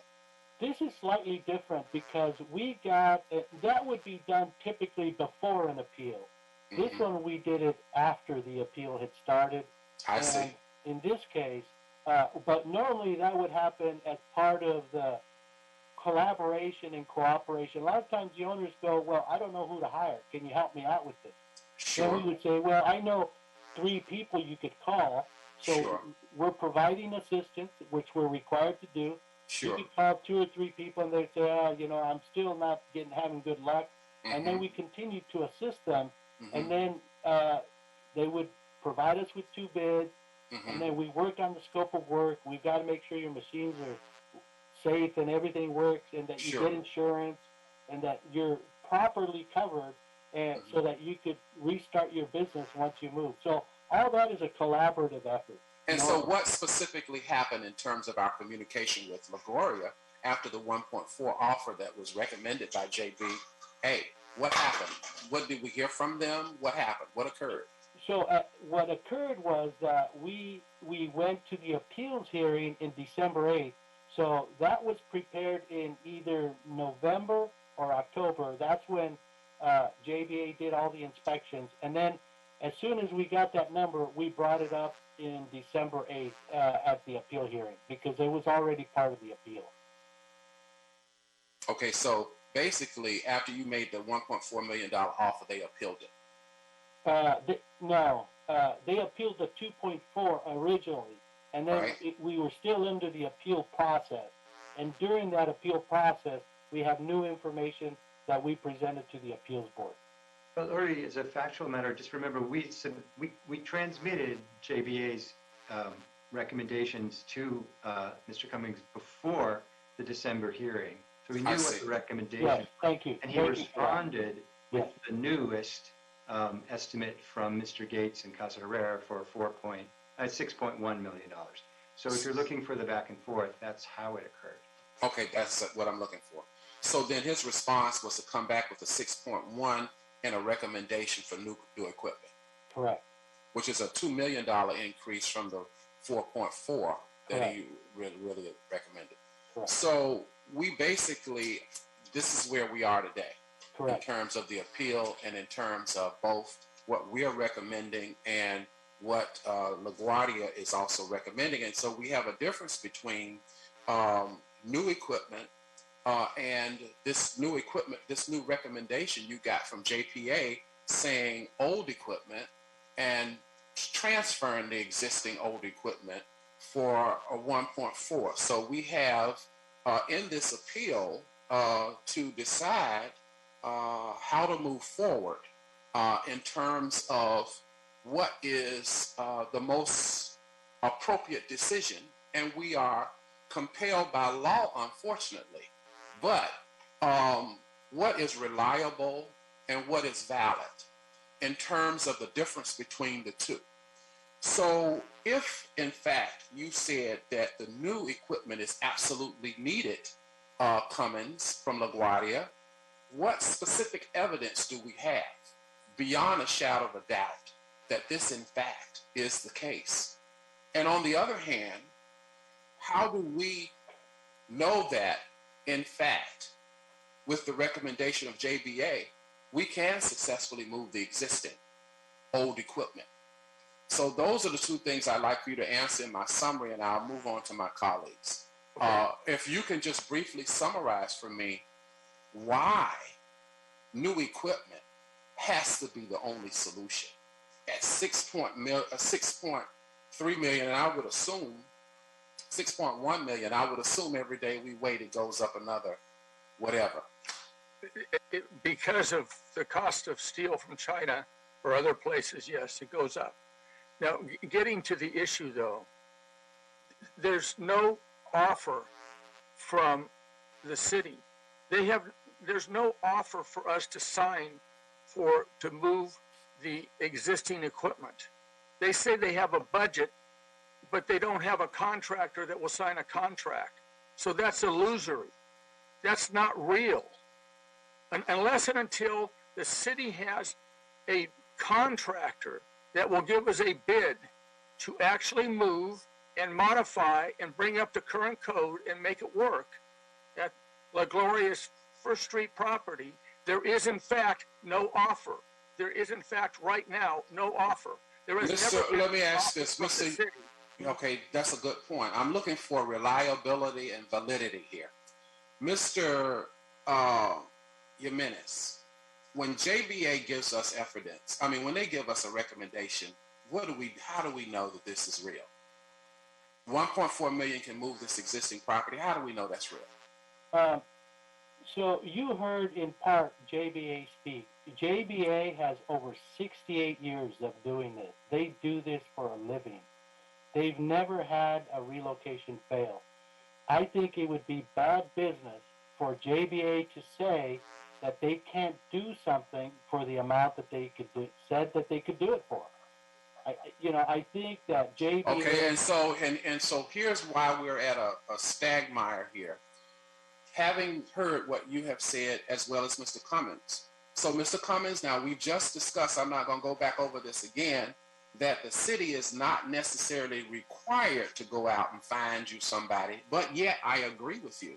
We need to know that what we get in terms of advice is not only valid, but also reliable. So can a contractor get this move from point A to B for 1.4 million? And Mr. Jimenez is saying that with the history of JBA, that it can be done. Now, we are not required to go out and find somebody for you. However, I hear you saying that it can't be done and that this advice is not adequate. So that's where we are. That's where the issues are. And Madam Chairwoman, I'm going to allow everybody else to go further with their questions, but I have kind of lined up what the issues are of reliability and validity as we go towards resolution in this discussion later on for me. Thank you. Appreciate that. Thank you, Dr. Davis. Your questions were well welcomed, and thank you for also clearing out a lot of this back and forth. So I'm going to move on to Commissioner Calosa. Commissioner Calosa. Thank you, Madam Chair, and thank you to President Pro Tem Davis for his questions. I thought those were really helpful, and thanks everyone for hanging in there on a Friday evening. I know we're going long, but I'm really hoping, and my colleagues are too, that we can come to a resolution today. It's helping nobody that this has continued on for so long. It's certainly not helping the community, as we've heard. It's not helping La Gloria, the impacted business, and it's certainly not helping the city as we try to continue to make improvements, much needed improvements in certain neighborhoods like East LA and Boyle Heights. I guess for me, one of the questions that I've had is one that I also wanted and meant to ask last time when this was continued, because I feel clear on what we are and aren't allowed to do based off of relocation law. I think that all the reports, all the findings, all these binders that we have next to us right now have made it very clear about what we are and aren't allowed to do. And I know one of the things that Mr. Cummings said at the end of his presentation that I really wanted to ask him about was promptness. And I know that's something that we never really had a chance to talk about at the last hearing, but it's come up in so many of these reports. But I know that the ability for the city and those that we've asked to help us validate the bids, we've had a lot of issues accessing LaGloria. And so, Mr. Cummings, I just wanted to ask you directly, why was the city denied access to be able to inspect LaGloria, to be able to validate these bids? Well, let me have Mr. Ruiz, Fernando Ruiz, explain all the number of people who have been out to from the city out to the property, because he will tell you, he can answer really quickly in about 2 minutes. Well, I mean, he can do that, and we had access. But Well, Mr. Malowitz, we're going to give the time to Commissioner Calosa and get her answer. Thank you. Thank you. Hello. Oh, hello all. Yeah, I don't know when they say they didn't get a lot of access. It's under my watch. Anybody that asked to come went. We just asked for a little bit of notice, like 1 day notice, so we can make sure there's parking, make sure we're not loading, unloading any equipment, not equipment, but materials. Other than that, because it's very tight, I'm sure Mr. Jimenez and the other people that have visited the site can tell it's not a big location. There's not a lot of parking. So other than that, I don't know, over the last 5-6 years, there were people going, a lot. And if they called me and told me, can they go? I gave them access. I granted access. There was people going for, I guess, to check if there was some sort of tanks underneath the concrete. He said, hey, can I come back tomorrow? I didn't call Mr. Cummings. I didn't call, come back tomorrow. He said, okay, because if I don't come back tomorrow, I won't be back till after Thanksgiving. I think this was last year. I said, go ahead. They did their work. They finished. So on our behalf, if they asked for visits, site visits, we granted them. I don't know anybody why they're saying that the visits weren't granted, at least on our behalf, the family's behalf, the business behalf. If someone wanted access, we gave it to them. All we asked for 1 day notice. Okay, thank you, Mr. Ruiz. And then if I could just hear from you directly, Mr. Cummings, since I had addressed the question to you. So all the requests from the city, you relayed them all to the LaGloria family when we requested access to visit the site? Well, there was one time I didn't, and that was about a year ago. And that's because after 5 years into this process, the city says, oh, we want to go get bids now. We've never gotten any bids before, but we want to go get bids now. And I'm saying, no, you got to deal with the appeal. You got to deal with what we got on appeal.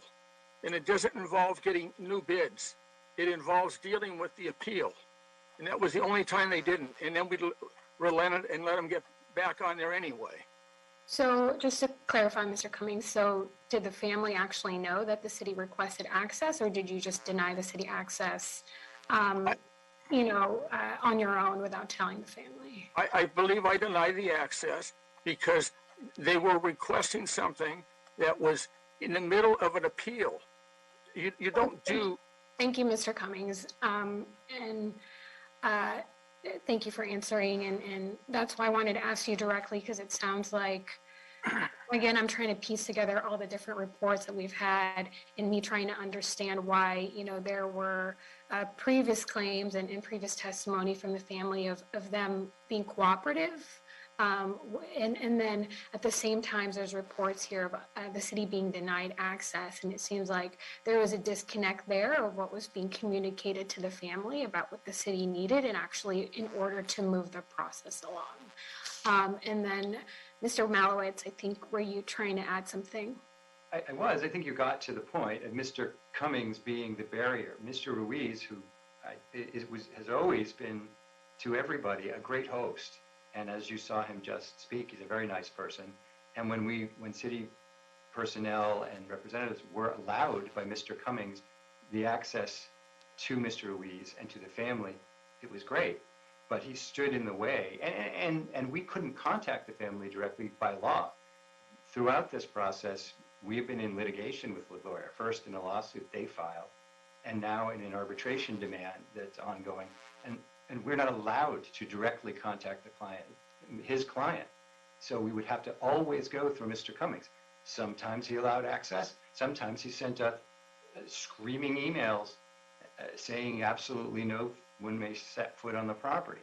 So Mr. Ruiz is his testimony today was absolutely accurate. Every time anyone associated with the city has been allowed access, they've been very accommodating. He's a very nice person.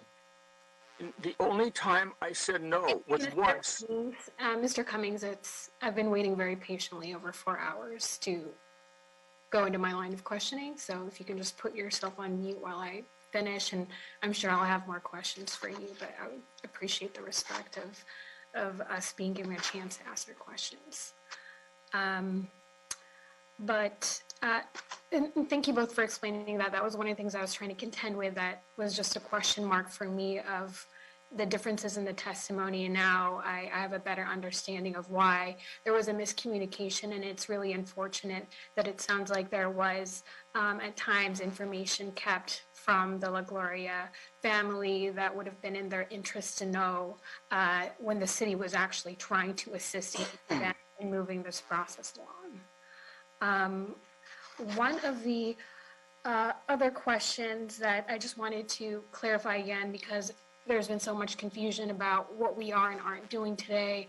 Are we approving a contract, or, what are we actually approving? And so just wanted to ask Mr. Malowitz, since you are, the city attorney's office, just to clarify for the record, we are not approving a contract today. That's right. That's right. I think Commissioner Davis, despite a lot of misinformation from Mr. Cummings back, got to the point that there's not a contract at issue. This is an estimated budget you're approving. That will change, absolutely will change. And that's part of our monitoring process. But once the key is to say which categories are moving expenses and fully reimbursable and which aren't. And the one big item of moving expense that's fully reimbursable is the question of the equipment. Is the low cost moving it or buying new equipment? Right. Thank you for clarifying that, and just wanted to clear the record because there was a lot said after Commissioner Davis made the point. The other, item that I know my colleagues read, but I thought was really helpful and would also point for the public who is listening in, and I really appreciate everyone who's dialed into public comment, that I found really helpful in trying to dissect exactly, the complicated and complex issue of relocation that, we're looking at today was actually, the report by OPC that was actually commissioned by the Board of Public Works in 2018. And that's included as a transmittal. And the reason why I found this transmittal to be really helpful, and I'll read, this page here in one of the executive summaries, is because we as a board, and I wasn't on the board at this time, and I know some of my colleagues here weren't, but we hired them, again, as an outside expert, right? Because none of us on the board are expert, but we as a board wanted an outside opinion to help us sort through all the different experts telling us what is right and not right.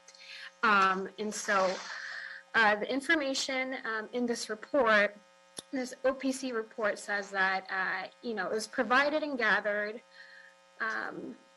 was analyzed from both a relocation regulatory perspective by OPC and from a practical real world perspective from JBA. Consideration was given to both, one, the practical or the hardship that a relocation would place upon an appellant, an appellant's rights to funds for eligible relocation expenses, and 2, the city's responsibilities to obey applicable relocation law as a guardian of the public trust and not to make a gift of public funds. And I think that's exactly the two things here that I know that we're trying to balance, right?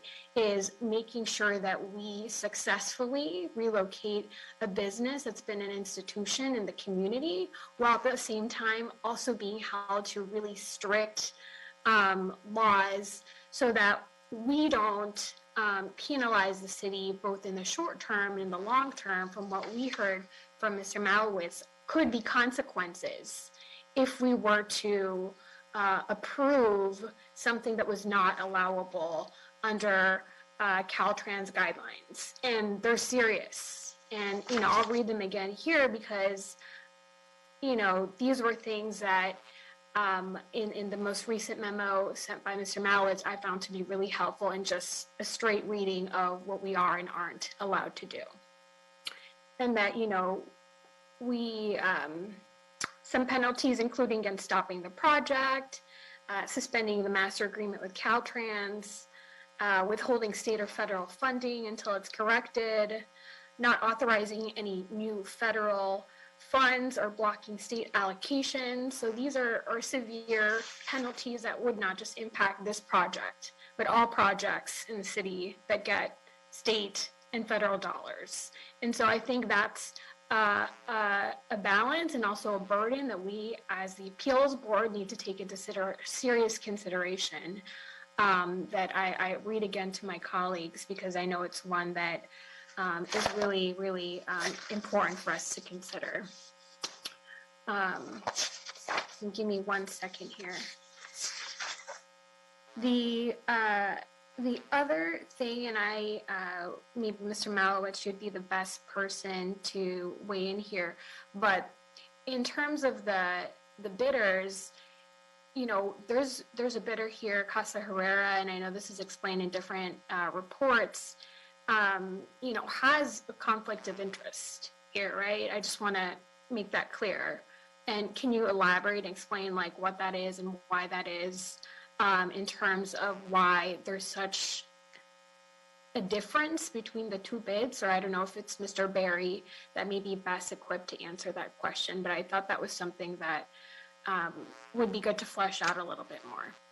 Well, I think the conflicts of interest, they arise in two different ways. One, Casa Herrera is the equipment manufacturer who has always been submitting the lowest bid to supply equipment, to new equipment. So they have an interest in suggesting that it's impossible or even more expensive to move the existing equipment because otherwise they wouldn't be able to, no one would be able to sell them new equipment. I don't think we've gotten into too much of that here, but Mr. Gates, and I think former Commissioner Good was getting at this at the last hearing, he's a general contractor who's actually bidding on the work. And so when he's testifying to you, he's trying, it's in his interest to convince you that his is the appropriate bid and everyone else's isn't, compared to JBA, who has already been paid for its work. It's been paid $39,000 to pull all the bids together and come up with what is a successful, in their opinion, a successful plan to move LaGloria. They have no interest, they don't have any interest in doing that work. Their interest was to be hired to put it together, and they've been paid to do it. So that's kind of, it really just, but it doesn't mean there's anything totally improper about anything Mr. Gates told you. It's just part of what you as the judges here, the fact finders, use to weigh what you hear. How much credibility do you give to one versus the other? One is unbiased and one has a little bit of bias. Doesn't mean you can't listen to both of them. Thank you, Mr. Malowitz. Mr. Jimenez? So, yes, particular conflict of interest would be that Casa Herrera is a new equipment manufacturer, and they're the only folks that were contacted to ask what it would cost to restore the equipment and make it functional at the replacement site. So Casa Herrera sells new equipment. They want to sell new equipment, $3 million of new equipment. So they came up with an estimate, I don't know how, that is actually more expensive to get this old equipment in shape to move, even though it's making millions of tortillas every year. So there is a conflict between Casa Herrera proposing to sell new equipment and being the only company that was contacted by Gates to prepare a cost of how much it would cost to restore the existing equipment. So yes, there is a conflict. Thank you, Mr. Jimenez. And Mr. Berry? Yeah, the other conflict of interest that was mentioned is that the normal general contractor does not enjoy any percentage on the sale of, let's say, this tortilla equipment. It's normally zero. And so in Randy Gates's, he is looking for 15% versus the normal zero. So there's additional conflict of interest possible. So they have a direct vested interest in getting the higher price awarded. Right. Not only the higher price, but they would, in the move of the current equipment, there of course would be zero markup, zero markup of the new equipment. Thus, there would be no new equipment. Right, that was the $480,000 item I went through on one of my slides. Right. And since, you know, that is the higher of the two prices of the different prices that we've received, that would not be eligible for reimbursement. Is that correct? So what we would need to, it's still always the lesser of the two. So what La Gloria is saying is that it's the lesser of the two to buy new equipment because they got an exorbitant used equipment bid. Okay. Mr. Cummings, are you trying to say something? Yes. If the city has a contractor that will sign a contract to do the relocation, that's fine. If JBA and anybody else they want to use to work with them will do the relocation, that's fine. But we need somebody to sign a contract to say they'll actually do it. And if JBA right now will say that they will put together the team and they will actually do it, and they'll put it in writing and they'll guarantee their work, then we'll do it. But we have to have a contractor. Budgets don't do the deal. We got to have a contractor who will sign a contract to do the work. And if that's JBA, fine. It'll be JBA. We don't care. I just want it done. Okay, Mr. Cummings. And again, we are not approving a contract today, just to be clear. Okay, one last comment, Mr. Berry, and then I'm going to conclude. Yeah, no, say the same thing. We're not looking to approve a contract, and there was nothing that Mr. Cummings did that pointed out in any factual fashion that the general contractors would not pursue the project. He called them multiple times. Randy Gates called them multiple times at a harassing level, and there is no requirement of them to respond, and there is no tie-in to non-response to non-interest. Okay. I'm going to finish up the rest of my questions here so I can give my colleagues a chance to ask. But the last thing, and I brought this up last time, but I'm going to bring it again this time to Mr. Jimenez. But can you confirm again for the record, but there's, you know, other businesses that we've had to relocate as part of this project. And one of them is also a tortilla factory, is that correct? Yes. And we are able to work with them and aid them in their relocation currently, is that correct?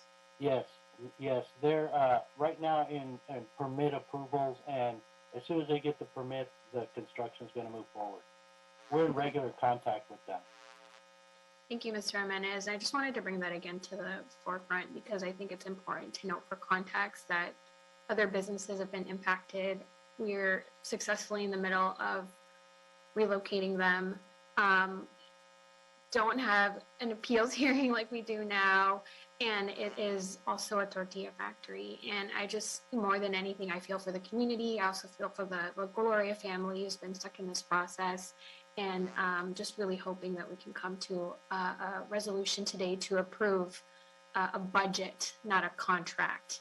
And the last thing that I'll point to that I think the OPC report was really helpful, where they actually pointed out an instance in which they thought the city was actually being generous, was the fact that we were wanting to pay half of the funding up front, which in the OPC report said that that's not actually something that the city needs to do. That said, I know that is something so many of us has expressed support for, because we want to make sure that the financial hardship of relocation is taken into immense consideration, so that they can have a successful relocation to a site that's about less than half a mile away. But I know that the piece here that I thought was helpful in the OPC report is that the relocation assistance program is a reimbursement program. So you get reimbursed for what the costs actually are. So once we know the actual cost, that's what the city will reimburse. And I just want to end with that point, in that whatever the costs actually are, that's what we will pay. And everyone's shaking their heads, and I'm hoping that I stated that correctly and accurately and legally. Yes. Okay. Thank you, and thank you, Madam Chair. I'm good with my questions. Thank you, Commissioner Calosa. Again, appreciate your questions as well. We're going to move to Commissioner Villegas. Commissioner Villegas? Good evening. Thank you, everybody, for joining us tonight. I won't be long here, just to get a couple of questions, and appreciate my colleagues' questions as well. Some of those have already been answered. The quotes that we have for moving, those seem to be from, is it 2018 or 2019? They're current, from 2021, like October, November. Oh, they're current. Okay. Yes. Okay. All right. So there's no adjustment that's needed post-COVID or anything like that? There might be. We don't, we acknowledge, and Caltrans acknowledges, that there may be some legitimate reasons, the supply chain issues with all kinds of stuff that are going to happen between now and when the project gets completed. There will be adjustments. And last meeting, Bob Berry mentioned that many of their projects are adjusted based on legitimate cost escalations that result. So that's totally allowed, and it happens all the time. In terms of, and I'll get to you, Mr. Berry, I see your hand is raised, and I don't know if it was raised for this question or if it was raised for previous, but I'll get to you in just a bit. In terms of what's before us, we just have a budget that's identified. I think it's like 1.4. Is there a way for us to be able to do either an amendment or some additional language that will take into consideration what you just said, Mr. Jimenez? Sure.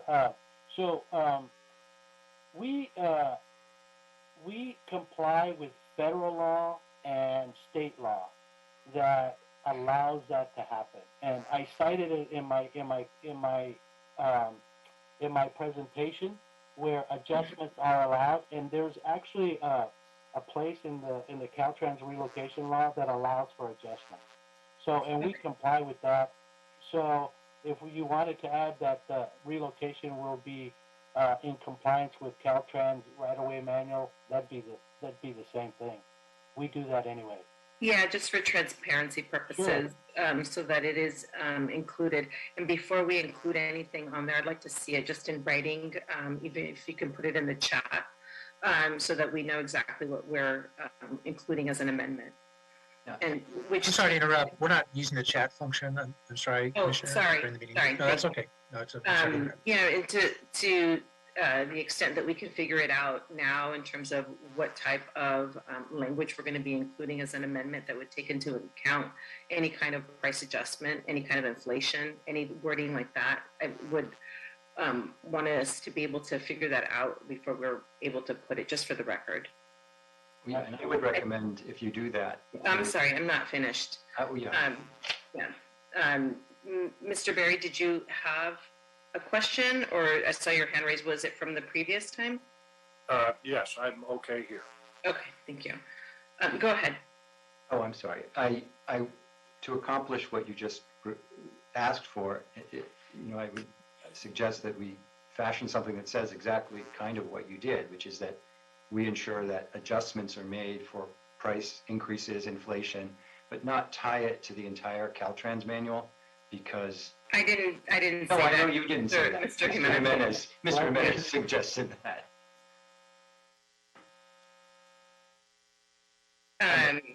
So adjustments to Estimates based on price increases for any reason.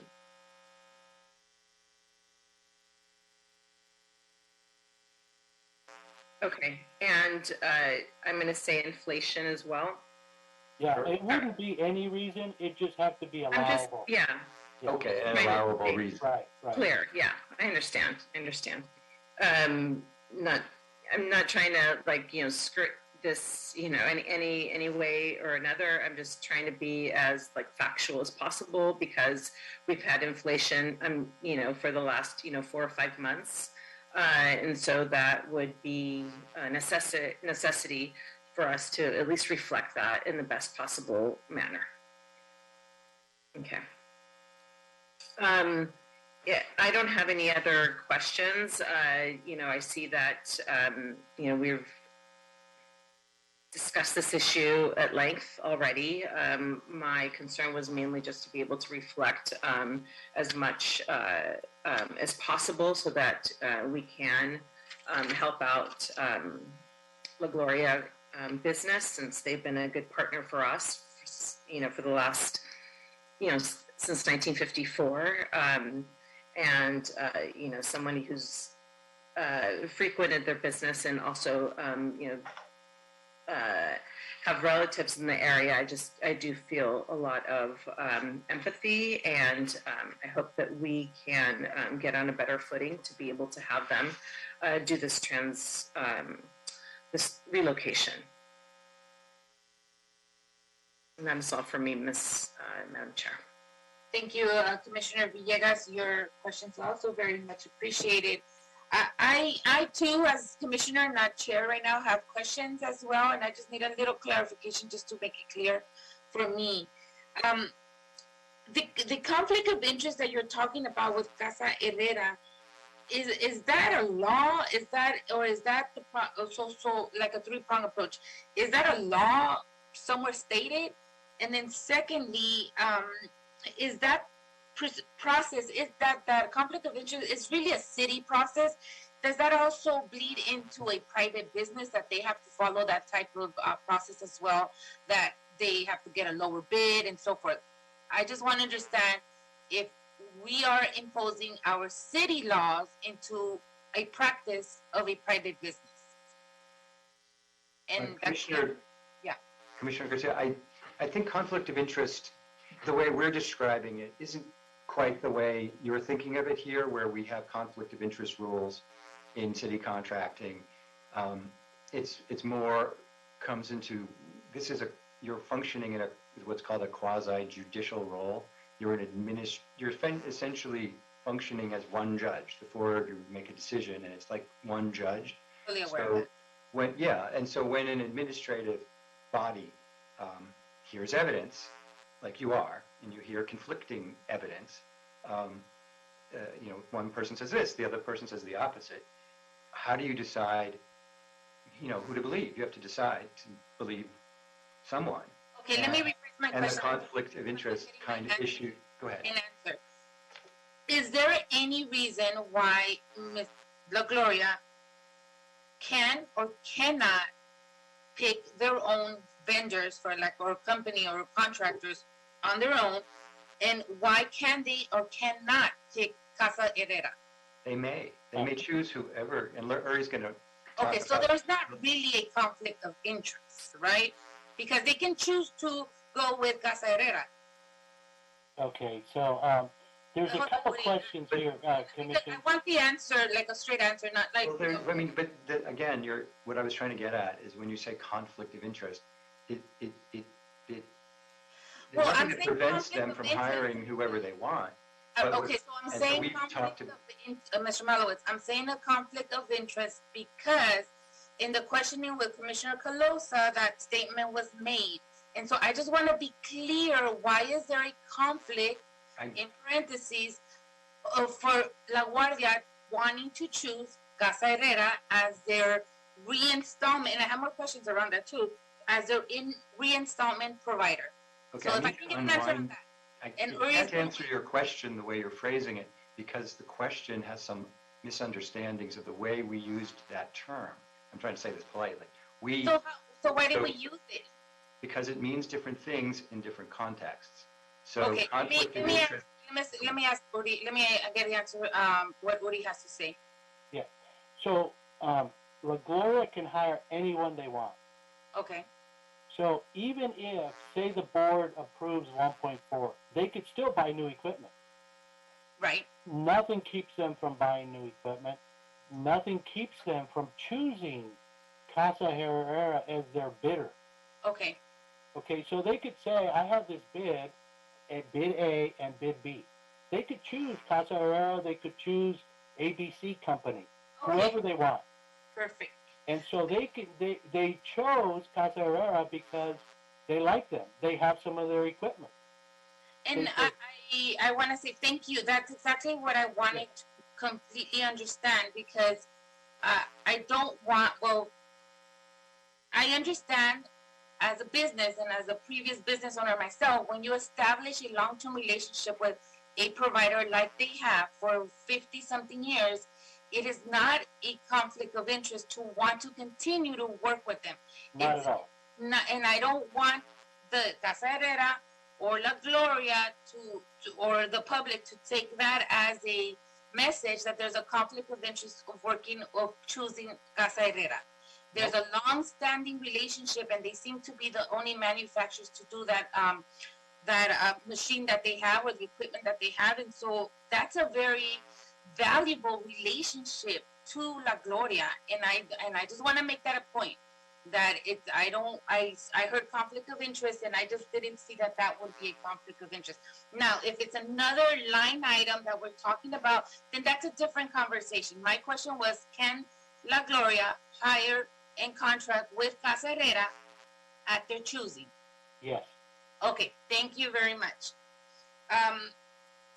It sounds to me, well, here's my question to you, Mr. Cummings on Casa Herrera.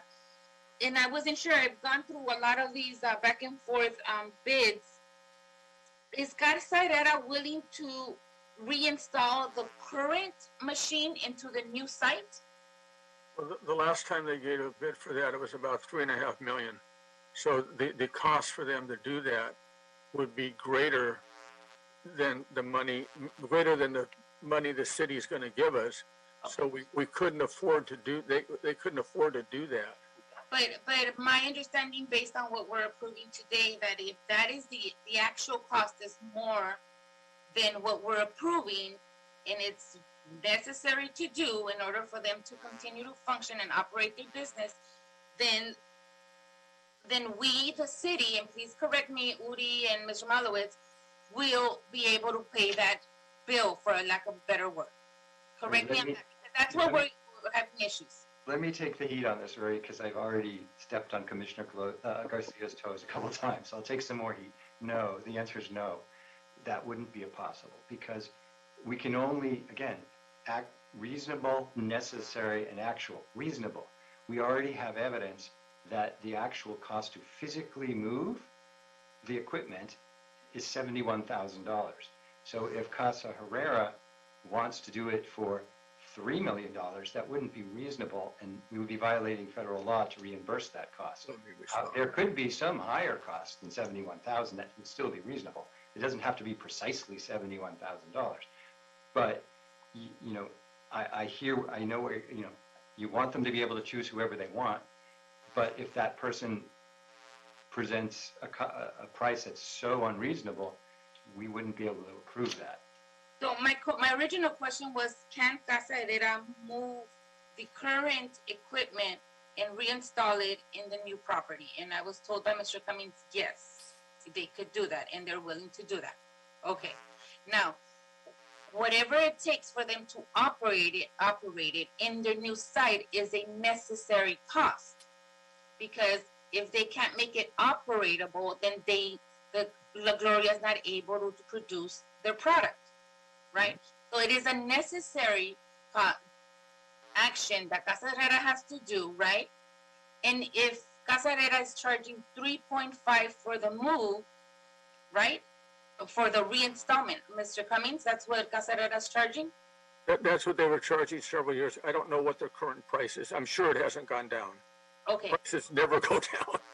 Right, I understood. Okay, so how can we mitigate this situation? Because Casa Herrera, based on the question I'm asking right now, is that they will take the old equipment and then they're not the ones that are going to move it, my understanding, right, Mr. Cummings? They're not the ones that are going to put it in a truck and put it and drive it a mile away. Well, let me explain. There's a difference between moving and relocating and modifying and bringing up to current codes. Right. The $70,000 number, that's the cost to put it on a truck and bring it over. That doesn't relocate the equipment. That doesn't bring it up to current codes.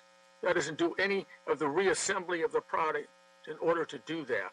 Okay, so let's that seems to be a miscommunication on that. So there's JBA, or I'm sorry, I'll just put it in fractions here. So there's a part that somebody has to oversee the move, right? The actual move. Then there's somebody has to put the equipment into a truck and actually drive it to the next location.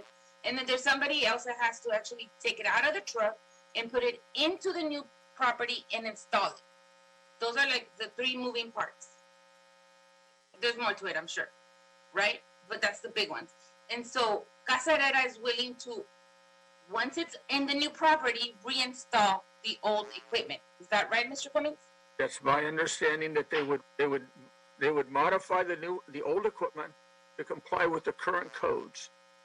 That's what takes the money. It isn't the cost of putting it on a truck and bringing it over. That's right. Not the big deal. The big deal is bringing it up to current codes. Right. Understood. Uri?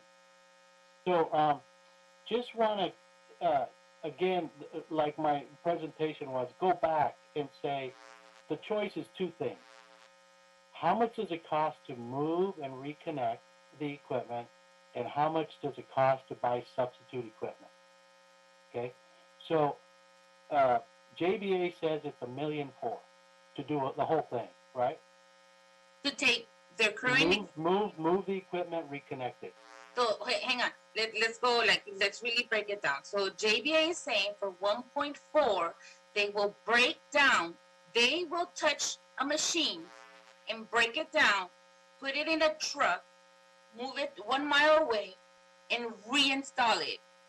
Correct. A machine that they have no history with. Correct. For 1.4. Correct. And okay, just stop right there and say we're obligated to pay the lesser of anything, right? Right. It's 1.4. And Casa Herrera is only talking about the machines for $3.5 million. Right. You still have to add construction costs to that, which is about $2 million. So you're talking about $5.5 million if Casa Herrera does it. Okay. $5.5 million compared to $1.4 million. Okay, so let me take it back one step then. What was OPC's recommendation? Did they recommend new or take the old equipment to the new site? What did they recommend? So their conclusions, they didn't reach a full recommendation because of a lack of access that we've mentioned before.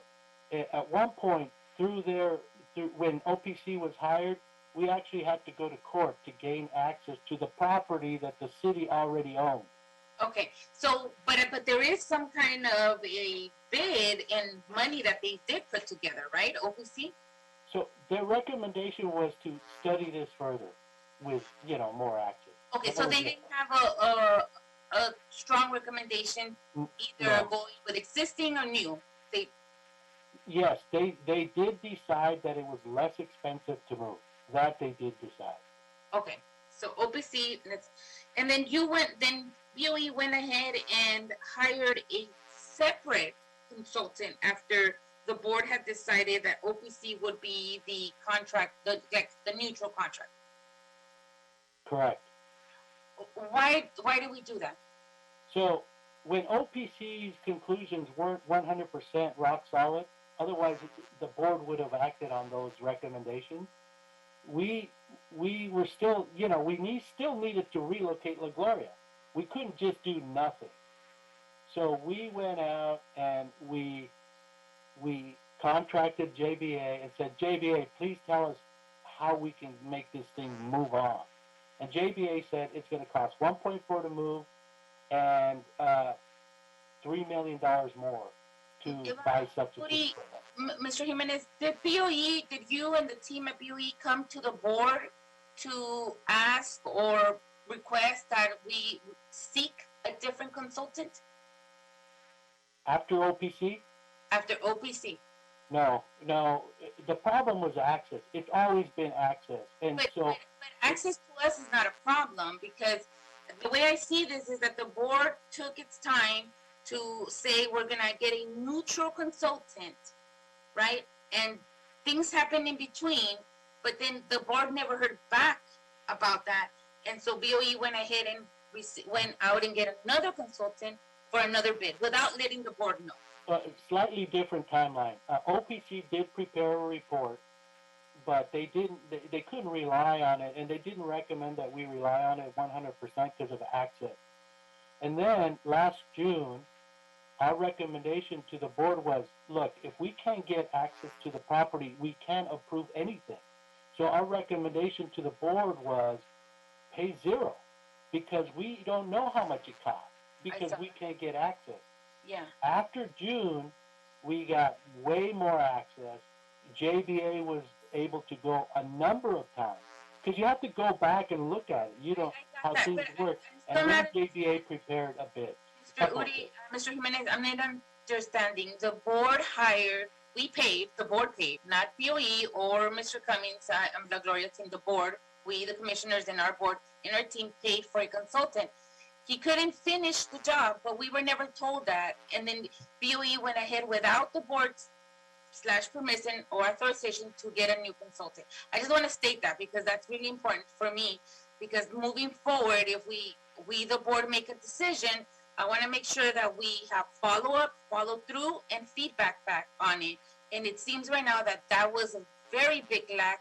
We didn't know that there was a new contractor involved until we had Bob Berry already with the bid in place. So why wasn't the board told that you guys were going to go with hire a different consultant that the board did not approve of or didn't even know of? I imagine that we went to the board. I'm just drawing a blank. Janelle will remember.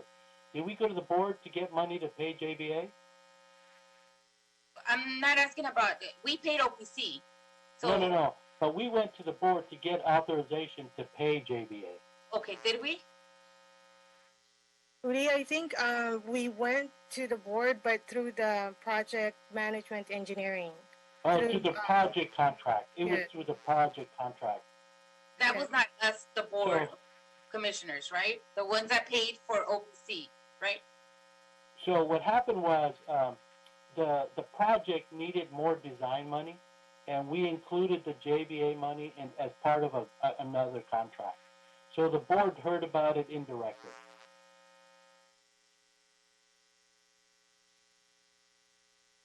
Okay. I hope that that's not practice that we follow all the time, because the board paid $40-something thousand for a consultant. And I think we would have liked to know what happened to our $40,000, and why was there another one that we didn't pay for hired. I could fill in the gaps on that. Okay. So, And I saw hands up. I'm sorry. Are you gonna fill the gaps in tonight? yes, we could find that out. Okay. Commissioner, this is Ted. If I could just jump in for a second.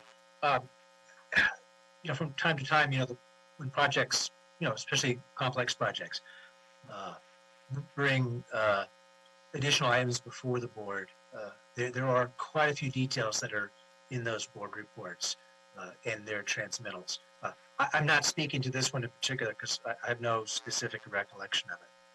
But, additional consulting services associated with a relocation, it all does kind of fall under that project broadly.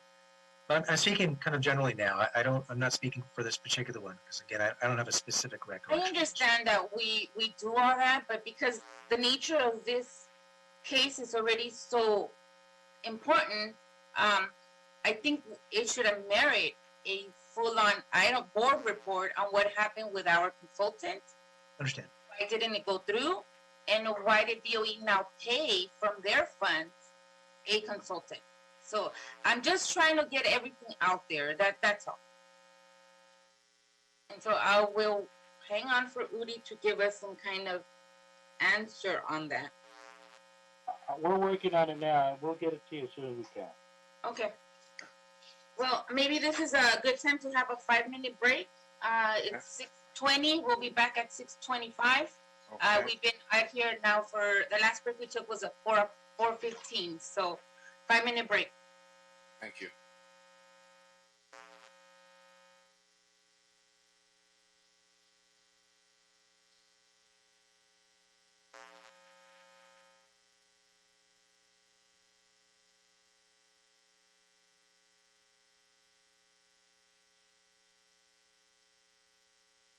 Madam Chair, you do have all commissioners on the line and recording has started. Would you like me to reestablish quorum for you? Yes, please. Thank you. It is 6:27 p.m. Friday, February 4th, 2022, reestablishing quorum for the Relocations Appeals Board. We have Commissioner Garcia, Commissioner Davis, Commissioner Caloza, and Commissioner Villegas. Madam Chair, you do have a quorum at this time. Thank you very much. We're going to pick it up from where we stopped, which was my line of questioning. And then I'll go back to any other questions that commissioners might have. And then hopefully we can come to some kind of a resolution through this. Udi, we were on you. I was waiting for an answer. How come we didn't get a report back on why did it or did it not work out? And why was there another consultant hired to do this work without the board knowing? Yeah. So we're pulling the board report that recommended acceptance of the OPC report, and then as far as how JBA was paid, JBA was added to a contract as a subcontractor and paid through a change order. The request was made in June 25th, 2021, so we did not go to the board in that matter. It was done through a change order through the prime contractor. Okay, that was probably not the best way to go at it for this case. And so, Udi, you guys didn't come to the board to let us know. We also didn't know that OPC basically wasn't able to do their job because we paid for it. But OPC was paid through the board, right? But we didn't get any accountability of what happened with that. I'm just going to state that. I'm pretty sure that the board received it. We're looking for when that happened. But I'm 95% sure that the board, not this board, but the board received it after OPC completed the report. When you say not this board, what board? So it would have been the Board of Appeals, but not these folks. What year was it? It would have been 2019. Well, that would be Commissioner Nice on the board at that time. Commissioner Davis and myself were on the board back then. We're pulling the board report, and because we made the recommendation to accept the OPC report, I believe, or OPC delivered it directly to the Board of Appeals. we're checking that.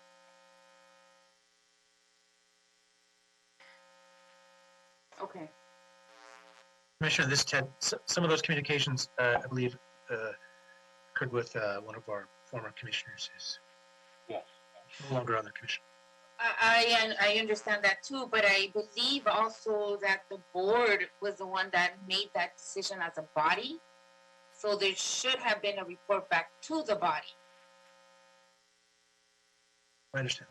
I know there were a number of communications, I believe that did a commissioner. Who was the president of the board, Mr. Jordan? Do you know?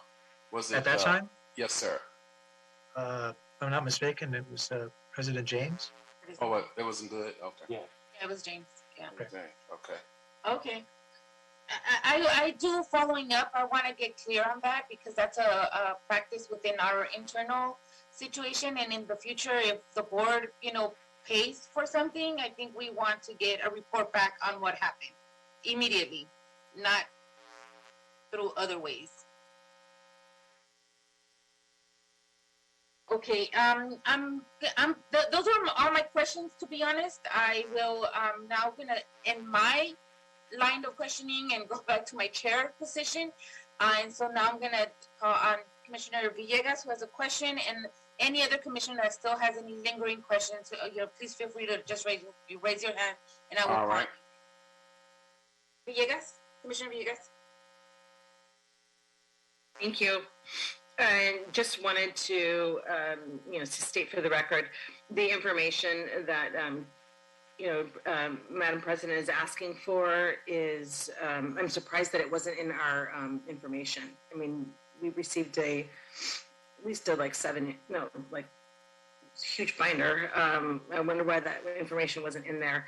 And it just proves the track record of just a lot of information, and it's a complicated issue.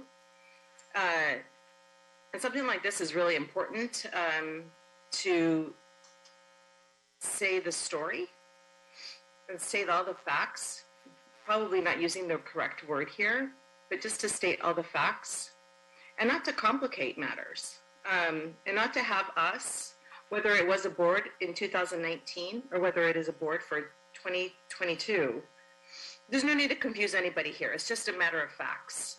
That's all we're asking for, and I'm disappointed that this information wasn't shared and wasn't forthcoming. It's a deep disappointment in our bureau and in our city attorney's office as well, not to be forthright with us. And it is a track record on both sides, perhaps, of what's before us today, that the issue has gotten so convoluted, and it doesn't need to be. And perhaps you may dismiss my comments because they are comments. But they do need to be stated for this record, that it is either not, maybe it wasn't done maliciously, but that was a huge mistake for it not to be included for information that we have. And for us to go chasing around this information to put, we've spent hours on this, not here in these meetings. Individually, we've spent hours on this, piecing this together, because nobody was able to brief us, because now we are we're in a different place, and it is not honest in order to put this board on a backbiting experience. That's not forthright, and it's not correct, and it's not ethical. And I just wanted to state that for the record, and maybe that's the track record that we have when we're dealing with businesses. I don't know. What I do know is what has been shown to us. And that's, we've been asking for a lot of information, and I'm just surprised that we just didn't get it. And I feel like my hands are tied, with this type of a decision that's before us. But I'm just going on record that I'm disappointed. Mm. And I'm gonna add to that. It also seems like a lack of respect to the board that we didn't get an answer for something that we paid for. But thank you, Commissioner Villegas, for your comments. Uri seems that wants to say something. Uri? Yeah, just a point of clarification. The OPC report has been part of the record for a long time. So we in no way intended to not deliver it. And the question is, when was it delivered to the board? And we'll get you a date. But Commissioner Colosa quoted that report, and it's been in the board's hand for a long time. We're not keeping any information from the board intentionally or otherwise. And we hear you, Mr. Uri, but I think part of at least mine, and I won't speak for Commissioner Villegas, my disappointment in this is that we didn't get a clear answer of something that we paid for, and then there was a back way of doing something, and BOE paid for a different consultant. The point of us paying for one was so that it could remain as a neutral consultant. So it would have been for your interest as well to have come back to the board and have said, this is what happened, we need to get a new one. And then the board we would have decided to pay for another one because it didn't work out for whatever reason. And we would have been more than understanding at that point to make that happen. But I think my issue is the part that we did not get the opportunity to hear it and then to say, let's go find another consultant. And Mr. Commissioner Davis has to stand up. I'm going to go with Davis, then Ms. Parra, and then with you again, Mr. Jimenez. So I think that this, new information does seemingly have some impact on the board. And certainly it takes a majority vote. I don't know if we have it here to move forward. There's a lot of comparatives here in terms of what is going on. I know Costa Herrera, you mentioned, Madam Chair, earlier in terms of what the department, the Bureau was saying about them. I think they didn't frame it accurately in terms of what they were saying. I think they were saying that Costa Herrera is in the business of selling new equipment. So because they're in the business of selling new equipment, their interest is on new equipment. So whatever the problem is, they're coming in it with a perspective of new equipment. Not because of who they are, but because of what they do. So when you talk about moving lesser equipment that costs less money, that's not new equipment. What they're saying is the interest is there. But, of course, the reality of things in terms of the work that we do is multiple interests. And so I do understand all of the interest here in terms of the relationships that we have, and we should be able to choose who we want. Their competition in this particular case, though, I think was around the interests of business of what Costa Herrera does as new equipment versus old equipment. I think that's what that was. Secondly, I think this information that you bring up puts before the board a real question of wanting to look at what can be done to come to a resolution.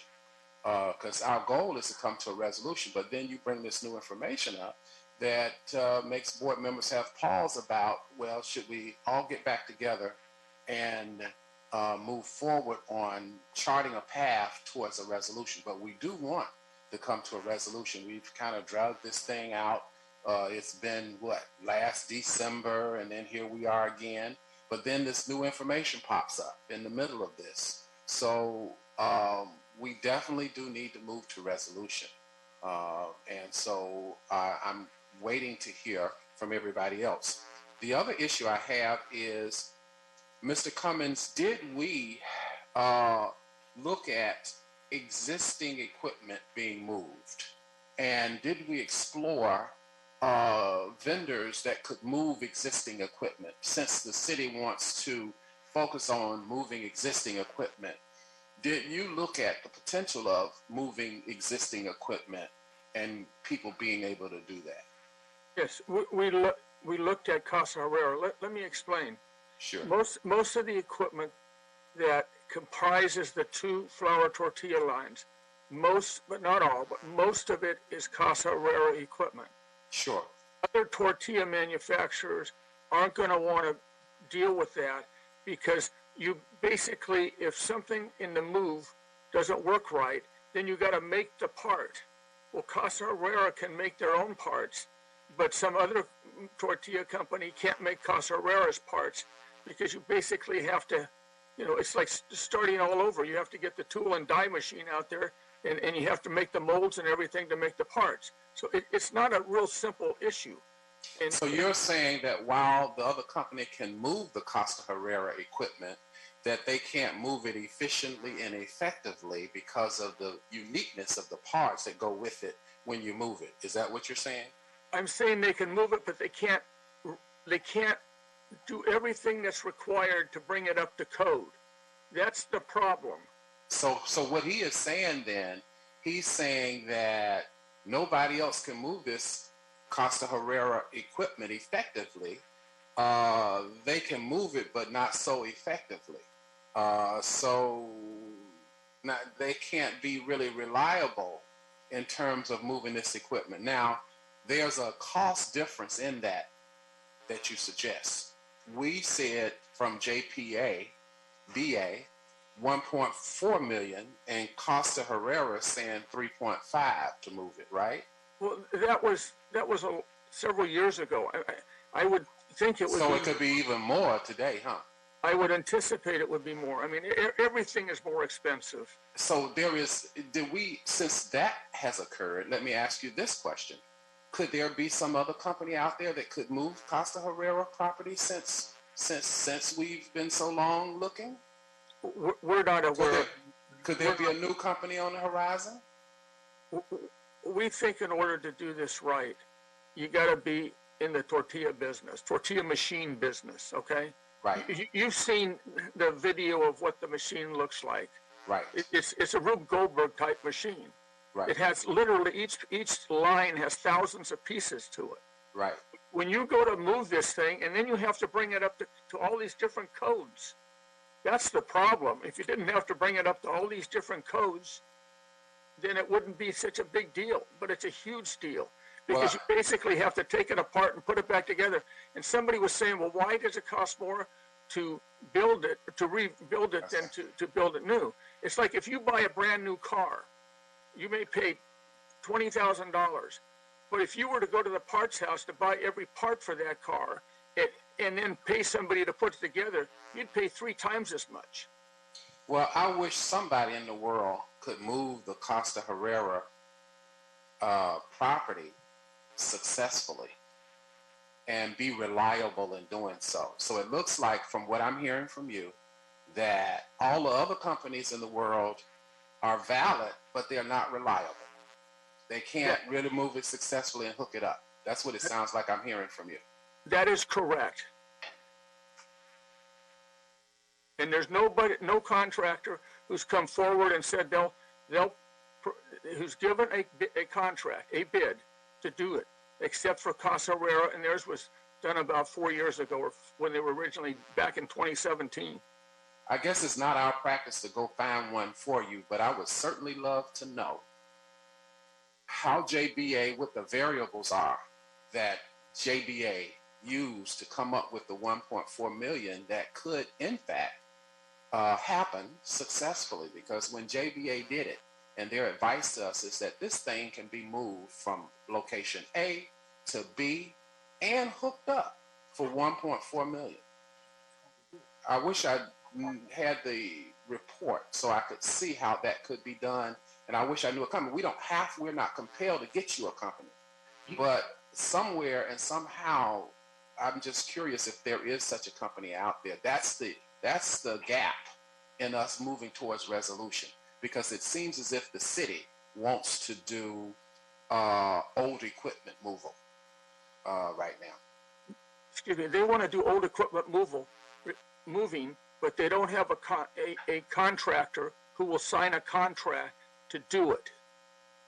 Okay, I see we have some other people. I don't know, Chairman, if this is related to this issue of which I'm responding to, and if so, I see that Mr.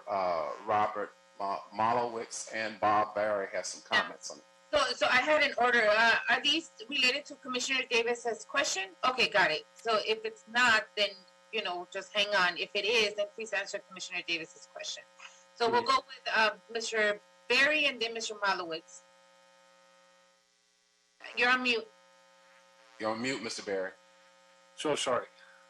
Yes, I just wanted to mention that the contractors that studied the origin and the destination provided their numbers relative to the preparation, disconnect, move, set up, and operate the Casa Herrera equipment, number one. Number two is Casa Herrera equipment, like all, let's say, manufacturing equipment, is new day one, okay? And then, over a period of time, some tortilla companies grow and move to a new building. Others do not grow and sell that equipment. That equipment then is picked up, moved, and operated in a different building.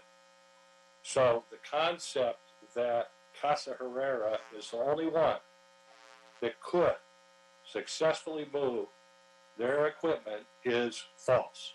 Okay. All right. Fair enough. And yeah, and on that point, Commissioner Davis, you said where is why you asked Mr. Cummings where the city's work for that is shown. It's shown in the bids of American Rigger and Dunkel Rigger at page 1569 of your binder and page 1572 of the binder, obtained by JBA. And they and Mr. Barry and they are the engineering experts who have moved this equipment. Mr. Cummings, like myself, is an attorney. His opinion about how things work and whether you want a car or a new car, tires, it means nothing. It's an argument not supported by any facts. Our arguments to you and the recommendation we've made to you is supported by facts buried in a very long board report, but they're there.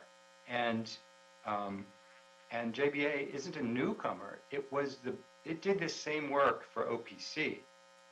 So they've been on the scene, and I want to go back into that subject because I've heard Commissioner Garcia and Villegas say very clearly that the board wasn't updated enough. One good thing I did hear Mr. Cummings say, Mr. Malowicz, is that if we could find somebody that could do it, then they could do it. And so there is a willingness if we can find somebody. It's not our responsibility, though I also understand that. Well, and he's complaining because he demanded that the general contractors here do the rigger's work, and they didn't respond to him. Well, that makes sense. If someone asked me to be a doctor, I wouldn't respond. I don't know how to do that. I can do legal work. Okay, Madam Chair. Thank you. Ms. Parra, did you want to add something? I know your hand was up. I apologize for not calling on you first. Yes, I just wanted to let the board know that the June 2nd, 2021 board report contained the OPC report as transmittal number 12. Was it a standalone board report or was it part of a conjunction of other requests? It was a standalone board report that was submitted to the board on June 2nd, 2020. That stated that OPC was no longer our consultant and that BOE had hired another consultant? No, it was a report basically providing for a copy of the OPC report. It was a report providing the copy of the OPC report, but at no time did BOE make the ask for the authorization to hire a separate consultant to this case. Was that part of that board report? No, it wasn't. Okay, and that's where I'm having the issue about the accountability piece to this, because it's like, yeah, I paid for it. I want to know what happened to it, and then you guys went and got somebody else to do the work, and then now that's the only report I get to see. But we paid for one, and it's not done. But I should have known that it wasn't done. So I just want to say that in moving forward, I hope that that's not a practice that we continue to do. Something, especially on a case so important like this one, it should have been crystal clear what was happening next. How do we move to resolution? Well, I think I have and for that, I would want to add an amendment which would now, I will want to say that we, the Board of Public Works, will take it back to the Board of Public Works Commissioners as general managers, be updated on a monthly basis on the relocation move. And just on it's almost like micromanaging, but as general managers for this case, we probably do have to do it. So I'm not ready to do, I'm just saying that I think amending and adding that as a solution so that we have complete step-by-step of what's happening as commissioners, general managers of the Board of Public Works. I would like to add that we have a monthly basis, up-to-date information where Mr. La Gloria has also the authority to speak if they like. And if there's nothing that has happened, then all we want to hear is no update. So you want them to come back month by month? Mm-hmm. Until the relocation has been completed. Well, I think that we don't have enough votes. Obviously, it takes 3 votes, and we don't have 3 votes here. We haven't put in the motion yet. Hang on. Yeah, but I can count. But let's see. Let's see. Let's see. We're not done yet, so let's see. So I do have a follow-up question to Commissioner Davis, but what happens if JBA moves I'm going back to the move again. Yeah. Because it's important to me. What happens if you move the equipment, JBA, and you set it in the new place and it doesn't work? Are you asking me? I'm asking anybody that. Bob, why don't you take a stab at that one? Yeah, no, I'll just share this. I personally have moved several hundred as and more complex facilities, equipment, both for eminent domain and regular moves in my career and the business over 68 years. The reason why I mention that is that we do take it very serious to review equipment to identify the viability of it moving. And I'll just give you a quick answer.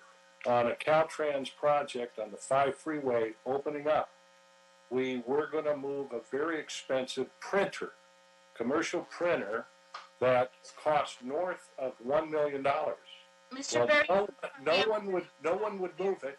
I'm sorry, I'm going to stop you there. I want specific answer to this case, and I'm saying okay. 652. We have interpreters that are on the time frame that we're negotiating. Okay. So what happens if the equipment does not work after it is installed in the new location? And legally, maybe that's a legal question. What does the relocation law say about that? Udi's here. Udi, go ahead, Udi. So what would happen in any relocation, right? We try to move it, it won't start. We take all those failures and impossible things, and then we take it to Caltrans and say, FHWA, we've done everything we could think of, and it's not going to work. We need you to approve an additional money to buy substitute equipment. If that were the case, FHWA and Caltrans, I'm not going to speak for them, but I'm confident that so long as we did everything possible, would approve it. It makes sense because they wouldn't have a choice. It's reasonable. We don't have a choice. That's right. But You've gone through the scientific process of what will work, and if that won't work, and it's the lease, and if the lease option won't work, the next option is the only choice we have. Exactly, and that's what we would do. Yeah. Okay, understood. On that, I understand that the relocation law, and please correct me, Mr. Malowitz, I'm sure you guys will be happy to do that, does not cover any operation loss. So if that were to happen, now La Gloria would now not be producing part of their products because it is not working because they moved it, right? So does relocation law kick in at any point? Here's a question for our JBA team. I know there's insurance in the estimate. Would it cover that? That's a good one. Yes, if there was some kind of accident that caused that to happen, that would definitely be covered. Like if it fell off the rigger's truck, that's built into their insurance. That is something happens in the move, right? But because this is such a old, I'm sorry, I don't mean to say that to La Gloria, but it's an older machine that's going to be moved and then put back together, and technically not by the manufacturer, not technically, but that's what we're recommending here, because their bid is high, not by the manufacturer, but by a different entity, which is your entity, and it doesn't work when it gets there. Does your insurance cover that after it's installed? Mr. Cummins has his hand up. Mr. Cummings? And then Tootie. Mr. Cummings, go ahead. Yeah, what you're talking about is really a breach of contract issue, and you don't get insurance against a breach of contract issue, because the contract would require them to make it work. Okay, I mean that's the whole problem. You know? Okay, we're not in a contract yet, so we're not quite there yet.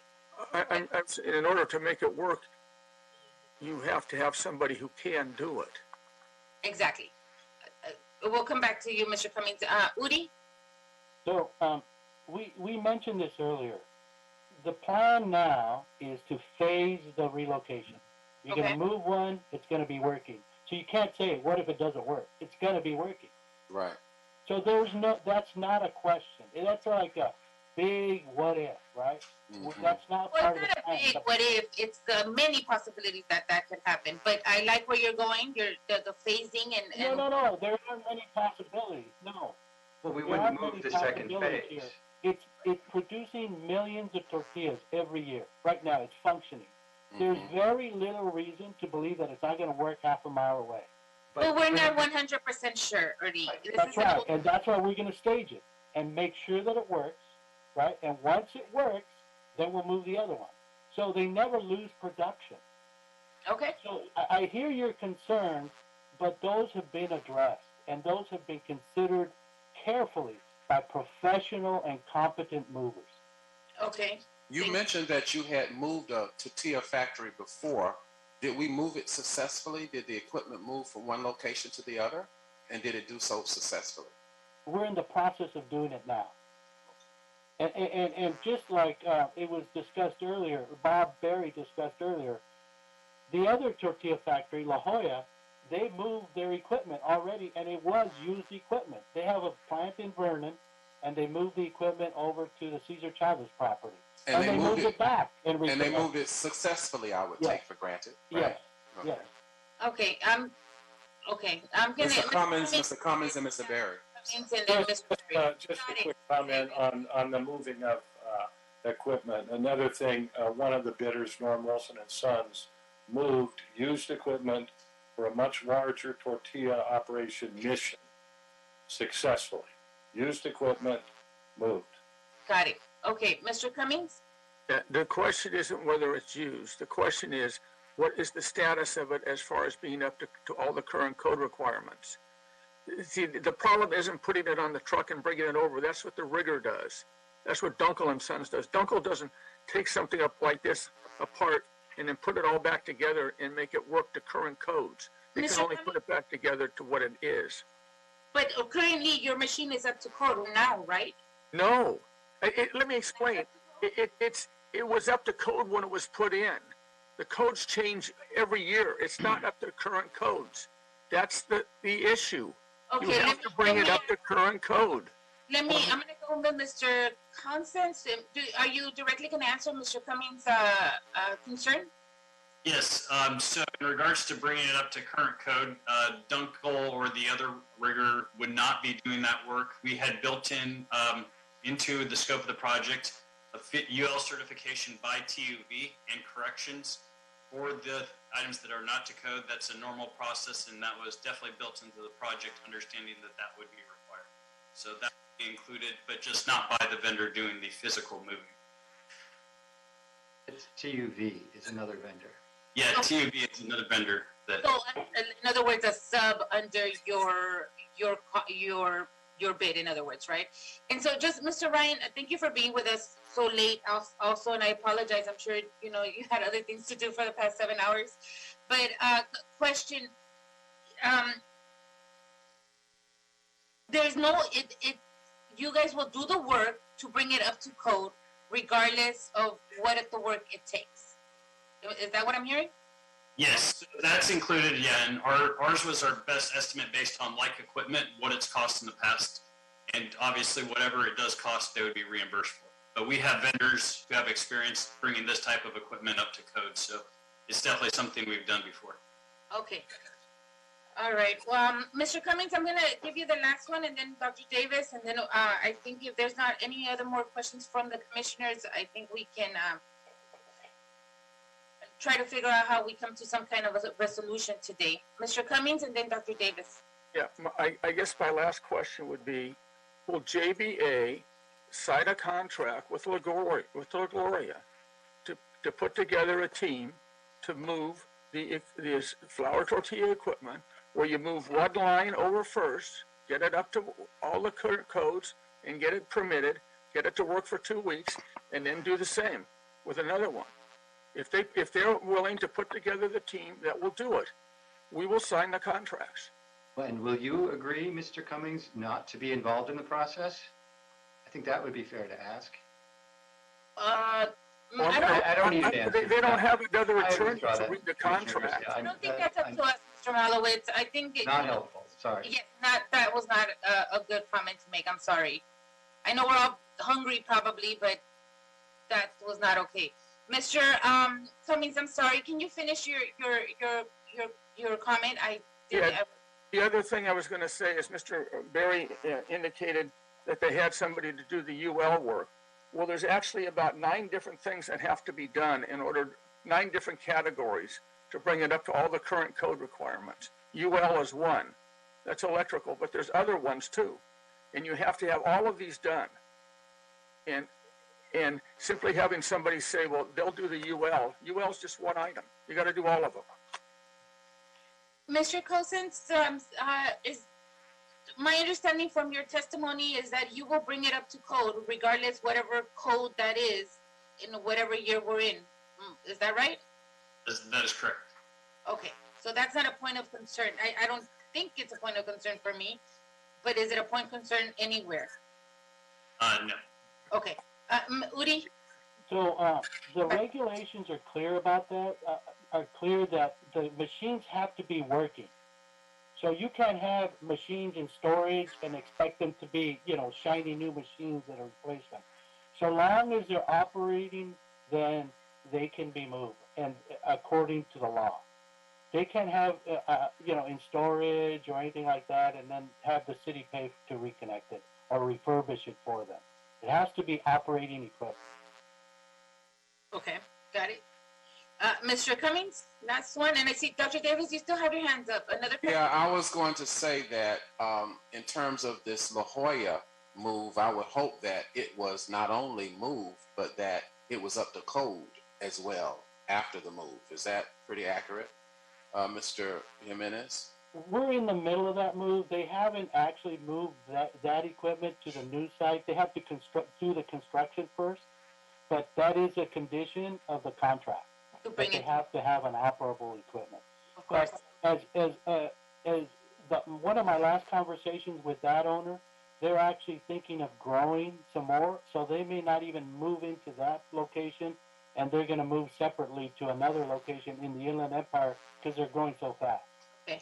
So my final comment as we move towards resolution is that one of the things that we have said about this case is that there is always an opportunity to go back and get additional funds when it's needed to solve the problem. That the city is bringing forth, as is in the necessary process of negotiation, its offer based upon its assessment of what is required to get the job done. And of course, on the other side of the table of the negotiation, Lahara is going to try to get as much money as it can get. I mean, this is how it works. And so we are really trying to move towards resolution as a board because we've gone back and forth with this stuff. We were doing this in December. And while time is important and of the essence, we don't want to deny anyone their rights, but we do want to move towards resolutions. So I think that, a time certain, not back and forth every month. It doesn't take every month to do this, and we need not tolerate every month back and forth with either the department or LaGuardia for that matter. We need to give a time, a requirement, a certain amount of time for them to come to a resolution from our position. We're not going to baby them every month. That's too much work. If we did that with every deal, we'd be doing babying everybody every month, coming back to us. I'm not going to do that. And we shouldn't require that. We need a resolution by a certain time. What is required in that is what they should tell us. Thank you, Dr. Davis. Mr. Cummings? Yeah, why don't you give us 90 days to work out the contract with JBA and have them move it? Why don't we? Okay, that sounds like a good compromise. I wouldn't put JBA on the hook for this. The responsibility is of the owner to find a contractor to do the move. JBA may not want to work with Mr. Cummings. That's a possibility. So I'm not going to speak for JBA. Right. And I think that they provided the information that we asked them to, but I'm not going to say that JBA should or shouldn't enter. Well, why don't we take the concept conceptually and generally, because it's a great concept. We won't be specific, but we will be general. We'll give you the framework, and you guys are intelligent enough to come up with the specifics, including Mr. Cummings deciding specifically who he wants his client to work with. So why don't we just conceptually accept that, Madam Chairperson? I'm gonna, two things on this. So I like the position that Mr. Cummings is coming. He's trying to find a solution to all this. This was the situation. BOE went ahead and got a separate consultant without, coming to the board and doing all that. And that was Mr. Berry's or JBA. Nothing against Mr. Berry or JBA at all. We're thankful for what you did. The process that got us there is the part that we're having a little situation here. However, Uri, we've been fighting over this invoice for so long, and now it's kind of it's up in the air. So you're right, Mr. Cummings. Maybe we should give part of the amendment could be that we give a time lapse for you to work out a contract or work out whatever you need to work out with Mr. Berry. And if Mr. Berry denies that, then you have to go find another contractor to do that. Right? Am I right about that? Okay. Mr. Berry has his hand up, Madam Chair.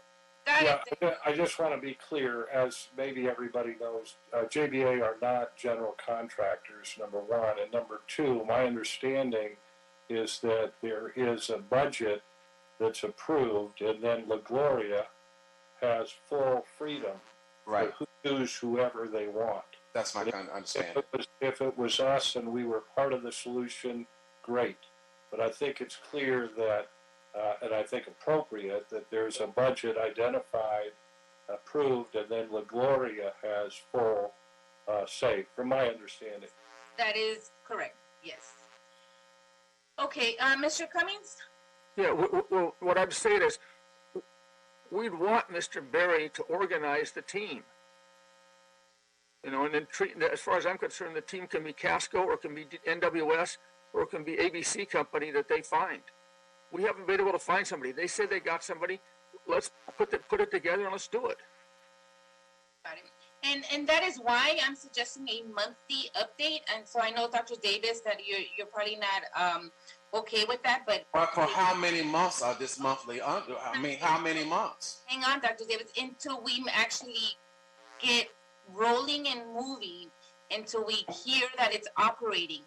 And there might be months that nothing happens, but there might be months. We're not going to tolerate that. There are months, every month something needs to be happening. Exactly. Come on, I'm not going to sit here for a year and having them Tinkerbell us for 12 months. No. Exactly. And that is absolutely not. Exactly my point as well, Dr. Davis. That is the point of having monthly updates. Well, I think we should only have 2-3 months update at the most. So that the ball rolls and that we actually come to a resolution all the time. We're not going to debate on what we're approving today every month. It's just where are we? Where are we with the move? Have they moved? Have they started? Did they go? Did they submit an invoice? Those are the kind of conversations I want to have on a monthly monthly basis. Here's what I think, Madam Chair. Dr. Davis, I'm gonna hang on. Okay. And I can put that, because we're not the only commissioners. We have Commissioner Colosa and we have Commissioner Villegas. Sure. If they think that monthly is too much, I'm fine with changing that. I have no problem. Yeah. If they think that every 3 months is better, that's fine. But we go back to, again, we need to get this ball rolling, we need to move it forward, and we need to be fair to both entities, the city and La Gloria. So I'm suggesting a monthly update. That doesn't mean that, I would want to hear Villegas comment on that, and I want to hear Colosa's comment. Maybe it's bi-monthly. Okay, let me just say this while we're waiting. I just think that's too much. It's just too much. And I agree. I think that we need to give them at most 3 months. That's what some of the professionals have asked for, 3 months. And this ball has been rolling for at least 1 or 2, 3 years is what I've understood. So with that, I'll just, listen to what our colleagues have to say. Understood. And I'm open to that. I'm not stuck on 1 month, but I don't also want it to be 3 months and we get a report and, hey, nothing has happened. Not that. Oh, I hear what you're saying on that, but not for all, no, not month to month. So I'm going to, Commissioner, and we haven't put a motion together yet. We're just kind of talking about this right now, by the way.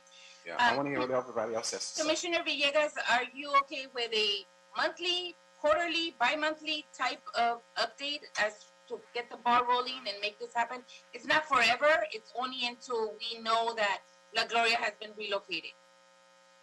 And now I think it's, I'm trying to compartmentalize this so that I understand it. So I'm just going to regurgitate it back. I still see that we still have an item before our board. And then we have the other piece that Mr. Cummings said that he wants to get 90 days to work with Mr. Berry to pick out a team and to try to identify Mr. Berry's discretion who they're going to comprise as a team to go forward. Then we have either like a monthly or a quarterly review, or maybe every other month, I'm not sure, to review. I'm thinking, is it to review the progress on the work that's going to be happening if we approve today's board letter, or is it to ensure that during this 90 days that they are really working together to comprise a team to make this move? Mm-hmm. I think, to answer your question, both, honestly, Commissioner Villegas, I think both is important. I want to hear just kind of how it's going. They hire, they're moving, the machine is in the truck, whatever it is on that day. That's what I'm looking for, not to make decisions. Otherwise, it's just an update so that we know that we're all working together. Okay. That's really what I'm looking for. Like, all right. Then knowing very well that if we move forward with the process that Mr. Cummings is requesting, we still have that budget that BOE had identified that we have to either stick to or adjust for, inflation or, what do we call it? Like estimates or increases. We still have to adjust for that. So if we go with this process, this team that's going to be made up needs to abide by this budget that BOE's already identified. Right. I think what we're saying, if we go based on what, and please correct me, Ted, if I speak out of line here, if we go based on, after, moving forward with today's recommendations, adding amendments to it, which includes a monthly or bi-monthly or quarterly report back to the board, that is that piece of it. And that I think that's exactly why I want to do it. If Mr. Cummings and his team say that it costs $85,000 versus $70,000 for the move because gas is more expensive now than it was a year ago, then that's something that can come to the board, because one of the things that we want to make sure is that BOE is being fair and approving, and then secondly, not hassling for 10,000 or 5,000 or so forth. So we want to just have clear conversations of actuals, because at the end of the day, we just have to pay the actuals. And so I think it would be great for us to see actuals, what really did happen. Is that? I think, yes, I think so. If I could just sort of, there's several amendments that I think will be needed. One would be along the lines of what you're saying, which is maybe an instruction to the Bureau of Engineering to report back on whatever periodic basis you decide upon, monthly, quarterly, whatever. I mean, I'll remind you, you have weekly reports from street services, but please do not do that here. And it could be a verbal report. And, you know, Mr. Cummings and La Gloria, you know, folks, they're very smart people. They know they can come to the Board of Public Works anytime they want and exercise their right to make public comment and just tell you if something is amiss. So that would be the first amendment. Another amendment, which I think, I don't know if Uri was going to try to pencil something out, but we'll just clarify that whatever the approved budget is, it would include, and I don't think you actually need to say this because the law already provides it, but an ability to,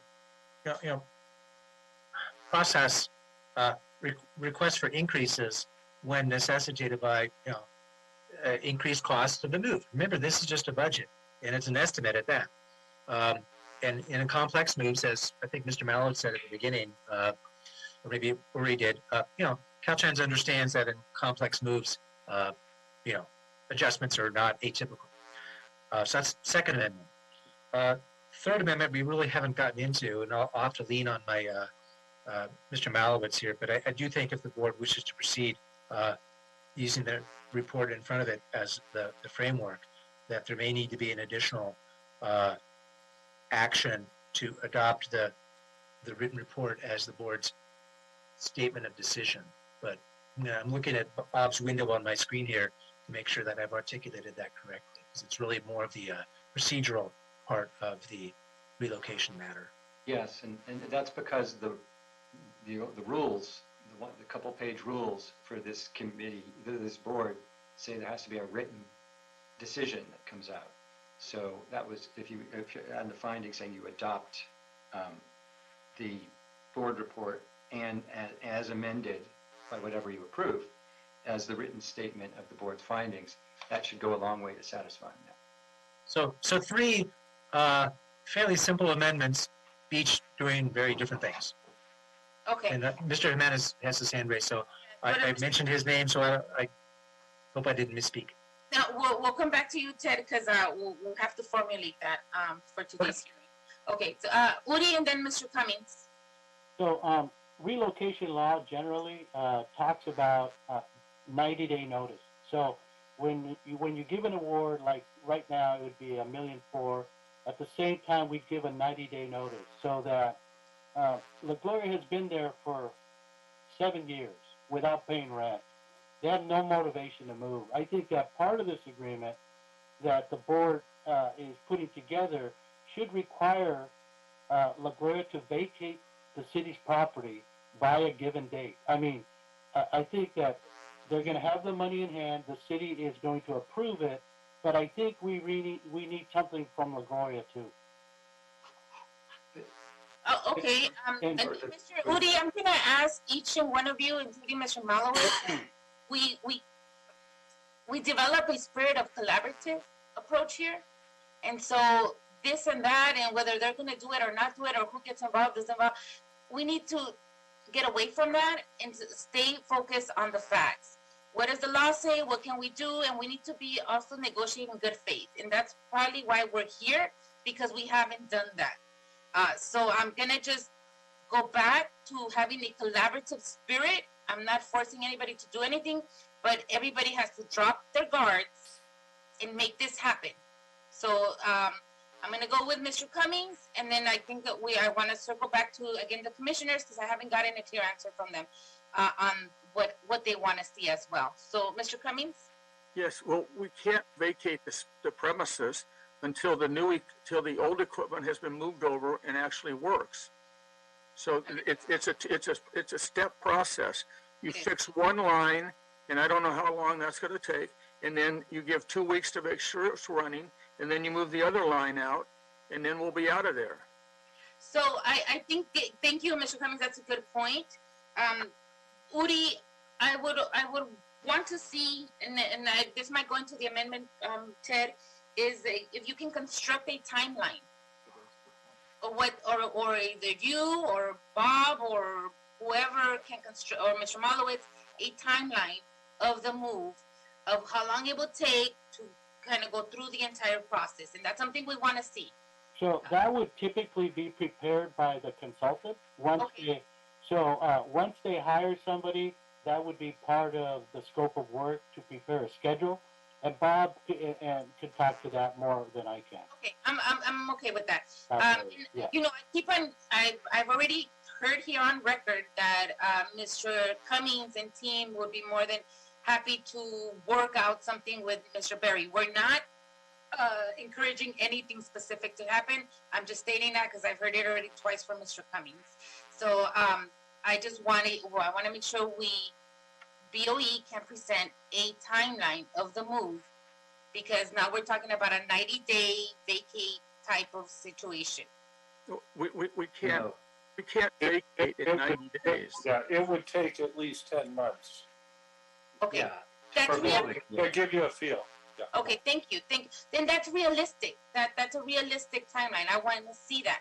So does that 10-month conflict with whatever law you were talking about, Uri, of a 90-day vacate situation? So we need a commitment, and obviously, if the equipment can't be moved for 10 months, we would work with the displacee. But at this point, we have to get a commitment from LaGloria to move out. We can't have it more than a year or whatever that number is. If JBA says, or for now, or whoever it is that they contract said that they could do it in 9 months, they have to promise to be out in 12 months. I mean, we'll work with them, but we can't let them sit there rent-free. And they have to pay rent for the next 10 months. We can put our expectation when the... Thank you, Uri. Yeah. I was going to say Mr. Cummings is right. We can't... We're talking about a two-phase move. So the key sort of initial step is some progress to making that first step. And in your formulation of some kind of reporting back to you, having been involved in this now for a couple of years, there have been delays on both sides. So maybe frequent reports at the beginning, and then after maybe 3 months, you as the board revisit it. At that point, how often do you want to see reports back? Because Commissioner Davis is right. You don't want to hear from us every month forever. But, no, we don't. But I think it would be helpful early on to have frequent reports, because it will help us all just move. It'll keep us moving, because we have to keep reporting back to you. Yeah, I agree 100% with what you just said, Mr. Malowitz. I do, and that is why I feel that monthly are quite important at the beginning. I don't expect that for 10 months every month, but maybe the first 1, 2, 3, 4, 5 months we do, until we see some movement happening, and then we can ease off on this updated reporting. Again, I'm not the only one that makes that decision. I want to hear from my colleagues on that too. Mr. Cummings, one more time, and then I'm going to go with my colleague Calosa and then Villegas to feel what they are comfortable with on reporting back. In addition, Ted, can you also add that we want to see some type of timeline in one of these report backs, either from BOE, from whomever? Well, I think that you have to eliminate number 5, which says it's the final action, because we're going to be coming back here month after month. No. But you won't be coming. We're not going to be deciding. We're going to be hearing. It's an oral update. Yes, we need a final action from this Board of Appeals, Mr. Cummings. Not because that's going to be the final word on anything, but really it's for your client so that you have standing, if you don't like it, to challenge it. You have to have a final answer on the budget estimate. So but we don't want to. Well, we have to we don't want to be forced to file a mandamus action to maintain our We simply want to be able to work a deal with Mr. Berry and have him move us. Well, we can discuss tolling agreements and things like that out separately, but this board has to come to a final decision. You're entitled to one, and we're required to give you one. Yes, yes, we have to come to a final decision. I'm gonna go, Mr. Berry, because you're raising your hand, but I do want to move on from this. Mr. Berry? Yeah, just very quickly, whether it's us or somebody else, you could have a very simple schedule, Microsoft project schedule, let's say 10, 12 months, and that could be updated monthly so that it would take no one any time to see how we're doing. And then you could have the budget, let's say that whatever you approve is X, and then each month you could just have an update. So steel price goes up, this is equating to $3,500 more for your review and approval. The cost of the upgrade of the power panel was estimated at X, and now it's Y. You could have that. So I think there could be quite an efficient way for your board to stay in tune, and it would be sensitive to LaGloria in that the timeline would be charging forward, but if and when there are increased prices that have been discussed at length can be approved, that could be a relatively smooth tracking. Agreed. And again, I don't, I specifically, unless my colleagues want more, I just want to know, you're working out a deal, contract was signed, we're packing up, we're moving, just when all this is going to happen, so we can have a time frame and it's not just up in the air the whole time. So I like what you said, Mr. Berry. So I hope you, I'll stop there. I like what you said, Mr. Berry. Okay, Mr. Cummings, you still have your hand up. I just want to make sure that we hear everything you have to say. Yes, I think we have to, if the board adopts the recommendations except as amended, I think we have to have an agreement with Mr. Malowitz tonight that we're going to toll any requirement to file a mandamus, extend the time to file a mandamus by 90 days so we can work this out with Mr. Berry and get it moving. I have to take that question up to the head of the city attorney's office. I can't enter into tolling agreements on my own without checking. But as Commissioner Garcia has indicated, we should work cooperatively to avoid litigation and to get the project done. Mr. Mandamus is 30 days from the decision. Well, Mr. Malowitz, what's the time period for the mandamus? I haven't. I'm gonna move us away from that conversation because that's not on the table today.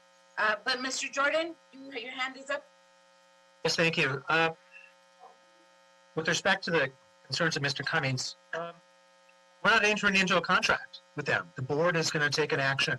The board is the master of the action that it takes. I agree with the recommendation. I think item number 5 should be in there, but I do appreciate the concerns that Mr. Cummings is raising.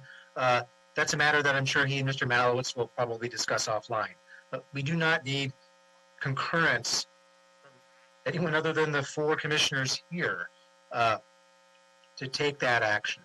And at your convenience, I've penciled out sort of some draft language for 3 separate amendments, but I'll defer to you whenever you think it's appropriate for me to try to read those and see if you're agreeable to it. I think all I have in question right now, and I want Commissioner Calosa to also share anything she wants to share before we kind of get to that point. But my only thing is, and I want to be, really like working collaborative with everyone. That's the spirit we're all taking on what is a good report back, time frame, timelines, that kind of deal. So, I do want monthly because I just think that will get us all going, and in 3 months we'll see, what that looks like. But I haven't heard from Villegas if she wants monthly, bi-monthly, quarterly, and also Calosa. So I'm gonna go with Calosa first because I know she has not spoken for a while. Thank you, Madam Chair. I support the consensus of what I'm hearing from the board. If they want periodic updates. I think more than anything, we just want to see the success of La Gloria at their new location, and that they get everything that they're able to through the relocation process, about all the costs that they actually incur. And I know that, I fully believe in our team and in our ability to make sure that we're fair and transparent in how we do that work. So I think the plan that you outlined makes sense. And I agree as well with the recommendations in addition to the amendment that you're proposing. Also because we as a board haven't been functioning as the board, right? We've been functioning as the appeals board, which is why we haven't had the benefit of briefings. And that's really hard when we have been given so many binders and stuff to dissect on our own, which is very complicated. And so it's really imperative that we make a decision tonight so that we can actually function as the Board of Public Works instead of as the appeals board, which really binds our hands from having these other discussions with our team internally to fully understand other things that maybe it's harder to flesh out when this thing has really been dragged out for 2 decades, with many binders in front of us. So I really want to still be looking at this as the Board of Public Works, and really looking forward to moving forward. I know I'm ready to head into a vote whenever my colleagues are ready, but I really appreciate everyone's questions and concerns, and I appreciate all my colleagues and everything that they've brought forth, because I think it will make, the resolution of tonight that much more successful, and it's really to the benefit of the community, to the city, to La Gloria. So that's really it, and thanks, Madam Chair, for all the time that you're taking to make sure that everyone is heard. So. Thank you. Thank you, Commissioner Cruz. I appreciate your comments. That is the goal today, trying to get us to a compromise and a place where everybody feels that we can move forward. Commissioner Villegas, are you okay with periodically updates, either monthly, bi-monthly, quarterly? Yeah, I thank you for that. I too appreciate this process that you've taken us through, Madam Chair, and I think that going through a monthly process for the first at least 3 to 4 months, I think would be helpful, or even 5 months if that's needed. I think it would definitely be helpful just to keep everything moving. My questions are more just about process and how we're going to be able to get this through. One thing is having these amendments that we're talking about, and then just I need to understand how this 90-day period with Mr. Cummings and potentially Mr. Barry or whoever it is that they're going to pick, how that impacts this board letter. Got it. So the one thing to be clear, we have to take it out of the appeals board and move it back to us as commissioners. That gives us as a body of general managers. And so at that point, we can go back and ask all the process and all the questions we need to ask. So that's why we have to make a decision today so that we can act as general managers of the board to be able to oversee the process that's going to move on forward from this. I hope that was clear. If I'm not clear, it's already 7:30. So, Mr. Jordan, I think we need to take maybe like a 5 minute just break, just kind of make sure that we're all kind of on the same page. Mr. Cummings has his hand up. I just want to make sure everybody gets heard. There's no more questions on the table. There's no, something I didn't get from that table. So that's why I will take our time today to just finish that up. So, Mr. Cummings? Yes, we would request that number 3 not be approved because that would rescind La Gloria's right to receive relocation benefits. No. Good. Mr. Jordan, can you answer on that? Udi and Mr. Malowitz, I'm going to have Mr. Jordan answer that question.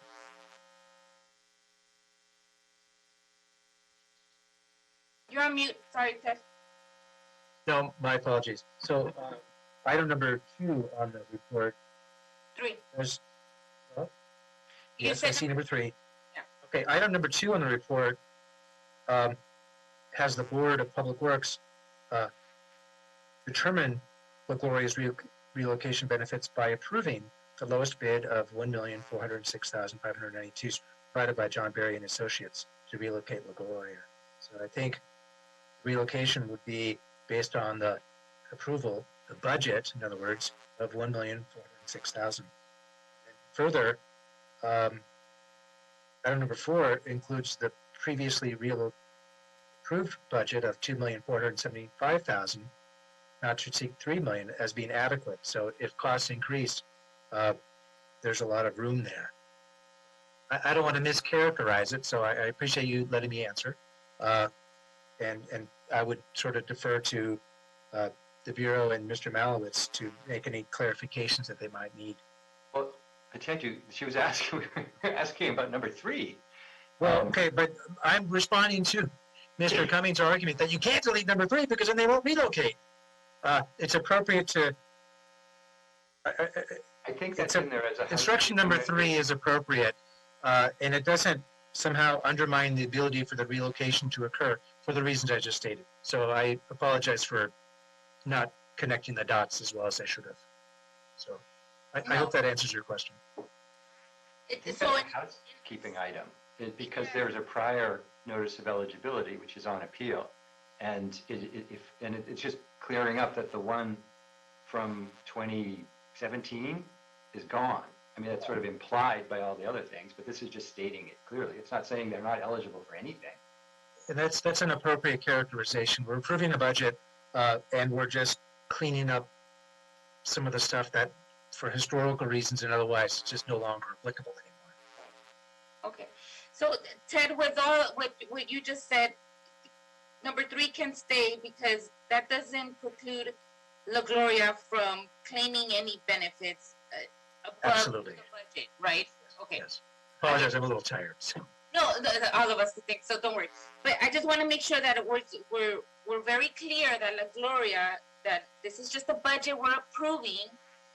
Actuals are different, and that's why this monitoring that's going to happen is so that we can all see the actuals, and that there isn't no he said, she said, that it's clear in public and everybody gets to see it. And we as a board, as general managers of Public Works, can now get clarifications on the process and protocols. So that's not, by leaving it there, is not going to preclude us from doing that, right?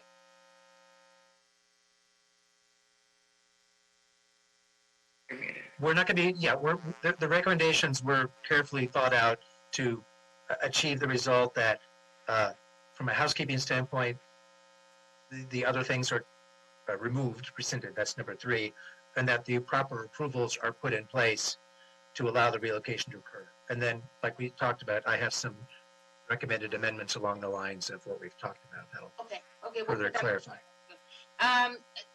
Commissioner Villegas, and then I think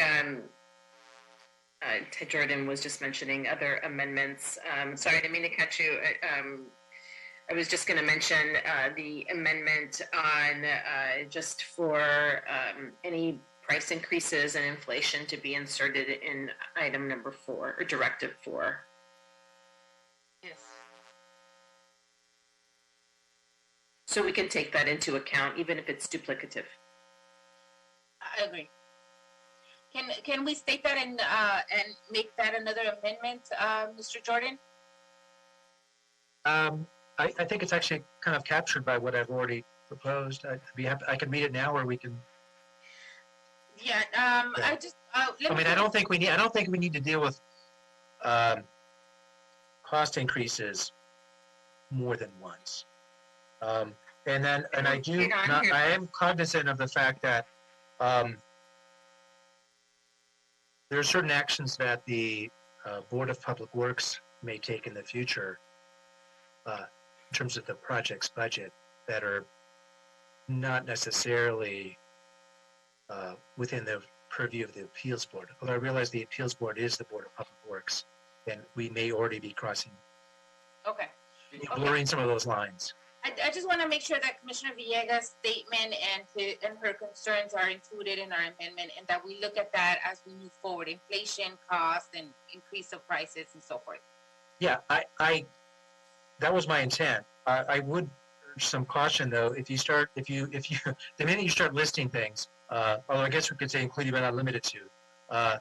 Well, if a cost increase occurs, that wasn't one of the things that we identified. Was it the intent that that be part of it? And then keep in mind, there's also there are legal limits. There are costs that will undoubtedly incur that are ineligible or capped. Okay, let's state that on also so that it's clear. Yeah. Mr. Jordan. I understand. I'm not trying to, change anything. I'm trying to reflect inflation. And we've all felt it over the last 5 months. And maybe because you're an attorney, you see law already included as part of this, but I want it on the record so that it is reflected on here. Agreed. Okay, Mr. Cummings. Yes. You have your hand up. I'm sorry. That can be taken off. My partner Danny Pranata controls the computer. I'm sorry. He wanted you to give us more questions. No problem. I'm gonna go with Uri as we're kind of getting to a formulation here. Uri? Yeah, I'll just repeat what I read earlier, one of my presentations. I said, talk about complex moves, where Caltrans says moves are likely to require an adjustment to work schedule or scope. And then I concluded with, therefore, adjustments for unforeseen circumstances or conditions like inflation are allowable under relocation law. Okay. And I think, Commissioner, thank you, That's Uri. helpful, Ted. Yeah, and I think Villegas' point is that we want to put it on the record, just making sure that it's on the clearly on the record. Yeah, and again, this this points towards clear communication, and so that we're all on the same page, and nobody here is talking out of ego, and we're all on a collaborative basis. I don't need to also be told 5 times the same quote that you already read from us previously. I don't need to be told. It's in the law. This is, we can acquiesce and we can, just include it. And I am saying that for the record because I feel that I'm being my opinion and something to reflect inflation is being belittled. No, Ted. Okay, thank you. Thank you. But that's how I interpret. Yeah. The 2 lawyers that are on this Zoom. That's how I interpret my comment or my amendment. That's how I interpret Mr. Jimenez's comments as well. So I just want it reflected so that we include inflation. There's nothing more than that. Okay? I've written it. It's written in my proposed amendment. I want to be extremely clear, and I can see, perhaps the frustration that LaGloria feels dealing with all of this. Just laying it on top. I've written it in. It's expressly in what I've written. That's good. Are you allowed to share it? So that. Well, we're not there yet, Mr. Holloway. Okay. I apologize. I'm not sure. I don't. Your process is new to me. I apologize. I'm hearing. Thank you.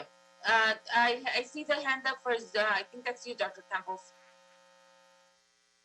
It is. Thank you, Madam Chair. Fernando Campos, Executive Officer. Just wanted to provide some suggestions that your board may want to consider. I'm hearing 3, possibly 4 amendments. And if you'd like, I can defer to Mr. Jordan as our counsel to provide those amendments or language to those amendments. But to capture those 3 and possibly 4, if I can suggest reading them into as a suggestion that your board can consider, and then your board can then take each of those amendments one by one, or you can consider them all together at the same time. If you'd like, I can go ahead and make those suggestions now, or if you prefer, I can defer to Mr. Jordan. Thank you, Dr. Campos. I think I'm going to refer to Mr. Jordan just because we've had him on this work the whole time. However, can you share with us what you have on the table so that we are 100% sure that we're all hearing the same thing? Absolutely, Madam Chair. There's 3, potentially 4 amendments that I've captured thus far. Again, these are just suggestions. The first amendment that I'm hearing is from is on recommendation number 4 of the report before you, and that is to include the following language: plus adjustments and estimates of inflation and price increases. That would be after the not to exceed $3 million mark. So in other words, recommendation 4 would be as amended to read: confirm that the previously approved relocation budget of $2,475,000 not to exceed $3 million plus adjustments and estimates of inflation and price increases is adequate to relocate, then the rest remains the same. That is potentially one amendment. The second amendment that I'm hearing as a discussion is to adopt a new recommendation, and that is adopt the December 8th, 2021 report as amended as the Relocation Appeals Board Statement of Decision. That's the second amendment. The third amendment is to instruct the Bureau of Engineering and request the appellant to provide monthly status update reports until further notice to the Board of Public Works on the relocation completion. And the fourth, again, this is a suggestion, and that is request the appellant to report back in 90 days on the status of the execution of a contract with its selected vendor to complete the relocation. So those are the 4 that I've captured thus far. Again, the first 3 have been solid discussions. The third one, some discussion on the fourth one. Thank you, Dr. Campos. I appreciate summarizing everything. Mr. Jordan, did you capture the same thing as Dr. Campos? Yeah, although I was looking at the if the authorization to for increases on the budget due to inflation and other causes. I was looking on item number 4 at the $2,475,000 figure, not the $3 million figure. I'd have to defer to the project side of the Bureau of Engineering on whether going above that $3 million number would actually require any further actions.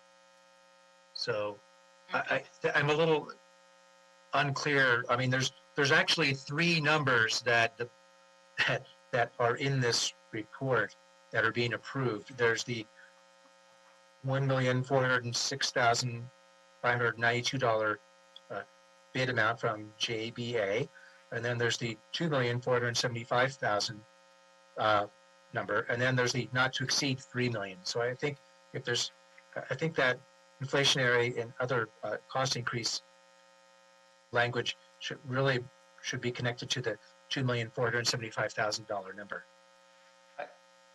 Mr. Jordan, would it be okay that if we strike not to exceed $3 million and that would? No, I don't think it would be.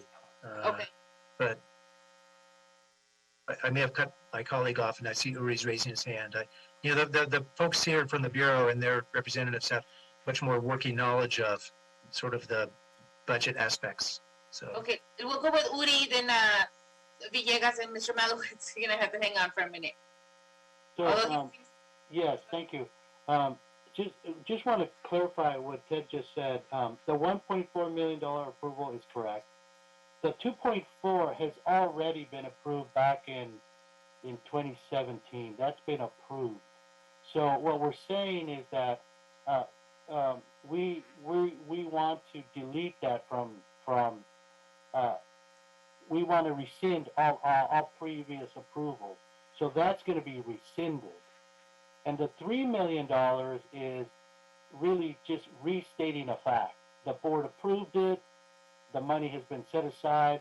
So if there's any cost overruns, we have the $3 million in place. Okay, so my original, before Dr. Campos read his language, I was going to propose that we add that cost increase language in a slightly different form in item number 2. And so where it says approving the lowest bid amount of $1,406,592 provided by John Berry Associates, I will read to you what I wrote down on my little post-it.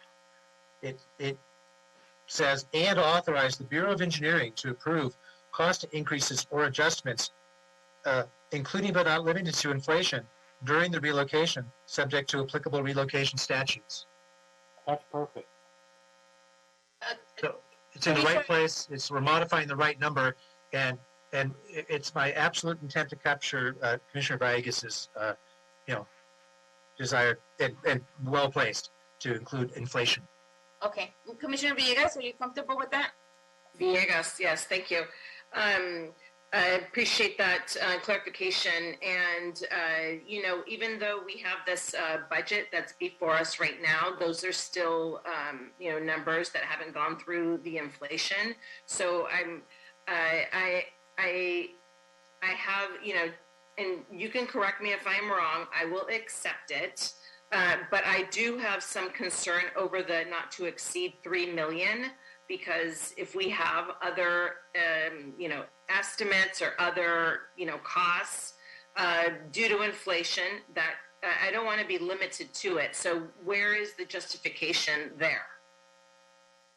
So I could answer that question. $3 million relocation, and this is for all projects that are federally funded. You cannot do the project if you need to spend whatever you need to spend for relocation. So, and I talked to LEDOT, and they understand that if for whatever unforeseen circumstance we need more than $3 million, we would increase that amount, and they would approve it. They're supportive of that. Oh, okay. So I think going back to that point, then why don't we strike that from here and just leave it open? Because when I read this, I also read not to exceed. Is you're telling me you can't go beyond 3 million? Well, it would be a separate request, and we would ask for more money. So it doesn't mean that there's a cap on relocation. It does not mean that at all. There's no cap on relocation. Okay, got it. Let me go with Mr. Malowitz, who's been waiting patiently. Thank you. Thank you for the clarification. I don't know that I want to stir the pot, but I think we might be able to just remove paragraph 4, because that's just a fact. Right now, it's just the Board of Public Works made that action. And as Mr. Jimenez said, should we need more, we'll have to go back to the Board of Public Works. So it's not within the power of this board, as it's sitting right now, to change that number. Maybe we don't need it in there at all. I would agree. It's just a fact, and we can't change it today, but we don't want to suggest that we would never go above 3 million. Exactly. I like that, because that's exactly, I think, has been our main point in this, is that we just don't want to see La Gloria not be compensated for what actuals are, or for them to have a hard time getting whatever an actual was. We don't want that to happen, hence the monitoring of this. So, Mr. Jordan, I know you're putting them together now. I got 2 more. All right, let's hear them. Okay, so I agree that as we look at these set of actions, number 4 should come out. I have written 2 proposed new instructions. I've numbered them number 6 and number 7. If we delete number 4, everything shifts up. So for the sake of clarity, I'm just going to say number 6 and number 7. Number 6 is instruct the Bureau of Engineering to report to the Board of Public Works on a monthly basis on the status of the La Gloria relocation, including a timeline on the relocation, subject to further direction of the Board of Public Works. I want the Board of Public Works, as the head of the department, to be able to go along and tell the Bureau, perhaps at the Bureau's recommendation, perhaps on the board's own motion, to let's have these things more often or less often. Or I also want you to give me some further details in your report. So at a minimum, report on the status on a monthly basis. And I've, in hearing your desire to specifically in that report include a timeline. And having a well-managed relocation, as Mr. Berry pointed out, would undoubtedly include just such a project timeline. And so now that project timeline, theoretically, that's kind of the property of La Gloria and whatever consultant it hires, but presumably they would be willing and happy to share it with us as, appropriate for our role as the overseer of the funding. So that would be my proposed recommendation number 6. Okay. And then lastly, just bear with me and I'll try to get through this quickly. My recommendation number 7 is, and Dr. Campos, I think, actually covered it perfectly. What I wrote on my post-it was adopt the December 8th, 2021 report from the Bureau of Engineering as the appeals board's statement of decision on this appeal. Okay, that covers that. That covers So all that's I used a lot of Post-its here because I had multiple drafts. That's okay, it. good. I am probably going to call you to kind of give us one condensed version of everything we're going to approve today, if it's approved. Mr. Cummings, I saw your hands up. You want to say something? You're on mute, sir. I'll back off. I'll just listen. Okay, I am asking for a comprehensive kind of recommendation to be read, so that we're all clear on what we're saying, because I know we had discussions on each and one of them. So, Ted? Thank you. And with the risk of stirring the pot, but in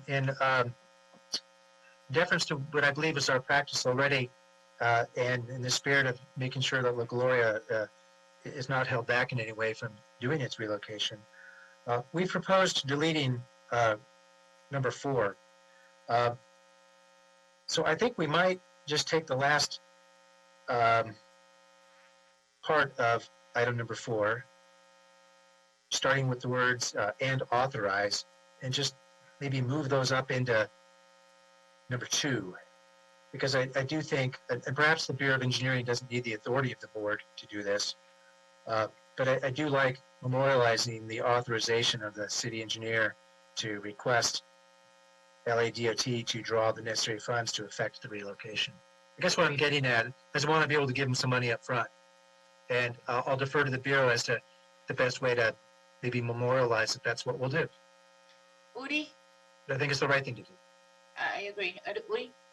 Yeah, so if we're going to rescind the previous authorization to spend the money, the 2.4, it would be good to get that authorization now.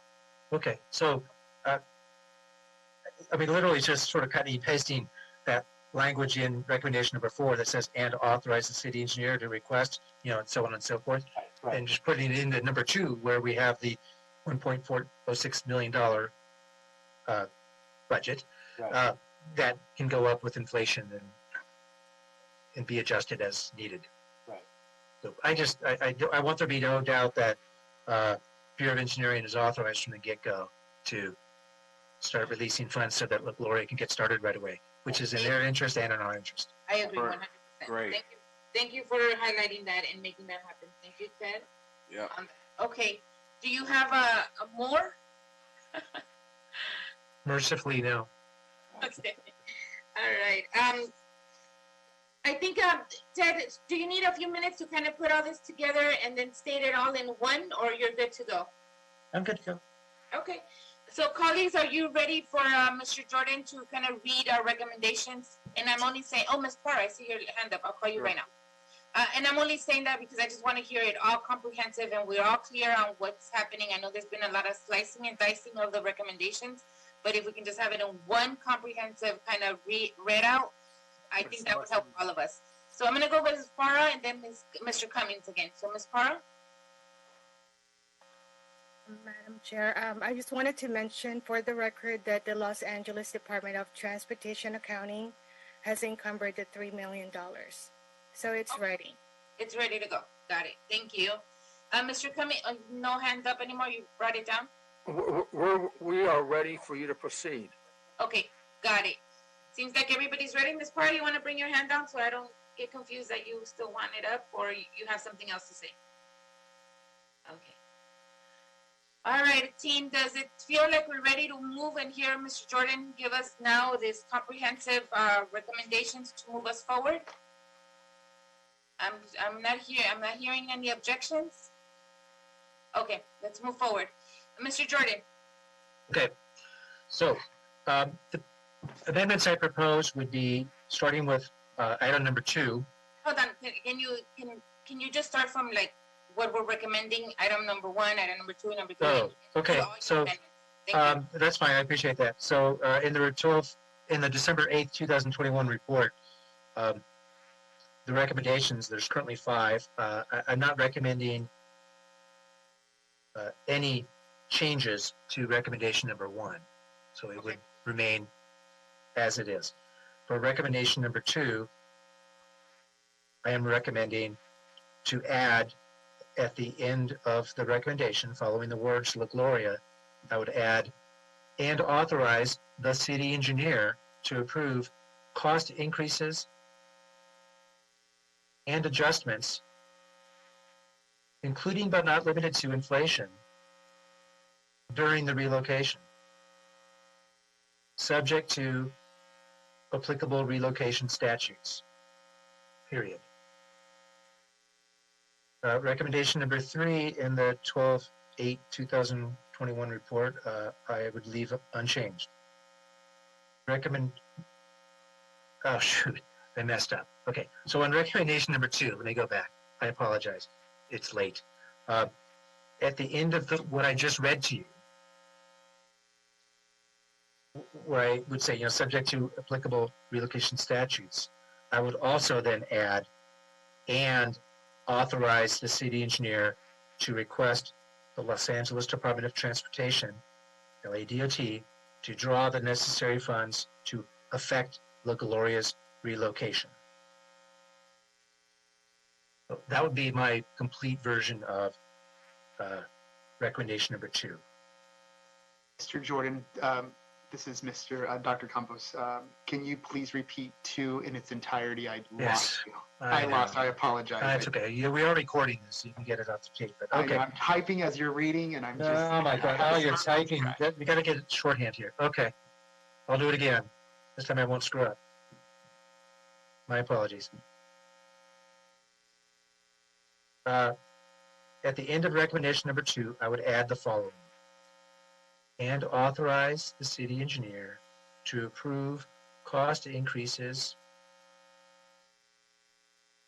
and adjustments, including but not limited to inflation, during the relocation, subject to applicable relocation statutes, comma, and authorize the city engineer to request the Los Angeles Department of Transportation to draw the necessary funds to effect La Gloria's relocation. Period. Teresa, does this satisfy your concern? Thank you, it does. Thank you. I'm sorry I had to go through that more than once. No, I'm happy we are doing this. Just to be So recommendation, yeah, and so thank you. So recommendation number 3, I would not change. Recommendation number 4, I would recommend that we delete it. Now I'm just going to go through and continue to read them by their number. Recommendation number 5, I would leave it the way it is, no change. I would add recommendation number 6. Instruct the Bureau of Engineering to report to the Board of Public Works on a monthly basis on the status of the La Gloria relocation, comma, including a timeline on the relocation, comma, subject to further direction of the Board of Public Works. My intent in here is that the Board of Public Works will have flexibility at its own motion or anyone else's to adjust what's in that report, its frequency, and so on. Yeah, I'm comfortable that way. And then lastly, my final recommended amendment is number 7, that the Appeals Board adopt the December 8th, 2021 report from the Bureau of Engineering as the Appeals Board's statement of decision on this appeal. Mr. Jordan, for clarification purpose, this does not, by us adding number 7, this does not say this is final and we're done and we're never going to hear it from anyone again, right? Well, we are saying in... For the Appeals Board. Yeah, I mean, yes. Correct. We are... I want to be careful with my answer. We are saying that this action here of the Appeals Board, which is approving the budget, is a final action of the Appeals Board. I don't know what other circumstances may arise that would be subject to the Board of Appeals, but the Board of Appeals approval of the budget is a final action. And for it, any other matters of procedures or moving forward, then we take it as the Board of Public Works, right? Yes. Got it. Okay. Everybody's clear on that? I just wanted to say any other items that we would take as a Board of Public Works, those would include in the event this budget exceeds the $3 million for permission to be able to grant those funds, correct? Yes. Okay, I just wanted to make sure that we're all on record knowing that. Yes. Okay. Mr. Cummings, I want to just give you just, kind of the floor before we kind of close on this and we move forward on finalizing today. I think we should proceed as Mr. Jordan has suggested, with the understanding of the comments by both the commissioners and Mr. Jordan. Noted. Thank you. And yes, that is what we're trying to do here, that everybody's crystal clear on what's happening next and what we're doing, what we're voting on, what happens after today, and so on. Anyone else have anything to say before we move on to moving forward?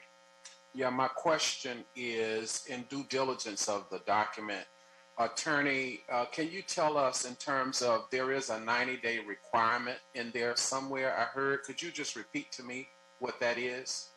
You said There is no 90-day requirement in anything I just read out loud. Okay, I thought that, Madam Chair, we were requiring them to get back with us in 90 days to...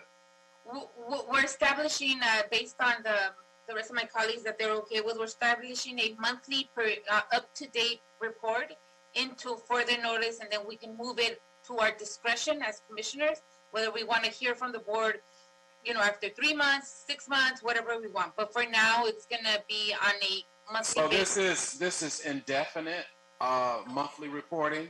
No, it's not indefinite. What is it? It's until we have La Gloria has relocated and is operating in the new location.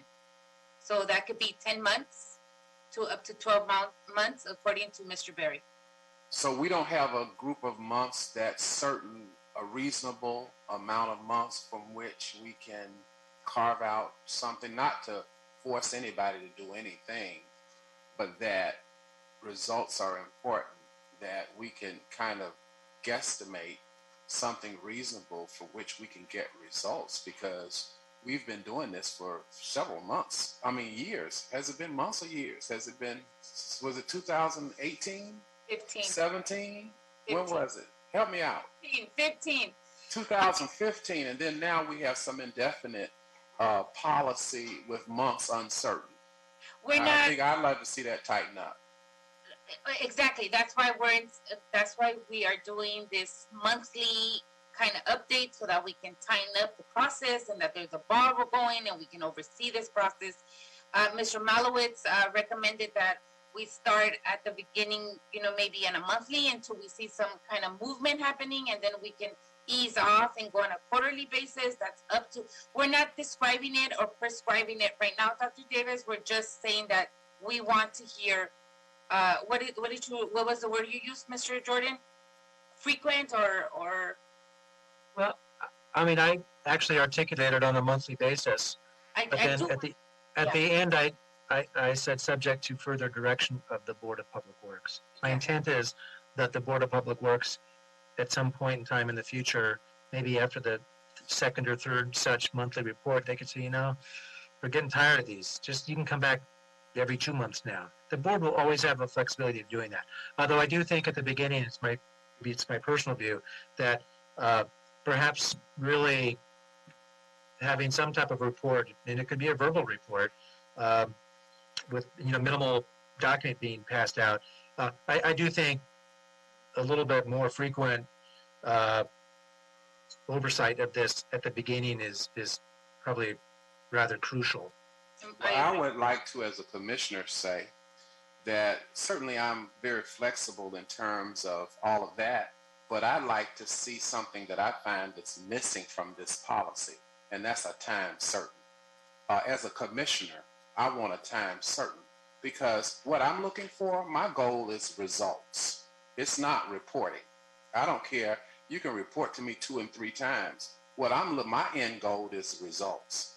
I think that since 2017, there's got to be a time certain for which we can arrive at a solution. And I have the faith in the people on the screen that they can come to a resolution if we give them a reasonable time. I don't want to be unreasonable, but I don't want no open document. I want something certain.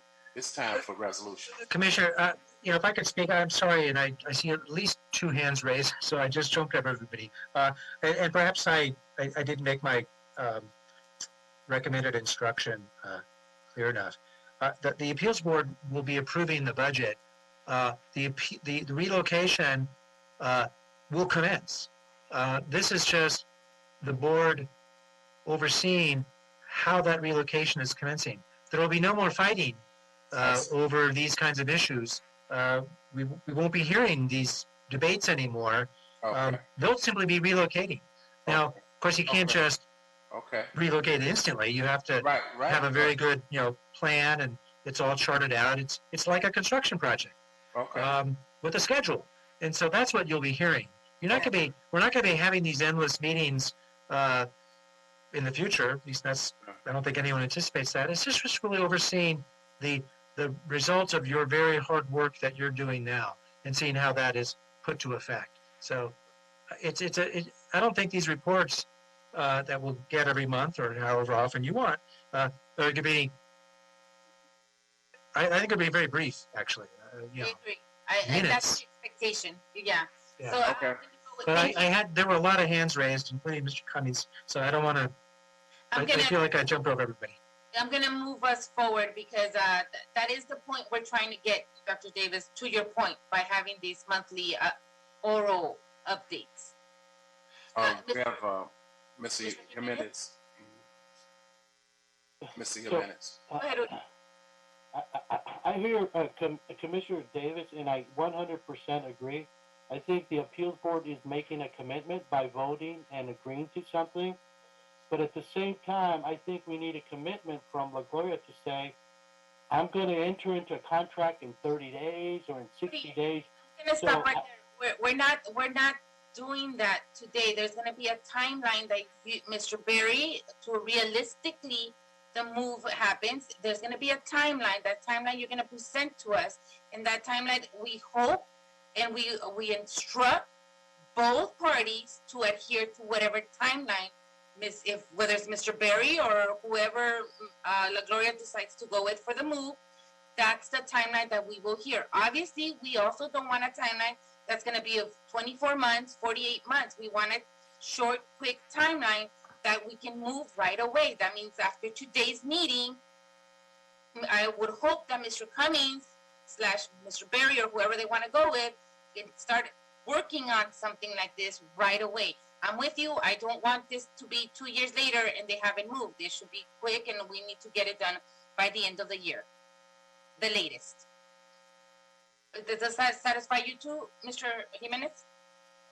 Yes, because we're happy to report to the board, but at the same time, I think we need a commitment. And I think Commissioner Davis, that's what I'm hearing, Commissioner Davis, and I agree. I think the board is taking a big step in the right direction, but I think that La Gloria also has to take that step along with the board and commit to entering into a contract by a certain date so that they can commit to the 12-month relocation period. That's what I'm saying. I agree with Dr. Davis. Thank you, Mr. Jimenez. Appreciate it. Thank you. Okay, I'm going to go again with Mr. Cummings, and then I want to get us to a point where we move forward. And so I'll have Mr. Jordan, we'll read into the record what we're going to vote for. So, Mr. Cummings? Yes, I would just request Mr. Berry to contact me on Monday at 10 o'clock, see what we can do to get things moving. Thank you. And at this point, Mr. Can I amend the motion to say that we would ask for them to give us a report back on their research within 90 days in terms of some possibilities of where they would like to move so that all parties can be working towards that resolution. If it doesn't happen in 90 days, that's fine. But I mean, just to sit here and just come on and report and come back and report to us and then come back and report to us for what? Dr. Davis. 90 days, get back with us on places that you have in mind to move if you're able to find something. And then if we have to extend it, fine. But at least we're moving in that direction. And the only reason why I want structure is because this has been happening since 2017. What's the problem? Dr. Davis, I think we have a common ground there, and you're saying 90. I'm even saying 30 days. So Okay. So even less than what you're saying. I would want to see something on the table. I think a month is if. But can we put that in the motion? Commissioner Davis, the location where they're relocating to is already established. They, in fact, own the property. It's 3455 East First Street. And I can tell you, I have been there myself personally. It's a really neat facility. They make corn tortillas there. And when this relocation is done, they're going to make both corn and flour tortillas there. And if you ever have a chance to visit, I would recommend it because I can tell you the La Gloria staff was really nice when I was there. Sure, I would love to do that. Okay, let's, Mr. Malowitz, you have one more thing to say? No, your hands up. No, let you continue. Thank you. Okay. Colleagues, I think we can satisfy everybody's comments, concern, and I think it's time to us to move this forward. Mr. Jordan, I almost feel like we should read it one more time for the record, but just at a flowing pace, a 1, 2, 3, 4. And then if anybody wants to place a motion, we can do that once Mr. Jordan is done. Third time's the charm. Yeah, but just like 1, 2, 3, 4, 5. There you go. 6, 7, whatever we're at. Okay. So looking at the December 8th, 2021 report from the Bureau of Engineering that currently has 5 recommendations for actions by the Appeals Board. My recommended amendments would be as follows. On item number 1, I would keep that unchanged. For item number 2, the end of item number 2, I would add the following: and authorize the city engineer to approve cost increases and adjustments, including but not limited to inflation during the relocation, subject to applicable relocation statutes, and authorize the city engineer to request the Los Angeles Department of Transportation, LADOT, to draw the necessary funds to effect La Gloria's relocation. Period. For recommendation number 3, I would leave it unchanged. On item number 4, I should say, I would delete it in its entirety. For item number 5, I would leave it the same, no changes. I would add item number 6, instruct the Bureau of Engineering to report to the Board of Public Works on a monthly basis on the status of the La Gloria relocation, including a timeline on the relocation, subject to further direction of the Board of Public Works. And lastly, I would add item number 7, adopt the December 8th, 2021 report as amended from the Bureau of Engineering as the Appeals Court's statement of decision on this appeal, period. Thank you. Dr. Campos, you concur with Mr. Jordan's his motions that he just read out? Yes, I do, and we do have an audio recording of it as well. Perfect, thank you. So now, colleagues, is there a motion on the table to move these items forward? So moved. Go ahead. Dr. Campos, we have a motion in place. There's a motion moved by Commissioner Calosa and second by Commissioner Villegas. And this is to adopt the report on item number 1 as amended, as stated by Mr. Jordan on the record. Exactly. We'll go ahead and start the voting tabulation. We'll start with you, Madam Chair. Aye. Commissioner Davis. Aye. Commissioner Calosa. Aye. And Commissioner Villegas. Aye. This item is adopted as amended. Madam Chair, would you like to consider this to go forthwith? Yes, please. And the motion is adopted unanimously as well. Yay! Well, thank you, everyone. It is now 8:19. The whole lot of time that I spent with all of you. I appreciate Mr. Cummings. Please send all of our regards to La Gloria and the team there. And, you know, we really much appreciate them and appreciate their business in the city. And we want to continue to be a partner to you and to the team at La Gloria. So please know that in the spirit of collaboration, BOE and our city attorneys will adopt that so that we can all work and come to a positive solution for all of us, everyone here. And that the community, because the community deserves it. The community deserves a nice place, and the community deserves a safe place also. So I appreciate everyone that was part of today's meeting at 1 o'clock, all the callers that came in, all of the folks that came in, our interpreters, all the folks that speak Spanish and that also had the courage to speak. I thank you for that as well. I want to thank Dr. Campos for managing multiple facets of today's meeting, and I want to thank, of course, everybody here involved. I want to give a special thanks to Mr. Ryan Cassens. It's like we've been torturing you all this time. So, you know, have a great weekend after right now. And with that said, Mr. Jordan, thank you for your help and your facilitation on today's meeting. I appreciate that. I hope I did a good job in making us and getting us to a conclusion. And I'm very much happy to serve in this board and in as my position today as chair of today's meeting. And I'm going to give the word back to Commissioner Villegas and Commissioner Calosa and Dr. Davis if they want to say any closing remarks. Commissioner Villegas?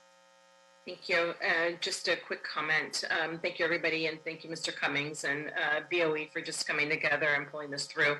I hope that the spirit of collaboration doesn't just end here, and it also permeates throughout the year. None of us want to make this difficult for anyone.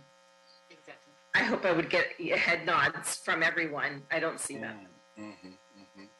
Well, I want to make sure that we expedite the service that we provide because of how long it has taken. Everyone deserves a speedy answer to relocating and getting adjusted in their new home, and I think we owe that to them. And so that is why I was so vigilant about time certain, and I've been promised verbally, though not in policy, that will happen, so I hope so. And then finally, I'd like to adjourn this meeting in the memory of a lady by the name of Gwen Green, who used to work in the 8th Council District. She was 95 years old. She worked in the city during the time in which she worked for Bob Farrell. But what was interesting about Gwen Green is that she went on to continue to do some work when she retired with SEIU. But she was 95, and one of the things that she did when she was younger was she was a community activist and worked with Dr. Martin Luther King during this period of time. But she lived here in Los Angeles, and so she passed today at 95 years old. And as we do our public service today, I'd like to reflect back upon our ancestors who've been involved in public service and those who worked in the city in the name of Mrs. Gwen Green. Thank you. Thank you, Dr. Davis. And I'm going to leave the last word to Commissioner Calosa. Thank you, Madam Chair. I have nothing else to add to what my colleagues already said. I agree with all the sentiments, and thank you, Commissioner Davis, for acknowledging, public servant. I'm so sorry to hear that they passed recently, and just thank you all for your time and efforts. Have a great weekend, and I'm so glad that we could move forward today. And thank you, Madam Chair. Thank you, everyone. Have a good weekend. Thank you. Bye-bye. Bye-bye, everybody.